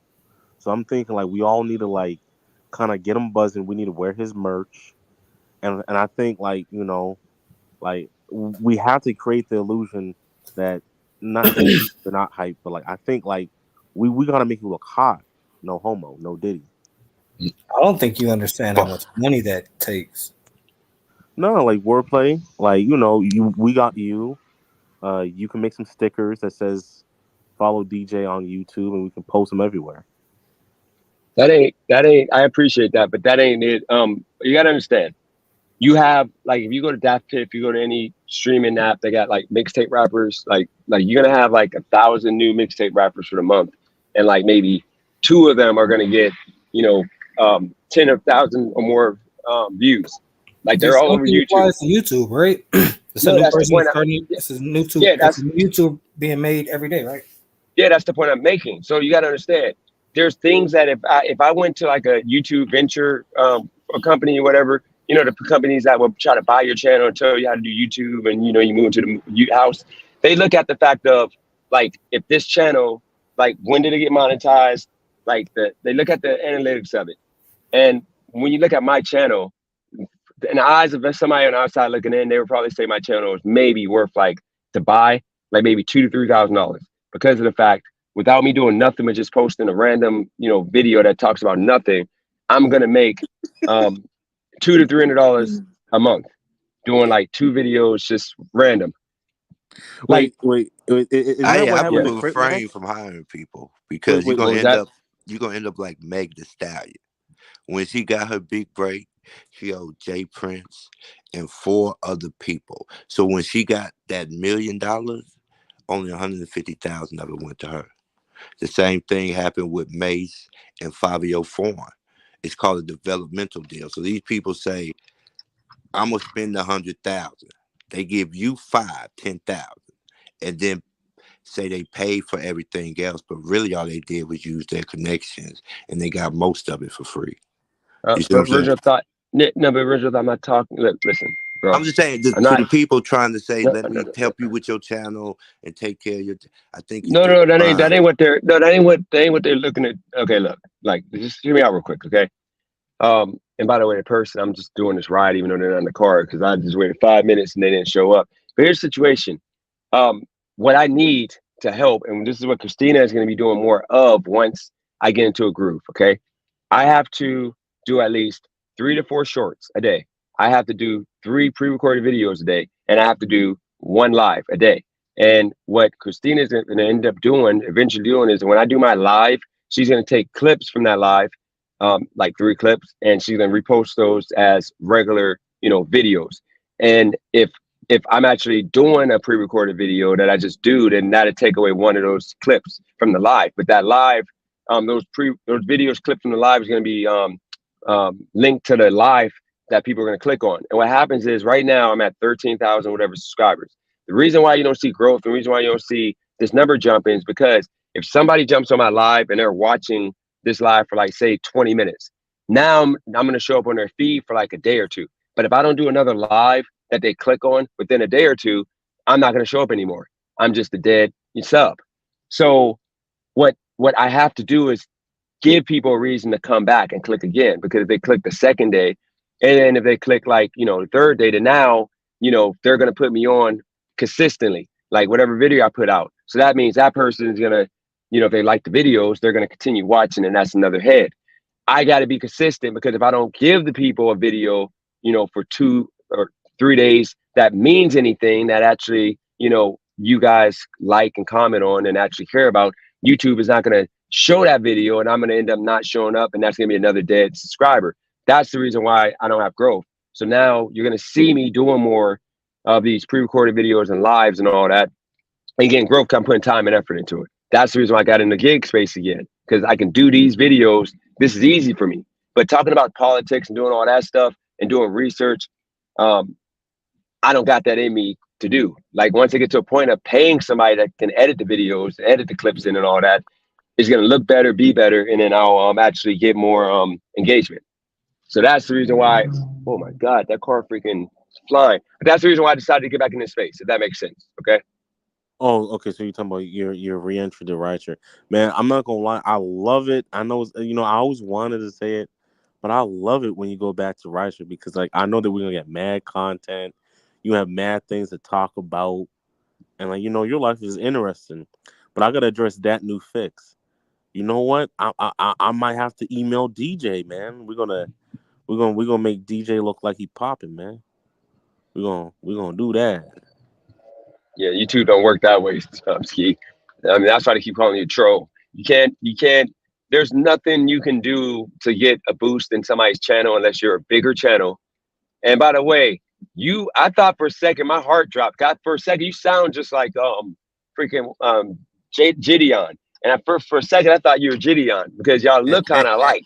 And I'm like, this sounds just like Ski. But would Gideon really spend the time trolling my channel? Like, he's too important. It makes too much money to really like troll. Like, because it would be, if he was on my channel, he would be trolling me. He wouldn't be here. And plus, he found God. So I'm like, that definitely ain't Gideon. But y'all sound just alike. Literally, the mannerisms, the words y'all use. This is my question. You don't think cross-pollination with other YouTubers like Joe Rogan does with his gang of friends and Thank you. everybody is doing, you don't think, are you going to get back into doing more content with other gig workers? Hell no, because they're all fake. I'm telling you right now, hell no. Because this is the problem with. See, I'm real. I'm a real person. I hate using the word. I'm a real N word. Even though people think I'm not. I'm gonna tell people when they're being stupid. So people be lying, talking about tips and tricks, and like how I made $300 in like 5 hours, or talking about like do this to make money, and they be lying. And like I'm gonna call it out. So like these people, they don't like me because of that, and then they're fake, so they'll like do a video with me and then talk crap about me behind my back, like call me a clown, like behind my back, but then try to come on my channel and act like I had literally a dude from that space come on my channel. Literally, I told him, dude, I don't want no drama with nobody. If you're in that live, I'm literally, tell the people I'm not talking about them. Just don't talk about me. If you can't do that, then don't come on my channel. And this dude goes over there like, Dennis said, keep his name out your mouth. I ain't gonna lie, Jess. It'd be so hard not to troll you, because I was gonna say you had $1 million, you lost it, you got multiple baby mamas, you fought What? allegations. Bro, hold on, bro. Hold on. No, I check people on that. Don't call me baby daddy, because that's ignorant. That's a derogatory word for a man that actually his kids loves them, and kids. Not with my baby. No. Yeah, because you consider yourself. The baby daddy. You consider yourself a deadbeat. My kids are grown, are older. Just call me. Just be respectful. Just call me a kid father. A dad. Like white people. Hispanic. Everybody else, they just say dad. But it seems like the ghetto people, they just say baby. Like white people say to black people, "You're just a baby daddy," just to disrespect us. So let's not do it to each other. But y'all can call each other baby daddies, just not me. But all I'm saying is, I have one kid mom, which is my son's mom, and my daughter. That ain't my baby. That ain't, you got me saying it. That's not my kid mom. She chose to have my daughter by a different man and lie to me. That's on her. So I don't give credit to that. So you can say I have one kid mom, because I'm not that ignorant.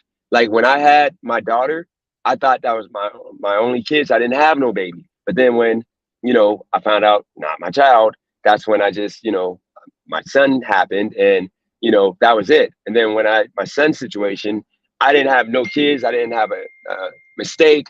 I didn't say anything. I didn't take any chances because I don't want to have another kid. And I don't want to have another kid until I get my son in order, get my life in order. So it ain't a fluke. So I don't like people making that a cop out when they be having 2-3 kids, and then they say it's hard not to have a kid when you're in your no, just don't have sex, or pull out, or condom. DJ, that was my greater point. You have all the experiences of a real nigga. Who would say that you not one? Everything you have been through, that you persevered. Well, I got a question for Original Thought. Now, since we was talking about the A&R and the hype, now, do you think to be a public figure, or even like to deal with entertainment, do you think hype overshadows talent, or perceived hype? Well, it depends on how you look at art and what's your time frame for success. Painters know success is not going to come till death, right? Architects know success come when the building is complete. If you see some of these immaculate buildings, I don't know if y'all in the architectural design. So as a gig YouTuber, I think YouTube success is more determined by consistency. That means just continuing to do it. They say till you get to 100 episodes of a podcast, it's not even a podcast. And then you'll be surprised how many podcasts don't make it to 100.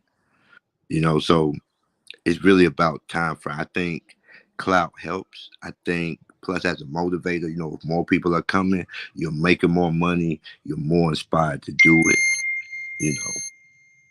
Y'all want to hear a hood little anecdote? This is what we say in the hood. Drug dealing ain't when people are calling your phone to come get the drugs. Drug dealing is when nobody's calling, you're not making money, and you don't mess yourself up.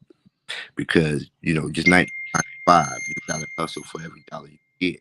So when things slow up, you can't overspend and you can't get crazy with it. I think gig economy and YouTube is the same way. You got to be the same person with 1 million views you are with 10 views. Same energy, same passion, and just keep it consistent. I got a question real quick. If y'all both can answer this question, That okay? was deep. Is it just me and wordplay? I mean, not wordplay. Original thought. Let's see if you can answer this without going philosophical and all that. Let's see if you can just answer like basic question. Baby daddy, okay? Being called a baby daddy by somebody that's not black, okay? You don't do you not take offense to that? Should I just not like? Should that be something I shouldn't care about? Because the way I was raised, the only people that I heard using the word baby daddy were freaking ghetto people or people with a bunch of kids, or somebody calling a man a baby daddy because he doesn't he's not in the kid life, or white people calling people baby daddies or what black people baby daddies to like disrespect them, like pretty much say you just a baby daddy or you're baby somebody's baby mama. But I never hear white people or nobody other than us using that word, and it's always in a derogatory way unless it's like you're ghetto and you're just being fun, like your baby daddy, you going to his house, to get that dick. Other than that, I don't hear it. So y'all tell me, should that be something I should allow people that aren't black for the most part to call me and not care? Oh, what the hell? One, if a white girl is saying that, you're going over to your baby dad, is because she wants you, bro. And she trying to put down your woman, trying to put her down because she want to swoop in and take that. But nah, man. But to be honest, it doesn't even matter if you don't want to be called that. You don't want to be called that. If you gotta say it 100 times, say it 101 times. Don't let these people disrespect you. Because you know what we used to say back in the day. You let one man disrespect you, instead of every one woman is a man. Okay. He Okay. told he said I got a wordplay. You go to answer that, and I got a good one for KD because KD needs to smoke right now. And I think this smoke is gonna be something that Ski might need to hand out because we got Martin Luther Ski here. Original thought. What do you think about the baby daddy? Do you like to call it that? No, I don't trip over that. I know my baby mama called me that out of spite. But She's black, right? yeah, but you gotta think she got baby. I'm talking about white. I'm talking about white people or Hispanic people or Indian people that aren't black calling you that. Yeah, I check, but I really don't take words to heart. You know what I'm saying? You can't be emotionally stirred when people are trying to with words. Like most people who call you baby daddies because they think it'll have an effect. So I kind of got tough skin to that. Okay, so Steve, what do you think about KD? We're talking about psychiatrists and stupid crap.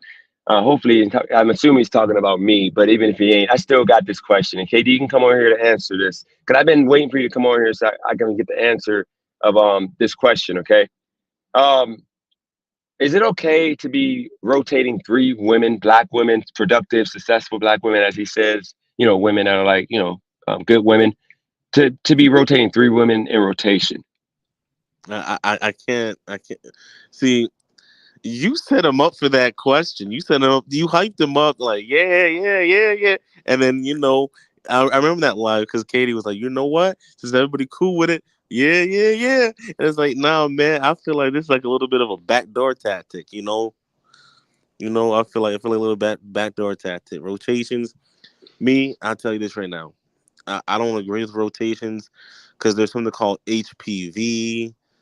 STDs and STIs, and I just think that low body counts is what needed, man. Like high body counts is like a car. It doesn't matter if the car is a woman or a male car, because what you say back in the car lot was nobody knows what a car is until you get inside the seat.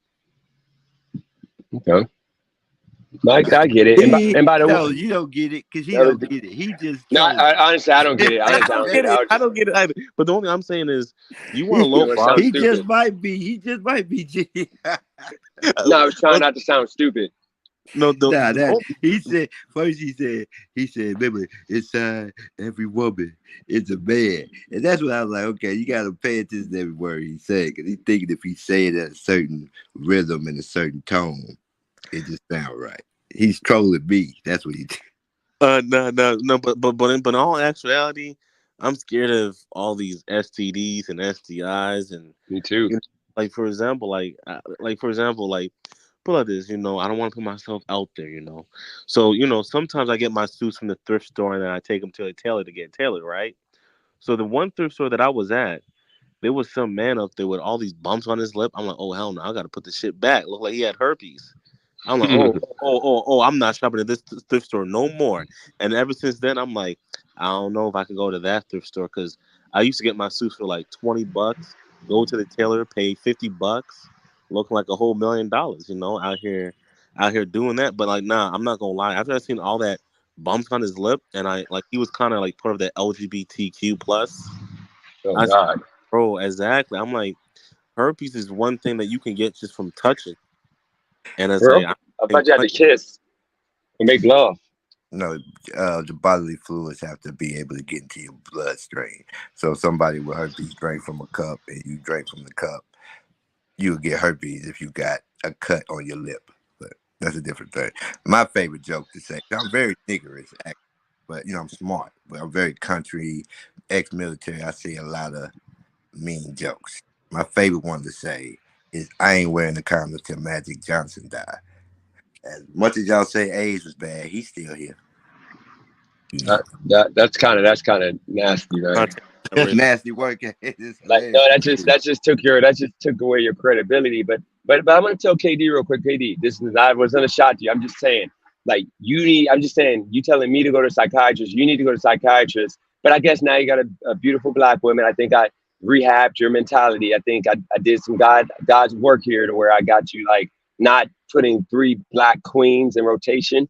And that's what I told you need to do. Like, you got to respect our black women. You shouldn't be doing that because, like Ski just said, they could catch, viruses and all that. And then, those black women can go with a good man that just want one woman. And then, it could be more productive for the community. And in that way, we'll all win with more productive families instead of you just making babies by random, qualified women.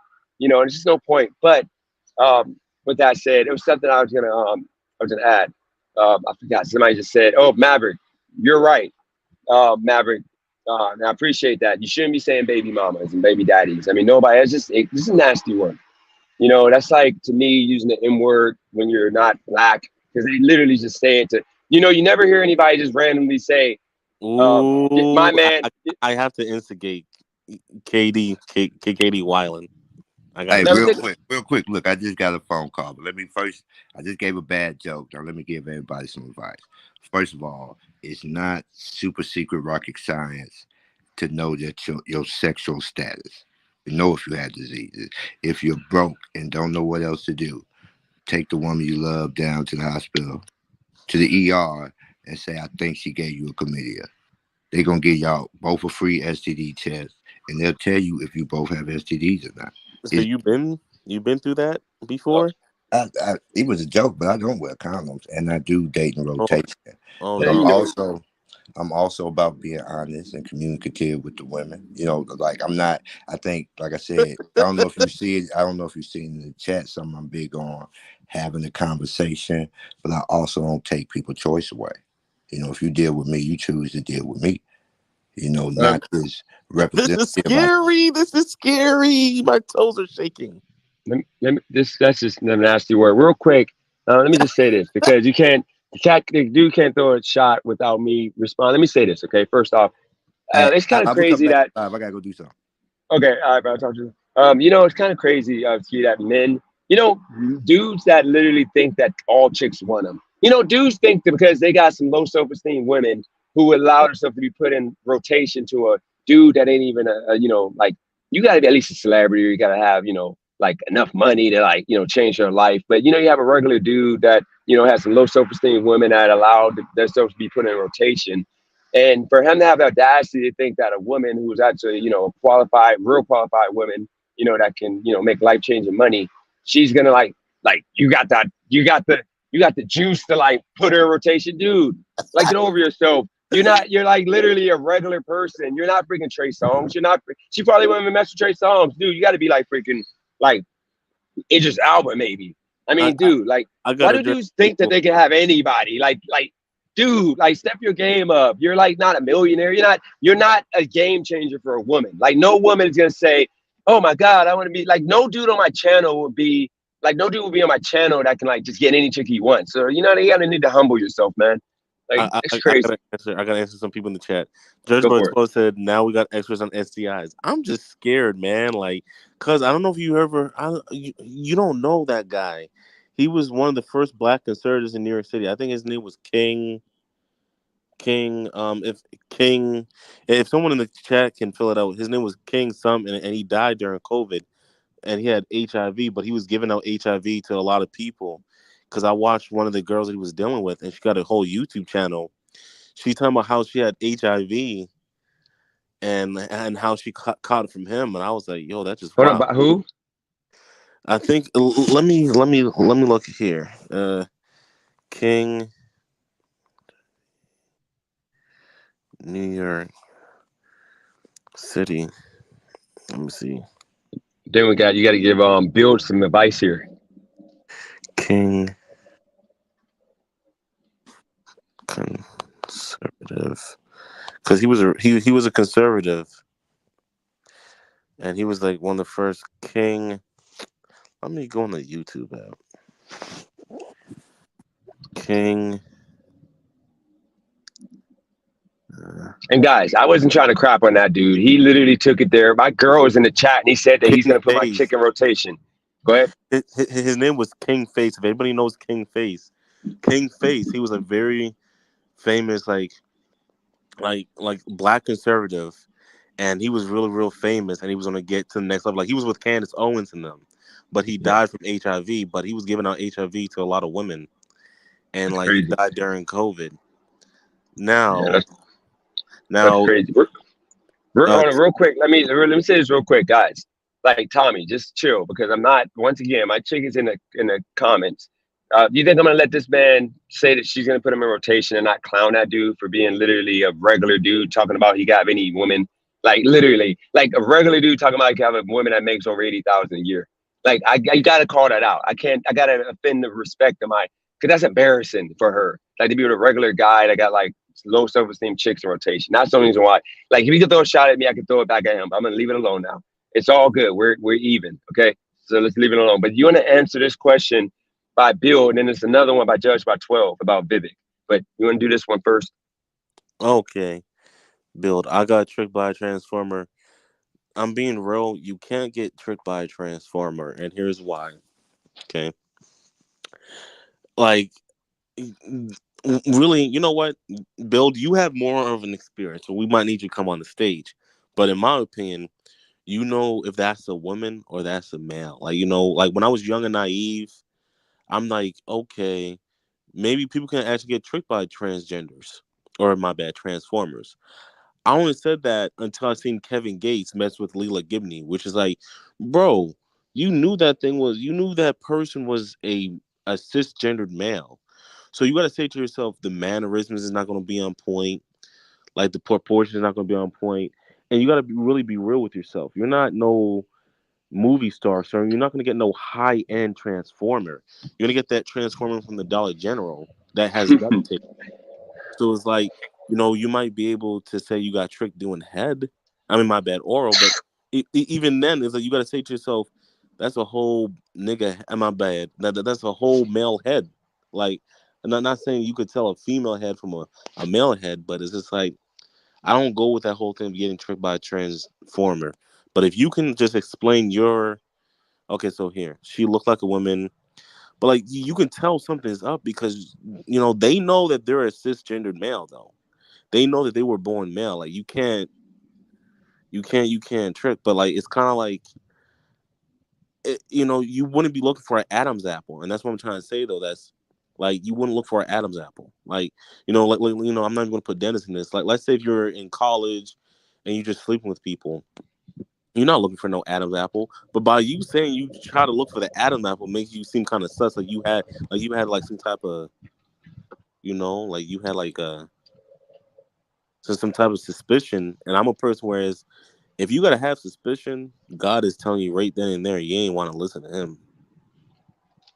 So let me add this. Okay, this is why I go so hard on you know, weave and nails and all that because you know the Transformers what I try to explain to, women that wear the weave and long nails and the fake eyelashes and fake everything, like they look like that's what Transformers wear. And they wear like extremely like abrasive, like extra long, like everything. So like it's hard to separate sometimes straight from Transformer with some women, certain women, because if they both were wearing the same exact thing. Now with white women, it's kind of different because with the guys, usually the guys that do it, they don't usually wear all that. They just look like dudes. And I tell people, once somebody ruins something, you just got to get over it. So the guys like the white chicks, the Transformers, they usually like if they really look or if they're really that and they look like it, like you can't tell the difference. But with like otherwise, like the white folks, they just look like a dude.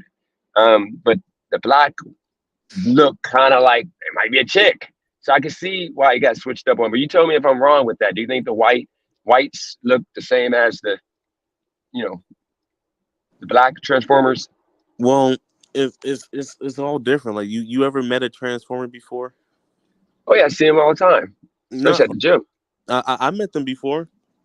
I remember in my apartment complex there was I guess a Hispanic Transformer, and then that's when I knew you can't get tricked by this. If you got tricked by this, it's because you got caught and you want to try to numb it down. But like Dennis, like really sit down and think about it. Like when you talk to a Transformer, they're not confident. Especially when you got a tall, dark-skinned man like you looking like leather and beef jerky. Like they're not gonna sit up there acting like they're like Cali girl. Like I mean, if you actually talk to them or sit with them, they literally can't trick a thing. Like you have to like it's an excuse. I feel like maybe some dudes can't control themselves and you gotta realize we live in an era where we got people that's just like a mouth is a mouth. Whereas I'm like, nah, bro. A mouth is not a mouth. A hole is not a hole, bro. It gotta be women, and I deserve real women. Not to put them down, but I deserve something that God gave me, not what the doctor gave me. No, but the one thing you're missing out on, you failing to realize though, you got to remember, I'm at the Writers Guild of America, the big building. But the one thing you got to remember, once again, the the African American, um, you know, they're they look like because the way they do themselves up with the makeup and the eyelashes and all that, it's hard to tell difference sometimes. Like literally, they be out here, so you No, don't. you must be hitting Rikishis. I mean, not you. No, they're fit. They be toned. They be having the boob. They be having like the not even a boob job. They having like the fake boobs. They got the new like those fake No, boobs you can put on now. but Dennis, once you sit down with them, if you talk to them, you're gonna say something's not right about this. So you're not gonna go in there like, something's gonna ring in your head. It's kind of like when you're getting scammed or something. You're like, something's not right about this. And if a person's not making you feel right, it's kind of like, for example, like you at the gas station when you felt you was gonna be robbed. You're like, I know this feeling like I'm about to get robbed. And now when you sit down with the Transformer, you could be like, I feel I'm getting robbed from my manhood. Nah, but if you gotta remember if the women. Okay, so if you got white women, okay, think about the videos of like raging out. Okay, like or trying to go to the ladies, like the people that go into the ladies' bathroom. Okay, for example, most of the time as adults, the people that get called out are always white men. It's always white men that get called out for going into the Because women's black people don't bathroom. do it. They don't look nothing. No, because they don't look nothing like it. But black men or the trans men or trans women, they look like women because of the fact like you don't want to be offensive and like call them out because they have all the stuff that regular women wear. But the white trans women, they don't wear the stuff that regular white women wear. Like they They don't be having do. all the fake. No, I promise you, they No. literally put a. I watch like my girlfriend. We used to watch them on YouTube. One of them got an ad with Sephora, not Sephora. Yeah, I think Sephora, and he's on the he got big time subs. No, but I'm saying those are big names. I'm talking about like like the walking down the street, like literally they just have a wig on, and then they be like, "My name is Sarah." Like it ain't the same. Like You ever that dude been be to like, prison? huh? You ever been to prison? No, no. You see him even on those shows. On those shows, you They see don't like actually. women though. They don't. No, but those are like I'm saying is those are like That's prison. You can't put all that stuff on. But what I'm saying is, and those are like men that turn into women because they're in jail. They got to do that to be protected. But I'm talking about if you out here in LA, there's a lot of people out here like that do that. What I'm saying is, we need to change the topic because Nav is over here doing a great job. Christina, like, come on, man.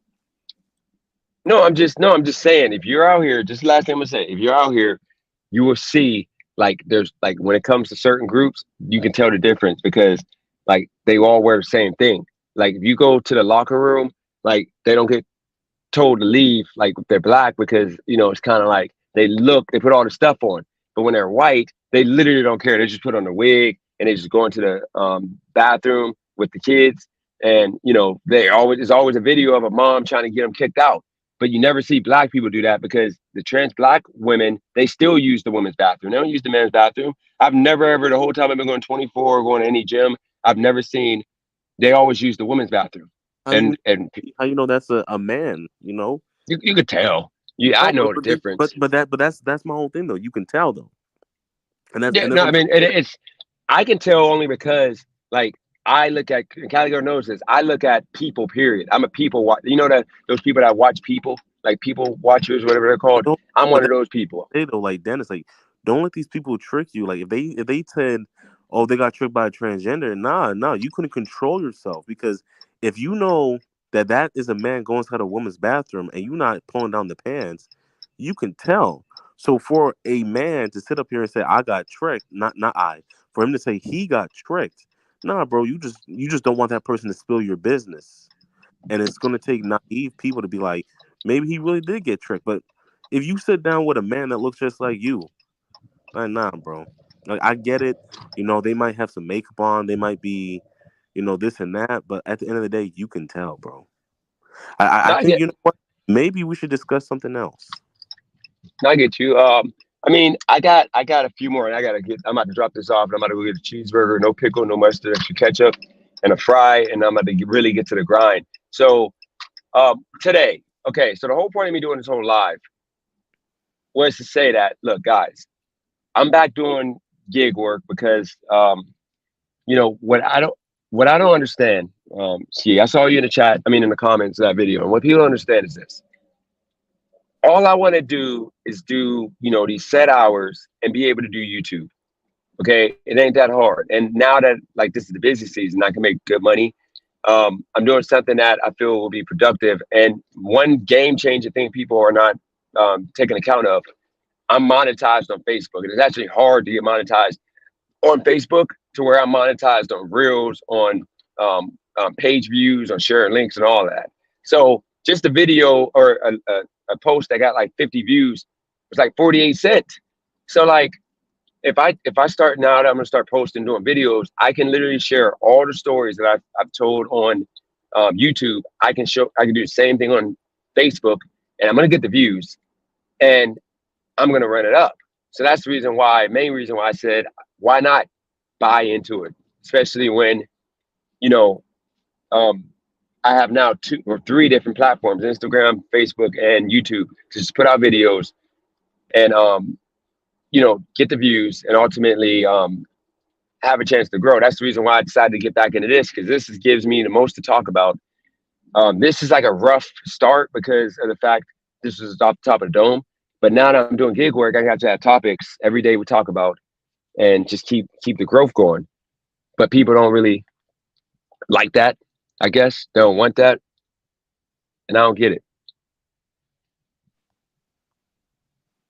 Yeah, I mean, what did I say in that comment? Because I thought I said something positive. You did. You said good stuff. That's what I'm saying. You said just let me do me, and I don't understand why these people don't understand. Like when it comes down to it, like I had 3 months of YouTube or 2 months of success before I had that breakdown. I came to California. Like most people take years to get to the level I was at. Most people don't make more than $100, every 2-3 months. I've never had a month of it under 300. So why would I just throw that all away when I think I had a potential? And it's just all about better quality videos, learning how to do it, managing the time and days of posting. So, and ultimately when it comes down to it, let me do me. Like these people aren't paying my bills. These people aren't half these people aren't contributing anything. And I gotta do a better job of not caring. I care. I just care too much. I care what people think. And I just gotta stop caring. Yeah. And well, I just think it's entertaining when you. I'm not gonna lie, when you are being you, it is funny as hell because then everybody comes inside the comments, they start saying wild shit, and I'm like, dude, this engagement is fun because I'm not gonna lie, your comment section is like a whole like behind the scenes. It's like a whole nother show. Like I'm not gonna lie, when you post, I'd be looking forward to the comments. You Yeah. see, I'm there to see the replies. People being there wilding. I'm like, damn. Like, They be cooking me up, and that's good. I mean, that's engagement. Facebook is actually gonna pay for all of that. Like unlike YouTube, they pay off views. Facebook pays off performance of your videos, and that's why I'm gonna make more money. Because imagine me bringing this to Facebook to actual real people that can't hide behind a freaking emoji of Tommy Strong. You know? yeah, I mean, but the whole thing is this though: the people on YouTube, it's gonna be so funny when they be sharing. I can see some of the stuff they're gonna say. I can see the stuff. Like I don't know. Like I used to go on Facebook and see what people share. Like I could see someone sharing stuff that be like that one guy that be hustling backwards, but backwards be hustling him or something. Yeah. You So know, you know, and but no, then it's, you getting paid. You getting paid.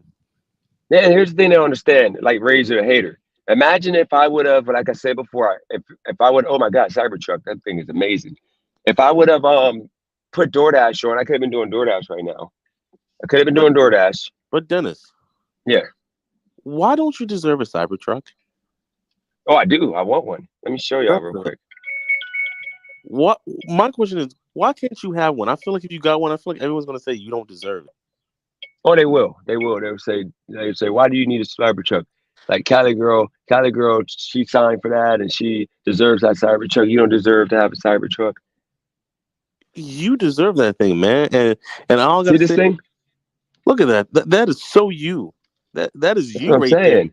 Why can't I work hard? I would never, if this YouTube don't work for me, if I don't make YouTube work, I'm never gonna have a Cybertruck. I Like I'm mean, gonna be stuck in this charger. yeah, man. Charge is so old school, man. Like it's just Yeah, like, like it's so dude. lame. Cause I'm not gonna lie, Like, you look like a Cybertruck type of dude, man. You got the that's what I'm headboard. saying. Yeah. It's big. It's safe. It's definitely safe. Yeah, like I don't have to worry about now. I can pick up people doing, I pick up people doing Lyft rides. They're gonna give me a nice tip, get a They, good, rating. and two, they can't rob you because there's cameras all over that thing. Yep, and it's bulletproof, so I can drive to the hood without worrying about, you know, getting robbed. So I could gas up. I could just like if somebody tries to rob me, I could run into the car and like say, "I'm not coming out until you leave," and in that way, Yeah, that's what I'm people trying don't to people tell don't think about that. They don't think about that stuff. Yeah, yeah. You could probably put your food stamps card right inside the little slot. Get your All food day. stamps. Get I a could probably, I refrigerator. could probably, cause they say when you go to, when you go and you get the food stamp and you go and you buy, like usually I've done this a few times, especially in Wilmington. I would like spend the whole food stamp card at one time on food, and you're not supposed to do that to your refrigerator. That's what like poor people. That's what we do, and that burns your motor out. So like with that Cybertruck, it has a cooler in it. I could put some food in there, and so I got to eat lunch on the go, and then I could put, I could bring all the groceries home. I don't gotta make 2 trips. That All I thing, gotta that say thing is is, amazing. enjoy your life. And sometimes we always think about what we can't have, but think about what we can have. Like once again, I'm not gonna lie, you are made for the media, man. Like you need to find a way to somehow up your influence. If that's because you might have to like network with some people, because Yep. like I'm not gonna cap. Like what I want to see you do is network with like somebody, and then beef with them right after. I want you to do like a whole, like a whole Young Jeezy and Gucci Man type of thing, where it's like, okay, you rocking with each other, and after that, ooh, I might have to. I mean, I don't know though, man. It's just like you gotta understand that beef just gets to me. You saw how were you on that live when I like Furby tagged in? Like we're having National Furby Day next week, and then I'm still working on that comeback story for Christina. Like that's like she had to come back to no other, but we're gonna have National Furby Day because like that dude was stomping me out. I'm talking about I was down.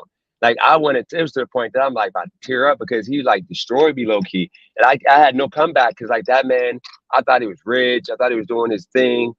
And like, you know, she literally saved the day. She told me all this stuff that I needed to know to where that man's rethinking his life. Like, I don't know if he's even doing YouTube anymore after what we did. He is, and I wanted to tell you. I don't know if you did your research on him. Yeah. I did it this morning. He was on a TV show. I try to tell you, like, this man does this for a living. He was on a whole TV show on a fake Maury show or whatever.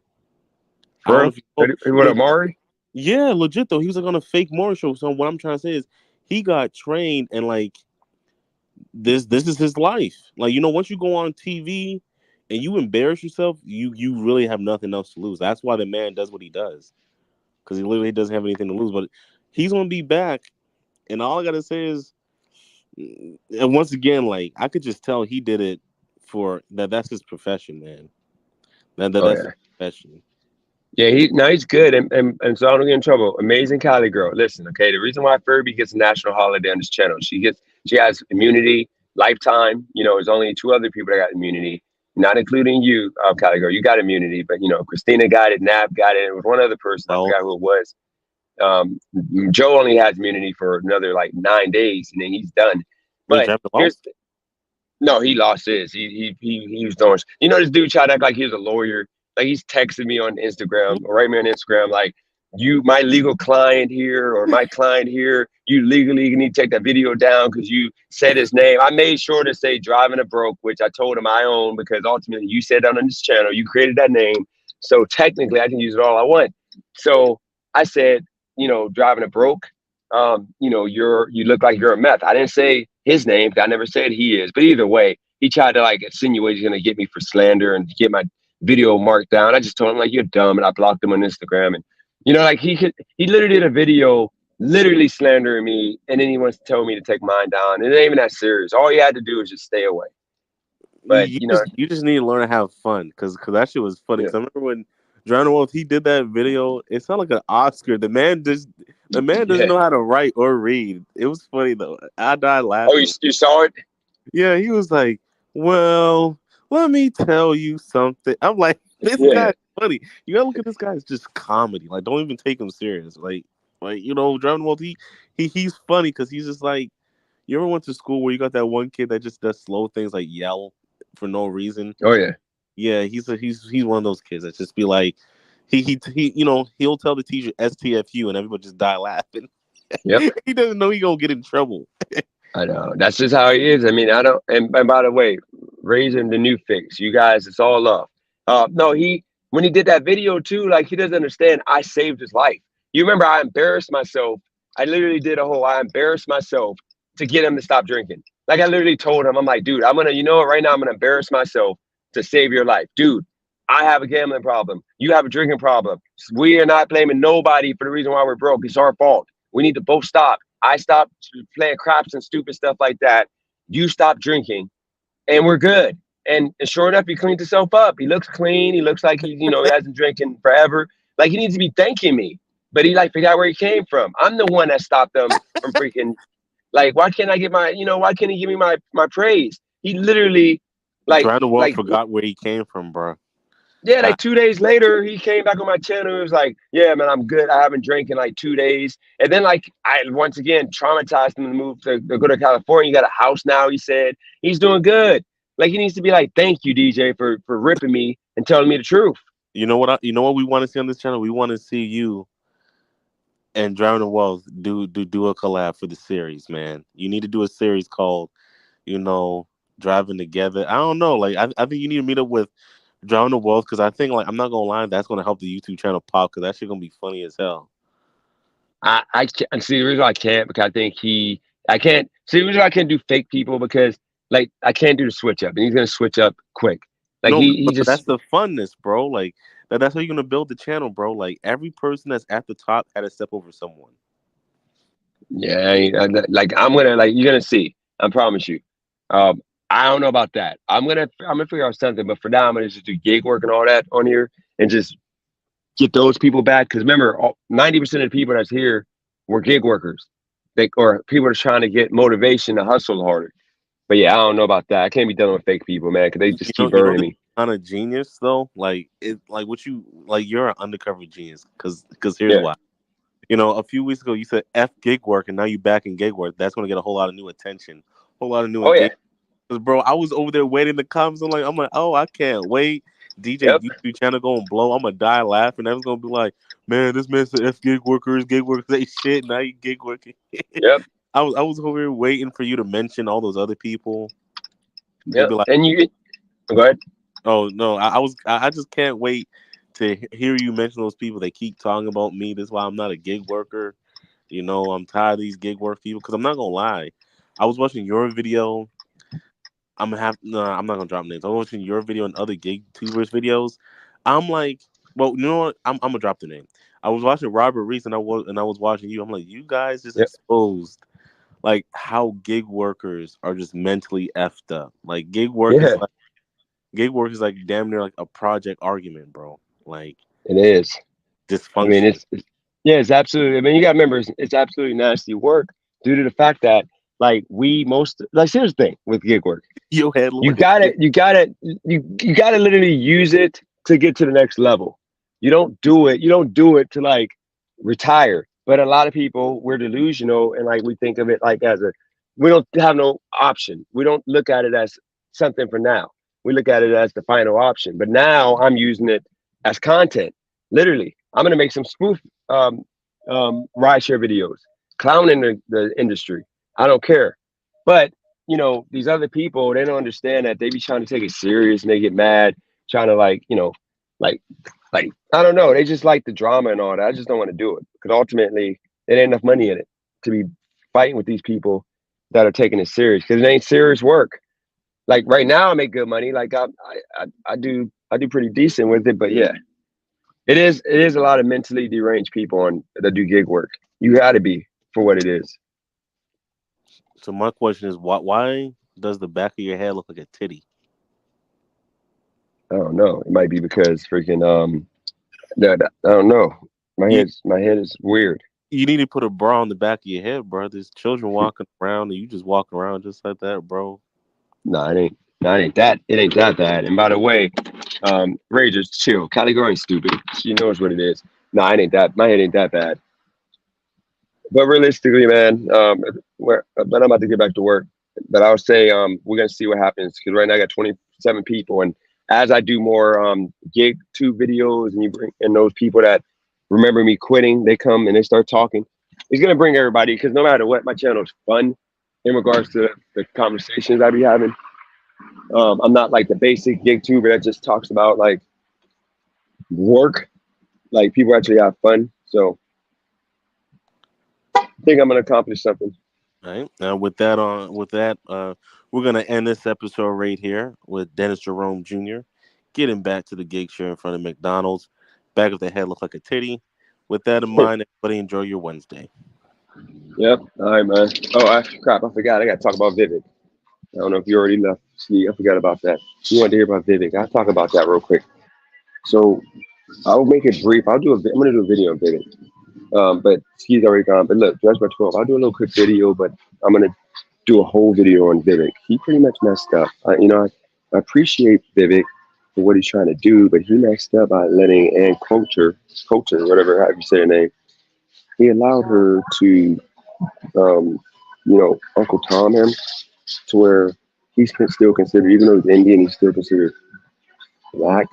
So she talked down to that man and had that man like copping pleased. She had that man thinking that he was, one of them, like one of her, like pretty much like the only way he's gonna vote for Vivek if he's a white man, pretty much.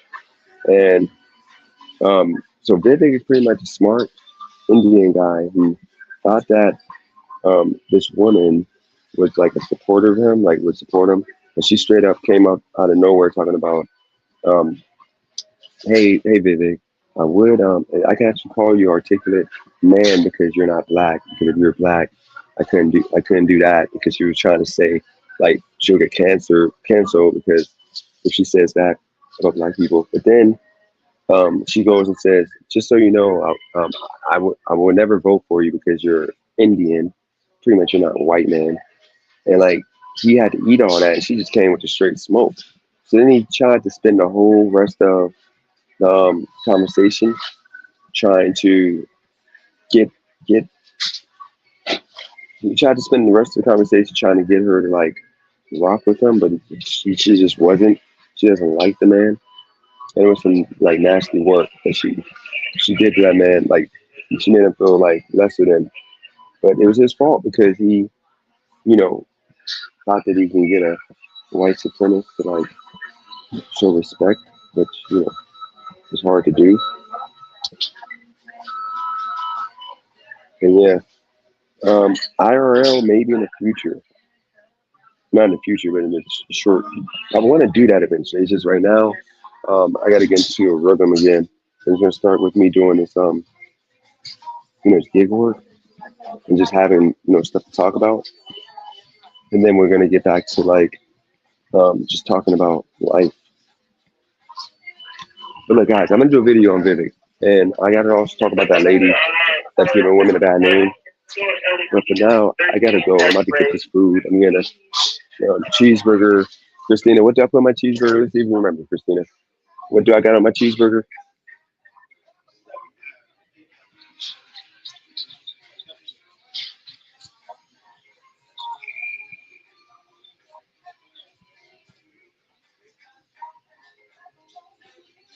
That would have been a good video, by the way, for me to do with Vivek like a week ago when it happened because he literally looked crazy the way she was talking to that man and had him like pandering. Yep, no pickles, extra ketchup. One other thing I get on it, I get I get done to it. And by the way, we're gonna do a contest. I'm gonna have Christina and Nav come up with a contest. We're gonna do it this weekend. One that's gonna actually be fun.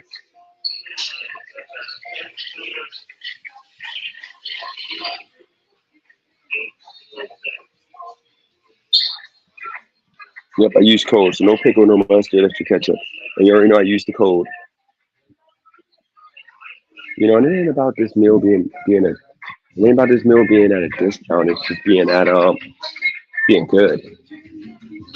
I'm just in the mood for McDonald's. I'm gonna go to the bathroom, now, guys. Nope, medium coke. Christina finally got something wrong. Medium coke. But look, guys, I gotta go. Appreciate you guys tuning in. Shout out to Nav, Christina, everybody that was on here. Shout out to Cali Girl, of course. That's all I got. Appreciate you guys tuning in. Hit the like button on your way up if you don't mind. Hold on. What is the Pythagorean theorem? I'm gonna ask. Oh, yeah, I'm gonna have Cali Girl do it. Yep, you're right, Christina. I did a little bit. But with that said, guys, appreciate y'all. Appreciate y'all.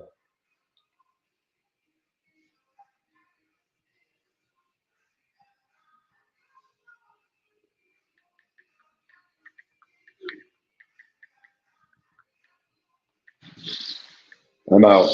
Appreciate you, Kevin. Peace.